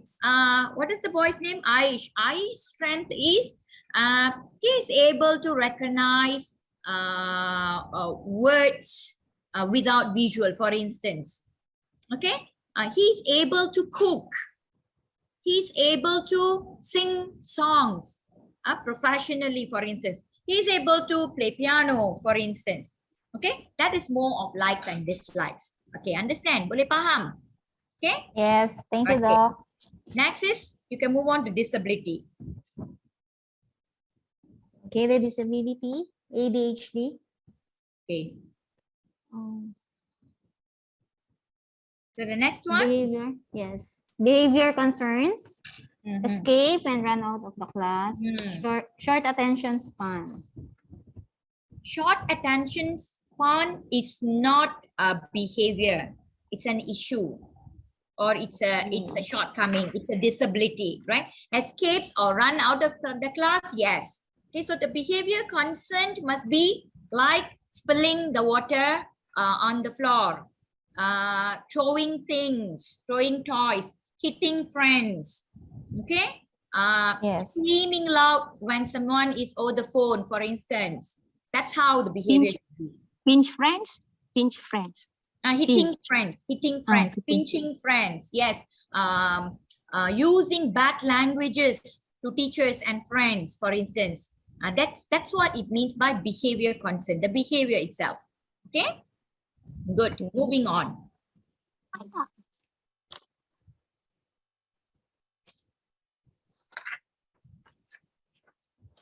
Okay, for the ABC analysis, template number 2.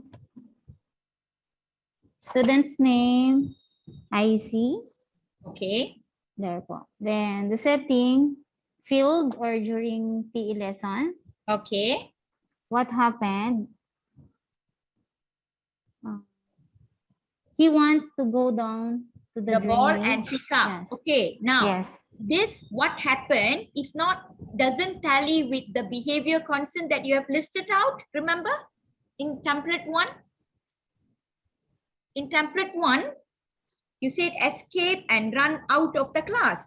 So you should be picking up either one of this. Okay, there must be a coherence between template 1 and template 2.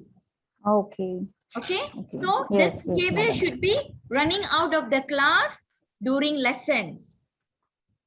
Pick one from the behavior that you already listed out in the template 1. Okay, do not have a new one here. There must be a continuation so that we see the story broadly. Okay, so over here, there's a different behavior you have placed it. He wants to go down the drain and pick up the ball. Right, that setting also wrong. So if it is classroom, the setting is classroom. Right, pick one. So this template, this assessment is for one behavior, one challenging behavior that we intend to solve. So there must be a continuation. Okay, okay, moving on. What happened before the behavior? Okay. Child was playing his ball. Yeah, just explain. Never mind. Since you have already put the behavior as such, just go on. Okay. Child was playing his ball. Suddenly, it fell down to the drainage. Then what did the child do? He was shouting and throwing stones. Okay, now is here, teacher. What you have written in the antecedent column is you have written the behavior. In the antecedent column, what is the behavior? He wants to go down the drain and pick up the ball. Is that the behavior?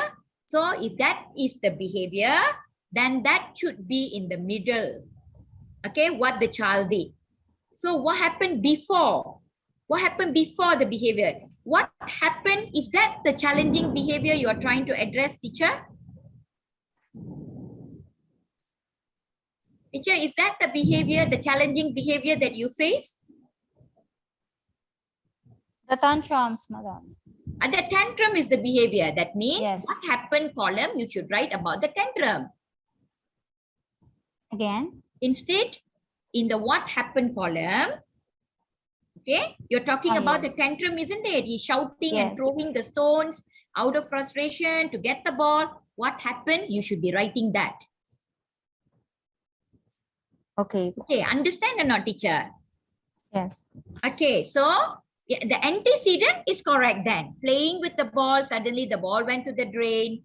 Okay, Yes. while other students doing warming up activities. So what happened before that behavior? The behavior is shouted. He shouted and he shouting and throwing the stones out of frustration. So what happened before that? Okay, the ball went into the drain. Yes. Right? So what Yes. happened and what did the child do? These two must tally, must be same. Now, do you see the mistakes or not, teacher? Yes. Do you see the mistake now? Yes. Yes. So what happened? That column, what happened? And what did the child do? Must be same. Kena sama. Sebab itu Okay. adalah tingkah laku. That is the behavior. So don't mix up. Okay. Okay, get it? Okay, so the third one, what did the teacher do? Teacher let the child get inside the room and talk to him the ways and means on how to get the ball. Okay, usually is that what you will do? Is that the response of the teacher usually? Teacher, usually, what will you do if the boy shout, throw stones and all those things, throw frustration in the field? Usually what you will do? You'll take the child to the room, correct? Correct not? Yes. Okay, Sometimes separate from others. separate from others, or you'll take the child back to the room, or go back to your classroom now. You don't know how to behave, or be there until you can behave and come back. Because he's throwing aggression. So how if the stone hits somebody else? Correct. Okay, so moving on. So when we are doing this, we have to be very honest. Yes. Okay, we have to be very honest with what we did and all. What happened as a result of teacher's action? He keeps on shouting and screaming and refused to listen to her teacher, his teacher. Okay, because the teacher sent him to the room, right? Okay. Yes. Now, so moving on is the motivation assessment scale. You don't have to read one by one. Just let me know what is the function of the behavior.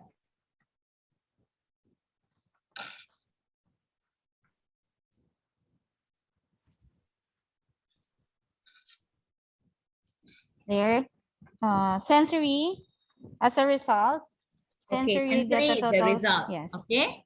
Sensory get a total score of 20. Escape 16. Then the attention is 16. Tangible 15. Okay, so go down. Show me The the mean behavior score, support yes. plan. The highest mean score is under sensory. Sensory, okay. Yes, yes. So when you are rating for functions of behavior, you must be also very, very vigilant with that. Okay, make sure that you have made right choices. So that because if you go wrong in the motivation assessment scale, your behavior support plan will also go wrong. Okay, right. So yes, teacher, can I see your behavior support? Oh, you have not done that yet. I cannot write inside the box. Okay. Then teacher Felin just write down on her paper. Okay, tell us. Let me know. Okay, the antecedent, ma'am. This is just the same on the template too.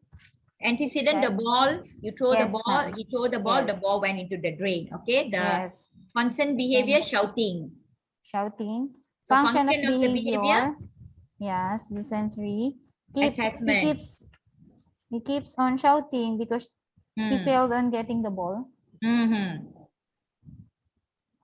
Support strategies.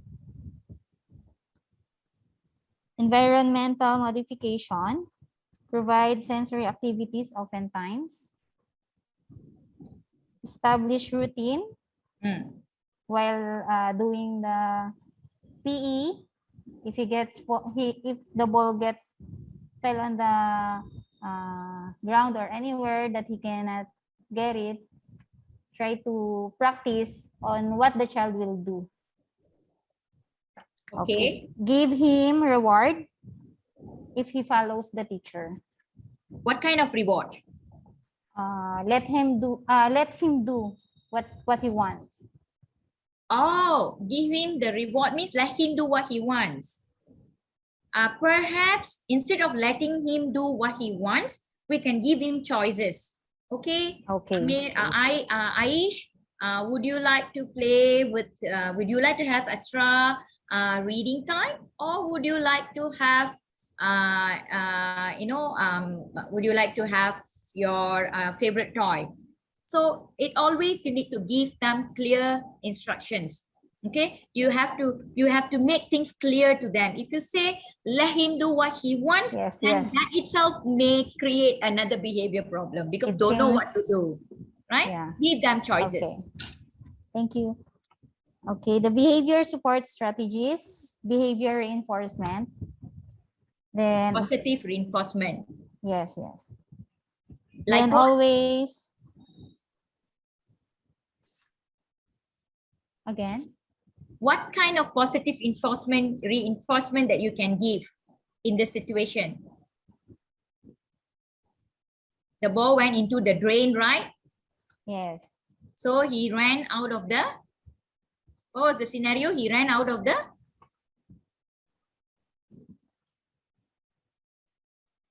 Sorry. the ball Again, went again. into the drain, Yes. and what happened? The kid shouted. He shouted and he Yes. cried, right? So Yes. what kind of positive reinforcement we can give in this situation? We can together guide the child, okay, to the place. Instead of crying and shouting and letting us know that the ball is there and I won it, what positive reinforcement we can do? Okay, the ball has gone into the drain. Okay, why not Yes. together? We together. You can Try to help solve him. the problem, take the ball out. Use some tools to Yes. take the ball out. So that is much better than you throwing tantrum here, expecting somebody else to take it for you. Yeah, yeah. So when you throw the ball into the drain next time, you should not be shouting and screaming, right? Remember Yes. the example, clean the mess, same application here. You did it, you find ways to take it, I will help you. Teacher will help you, teacher will guide you. Yes, support. Okay, that is behavior, positive reinforcement. Not taking the child to the classroom, that is not a positive reinforcement. Okay, okay. Yes. Anything else you want to add on? Environmental support Hmm. and communication skills. Okay. Okay, so do you understand, teacher? That's all. Yes, ma'am. Okay, Thank is you it so much much. clearer for you now? Yes. Okay, there's a lot of mistakes in the way that you did it, but you have learned a lot today. I believe after this, you know how to improve, you know how to correct it. So I suggest you to go back and try it on in a real situation. Okay, right? Yes. So Thank can you we so move? much. Sure, sure, sure. Can we move to room 2, Cikgu Lisa, Teacher Risa? Teacher Risa is presenting, is it? Nope, actually me. Okay, Mr. Cham. It will be much clearer if we can see a presentation. Oh, okay. Okay, that's nice. I'm sorry that it might not the same form as the good one, but we just made it. The children with ADHD, this case is belong to teacher Lisa, and we just got sing about the case. Mr. Chan, can you present it in a presentation mode? Yeah, I did it. Now it's presentation mode. Can you see it bigger? No, I can't see. Oh, sorry.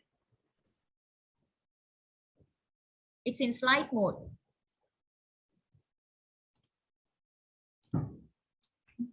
Participants, it may take a bit of time. I hope you can spare a bit of time because it's important for you to know whether you have done it correctly or not. Can you see it? Yes, I can. Okay, I'm gonna start right now. His name is Hadif, 11-year-old boy. Behavioral concern, easily distracted with any movement around in the classroom. and he is interested in playing picture numbers, likes to play puzzle and cards. What he dislikes is memorizing or writing, answering question, and no health issues. Okay, Mr. Chan, my comment is on the behavior concern. Okay. You say easily distract with any movement, right? This is very general. What is the specific movement? What is the specific behavior of that? He's like his friend doing something like put the hand up, or his friend, mostly by his friend, when his friend move around or teacher walk around in the classroom, he just look. So when there's a distraction, the child doesn't complete the task. The child Yes. doesn't complete the task. That is the behavior, isn't it? Yes. That the child doesn't complete the task. Okay, that is the behavior. Correct or not? So that's what I mean by specify the behavior. Easily distract with any movement is too general. He often forgetful. What he forgets about? Forget to do his work, actually. Okay. Like he just. Again, it's coming back to he doesn't complete his work. That's the behavior. He doesn't complete the work. That's the behavior. If he's often forgetful of what? He leaves his water bottle and tumbler all the time in the classroom. Yep. That is the behavior. So what you've written here is very general, broad. That is not a concern. Specify the behavior, right? He refused to complete the task. Yes. Okay. He doesn't complete the task. Okay. He leaves his tiffin box in the canteen all the time. Although we have reminded him several times, but he continuously he leaves the tiffin box, leaving the tiffin box. That's the behavior. That's what we want to see here. Okay, get it? Got it. Okay? Be more precise with that. Okay, moving on. And as to the accident, his mood is easily swing while he is studying. So the concerned behavioral, you just told me that, yeah, because I just. Okay. Right. So this is wrong. The antecedent is wrong. Right. The behavior is he often doesn't he doesn't complete his task. That's the behavior. Correct? So usually what happens before that? That's what you need to write. He doesn't finish his task. What happened before that? He saw his friend stand up, or his friend do something in the class. Yes. His friends were playing with something, or his friend took out one of her new color pencil from the bag. Yeah. Okay. And she was showing to everyone. So what was the boy's name? Adama. Hadid, is it? Hadid got carried away with the new object, and he did not finish his task. Yes. So consequences? Now, the teacher some teachers, no, that's not right. You are the one, the individual teacher. Remember, the key teacher. She is the only one, he or she is the only one who's going to assess the behavior. Correct?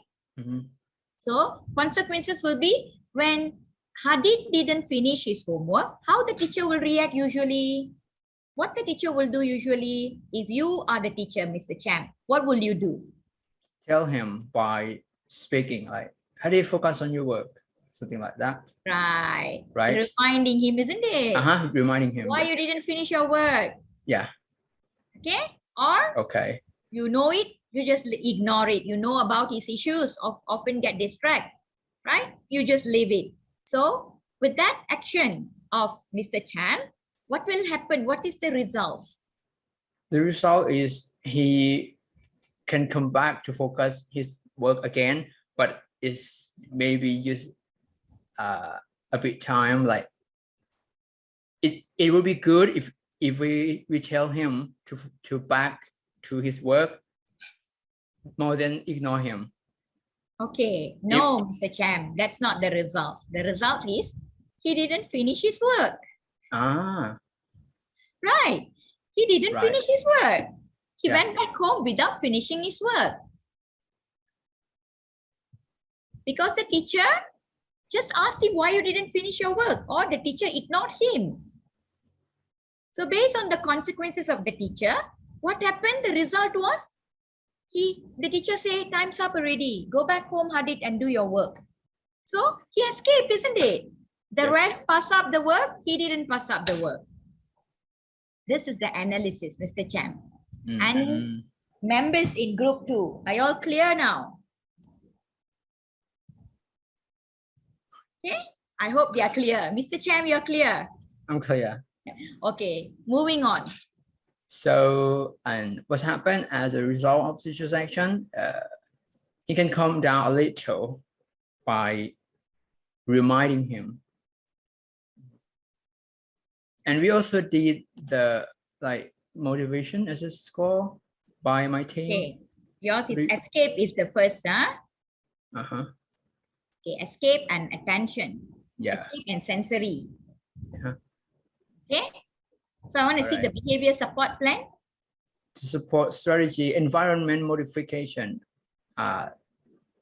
First, we will let him sit in front of the class. Like if he sits behind the class, he will see all of his friends, like many friends in front of me. So we think we're going to put him in front of the class. And the second one is let him play ting-ting, hopscotch by jumping, or physical activities. Sensory break, huh? Yep. And behavioral support strategy is, the first one is visual timetable. Yes. The second one is counting strategy. Like you have 10 seconds to back to your work. And give him rewards. This child likes playing card. So we will give him playing card time after he finish his work. And the last one is token system. You can give him a token to him if he finished his work in time. Okay, for children like these who are easily distracted and often fail to finish their task, visual timer is also helpful. Okay, visual timer is also helpful. Or you can have it either digital type, clock type, or the sand one. Okay, I used to have one here.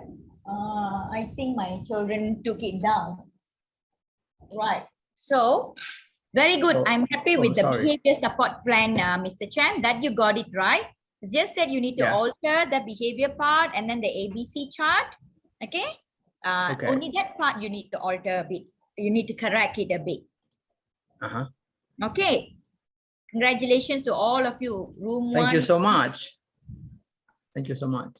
Okay, the third group is room 3, Cikgu Nurul Shafika. Yes. Okay, my friend will share the slide. Okay. Okay, so good evening, everyone. Can I start? Yes, Cikgu.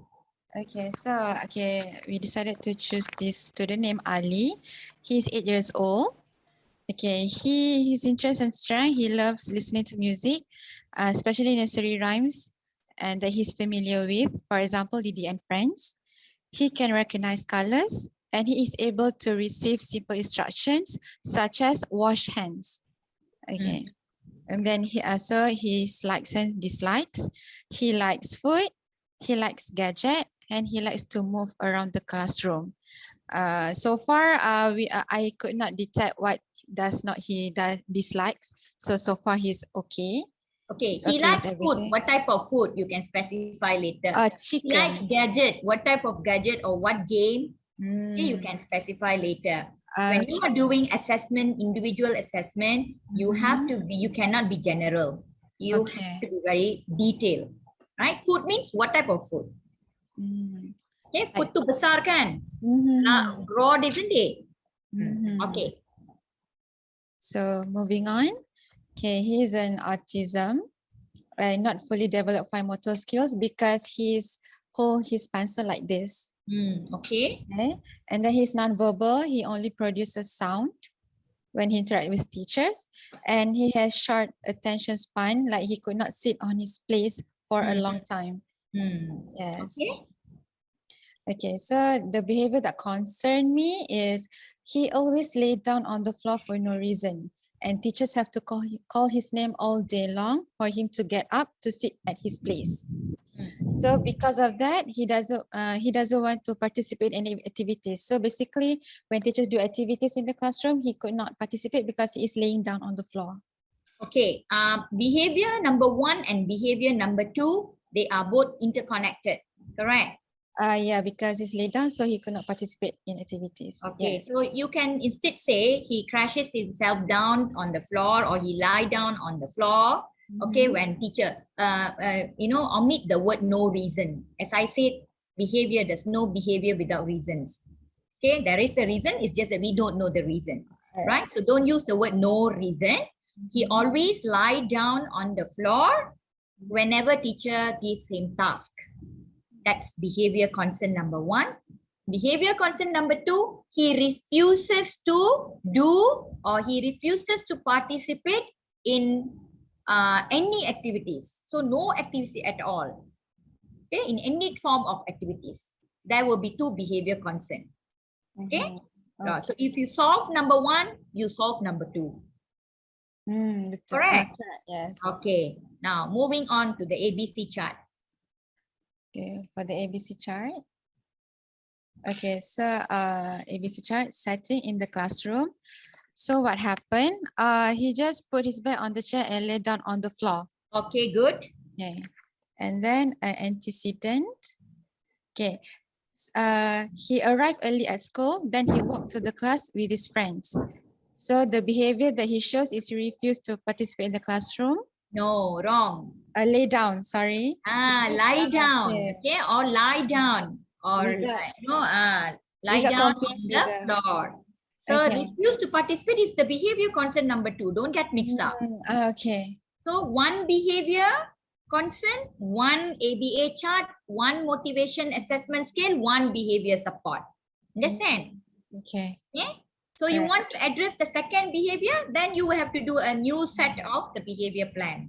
Okay. What teacher do? What teacher do? Teacher call his name repeatedly and also pulling him up and put him at his place. Every time teacher have to do that.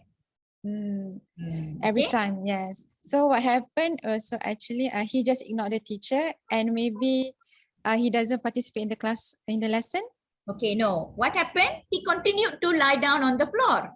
Oh. Because he knows he gets the teacher's attention. I lie down, my teacher will come to me. I lie down, my teacher will come to me. And she will pull me up and she'll put me on the table. And again, I lie down. So what happened? He continued to lie down on the floor. Continue to lie down, yes. Oh, okay. Okay. Okay, so can we go to the scale, the result of the scale? Yes. Interesting, right? Yes. Just need to know why the child is behaving in such a way.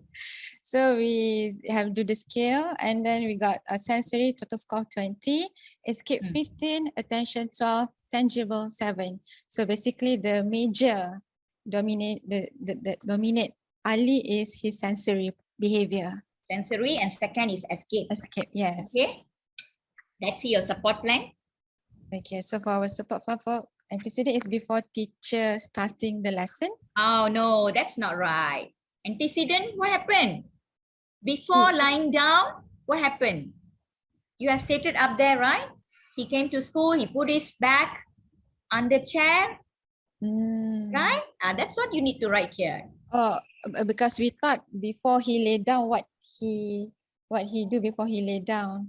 Okay, before he lie down, what happened? Because I thought he just doesn't want to participate in the class, in the lesson. Before he lie down, before he lie down, what happens?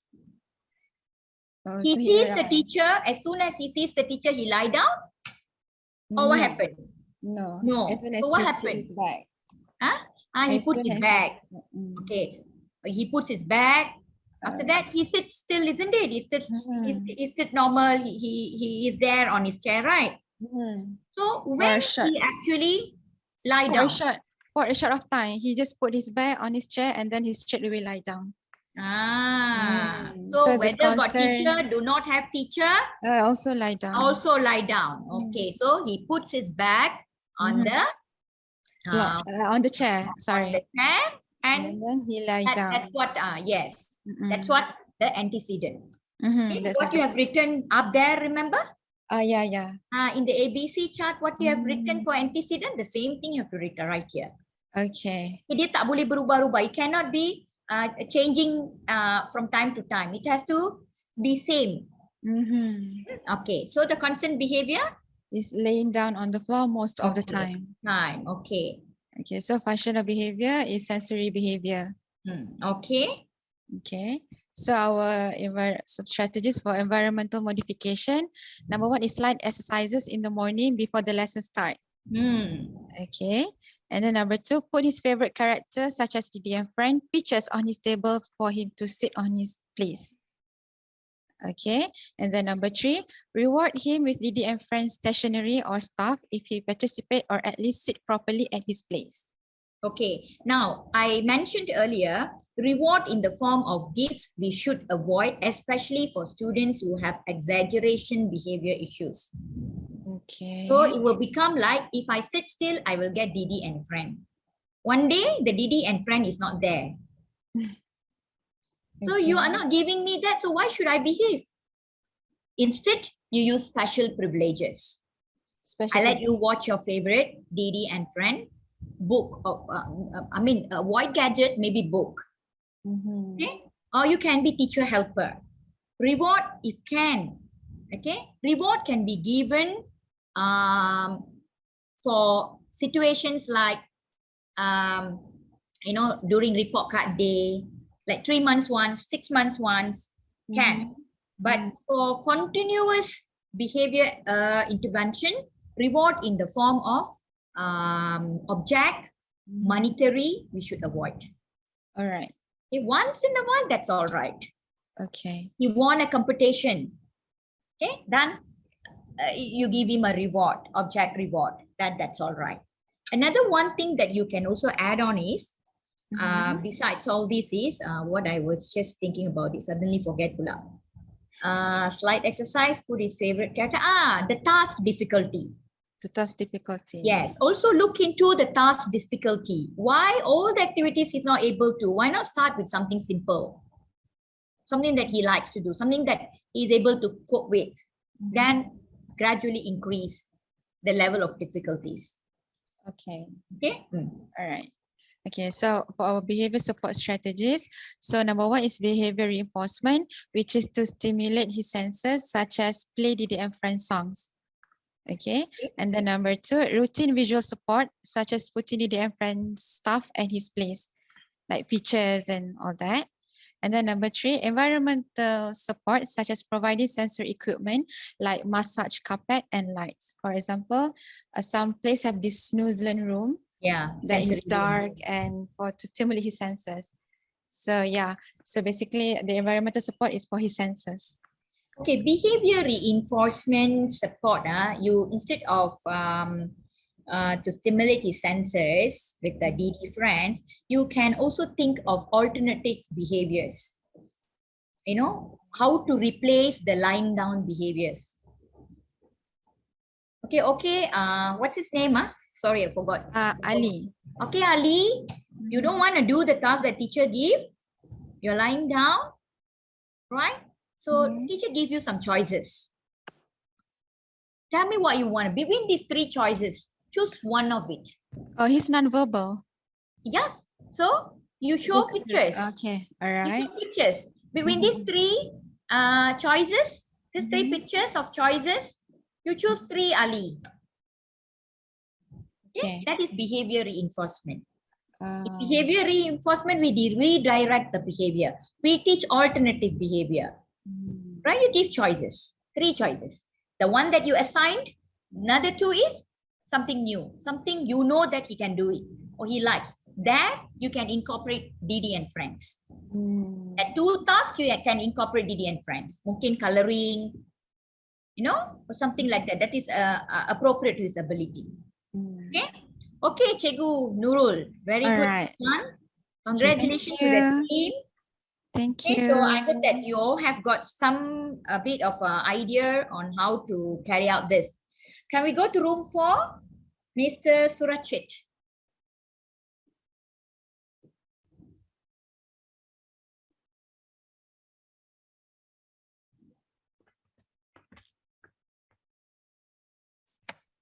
Hi. Maybe Dr. Teacher Nisa can share the document.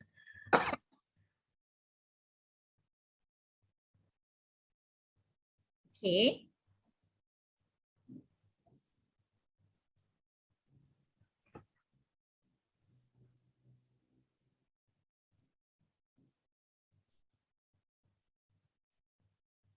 Okay, this is from group 4. Okay, I'm going to start now. The student is named Peter, and he is 10 years old, and teacher named Mary. Okay. Okay, the student individual profile,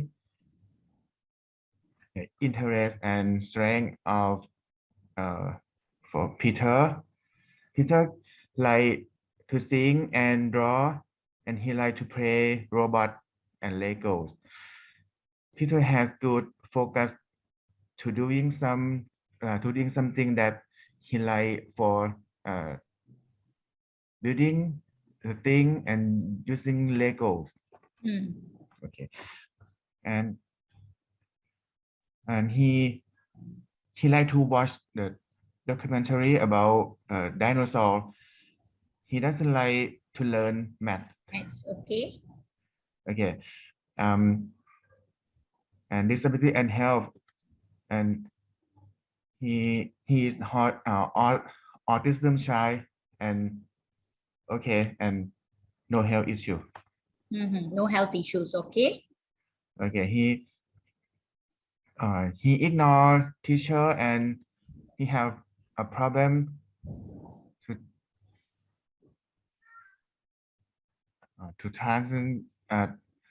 transitioning from one activity to another. Okay, when he has problem with transition, what behavior he shows? He's screaming, he tantrum. Oh, he throw tantrum. Yeah. So that is the behavior, Mr. Surachit. Throwing tantrum when there is a transition from one activity to another activity. Throwing tantrum means what does he do? Does he roll on the floor? Does he cry out loud? Describe the behavior. Peter, roll on the floor when there is a change from one activity to another activity. That's how it should be. Okay, he screams. Peter screams when the teacher say, when the next teacher comes into the class. Peter scream when the teacher gives a new task, when the teacher move on to a new activity. Scream, Peter scream. That's the behavior. Okay. Okay, he refused to go to math room and throw and tantrum. Yep. And he's screaming loudly before attending math class. Okay. Yeah. Okay, the next one is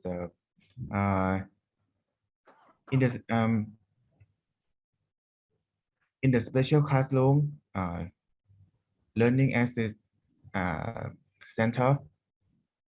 Okay, and he didn't want to walk to his math class, and he threw tantrum. Okay. and antecedent. Peter playing Lego in the LAC class. Yeah. He screams again. Yeah, and behavior, he throwing tantrum and screaming. Okay. Yeah, and consequent. Teacher called Peter take away his Lego. Okay. Typical way of responding.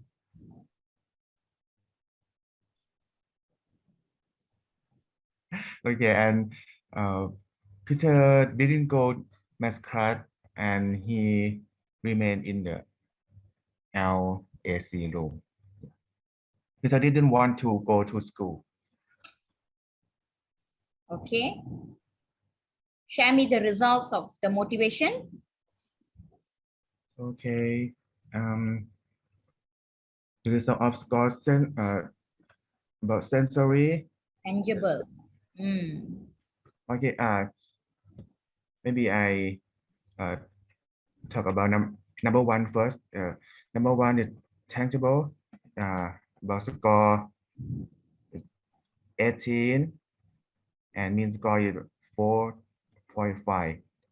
Yeah. And number two. So in Peter's case, it looks like both tangible and escape. Yeah. Okay.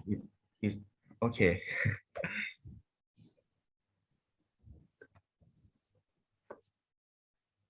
Okay, next one is that an incident that Peter was playing Lego and teacher asked him to go to math classroom.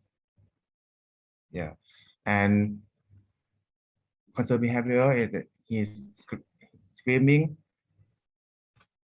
Loudly. Okay, loudly. And function of behavior, escape. tangible and escape. Okay. Good. Support strategy is the first one. First and next visual schedule. Yeah, and is to increase his interest in math and use a tangible item. Using Lego. Yeah. Okay. And differentiation work task start with simple and easy question. Okay, good job. Okay. Behavior support strategy is number one, positive reinforcement. If he can finish in math task, the teacher can increase more time to play Lego. This can be also a positive reward enforcement. Yeah. Number two is sensory break activity. It's number three, to increase his social skill, body system. And number four, to increase his communication skill, emotional cards. Okay. Okay, good. Room 4, I think you got the idea. Just a little bit here and there, which I corrected.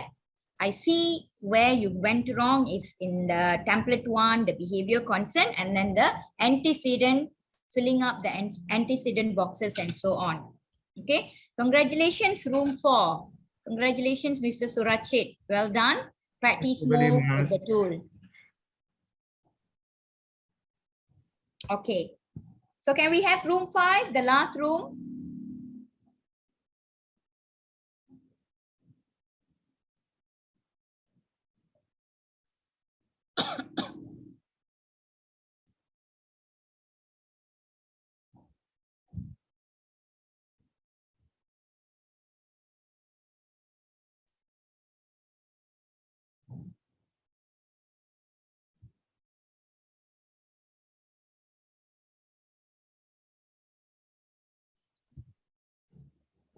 Okay, hi. Hello. Yeah, hello, we can hear you. Okay, thank you. Okay, I am Noratika, presenting for my group. This is actually teachers Fatima's students. Okay, I try my best. Actually, I'm nervous because my English is not so good. I'm sorry for any errors here and there. Okay, Practice makes it perfect, Cikgu Atika. okay, okay. The student's name's Ryan. He is 14 years old, and his strengths and interest is like drawing cartoons, and good at memorizing the dialogue of a cartoon and fluent in English. And then he do not like to be disturbed. He does not like to be in a group, and also do not like physical activities. And he likes watching cartoons and drawing. And then no disabilities. I mean, he is autism. Maybe no health issue. I No think. health issue. Okay. Yeah. Okay. And then next, the behavior concern is biting nails and throws tantrum. Okay. Maybe actually I'm not really sure what tantrum that he did. I think that we discussed about he keep knocking his head on the chair. On the chair. So that is the behavior that you should put in. Okay. Okay. Okay. Yeah. Okay. He keep banging his head on the banging on the chair, on the table or on the chair. Yeah. Okay. And then biting nails is okay. It is describing the behavior. Okay. Okay, sitting in the classroom. Okay, the Ryan bite his fingers when he is asked to do teacher's tasks. Okay. Wait, hang on. Sorry. Okay. And then what happened before is Ryan was drawing and coloring, and then someone disturbed him, and the teacher stopped him from doing his own activity. I think this is a favorite activity, drawing, and then he started to become angry, push his table, throw his books, and start biting his nails. Okay. Okay. And then what the teacher do is teacher calms the boy down and make a deal that if he finished his task, he can continue drawing and coloring. Okay. So in this situation, the teacher is proactive. Yeah. Okay. She took a proactive actions. Okay. And then the next, as a result,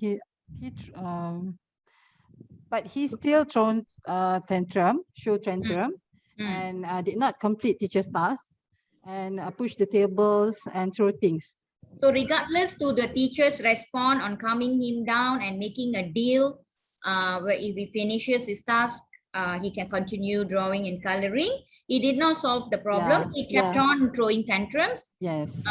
Throwing tantrums or biting nails. Biting nails, right? If you are addressing the behavior of biting nails, then there should not be throwing tantrums there. Maybe so do not get mixed up. Okay. Address only one behavior first. Okay. But in my opinion, the biting nails is show that he is restless. I mean, she's not comfortable, maybe with his environment. So he continued to bite nail. That's what it should be there on the column. What happened as a result of teacher's action? Okay. Okay. Not too many there. Okay. Okay. Clear. Okay. And then the result. The total score for sensory is 18. Escape is 14, attention is 8, and the tangible is 23. Tangible. Yeah, tangible and the sensory is the second highest. Yeah, that's the problem. The issue, not the problem. Sorry. Okay. And then next.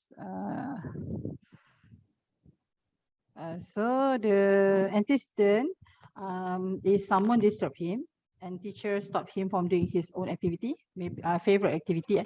So the constant behavior is keeps on biting his nails, but I think maybe to release the to calm down. Actually, he is biting his nails. Maybe actually if not self-regulation strategy for himself lah. Yeah, and if not, he will show tantrum lah. I think that's like you said just now. We have to choose one. Yes, either one. Yeah. Okay.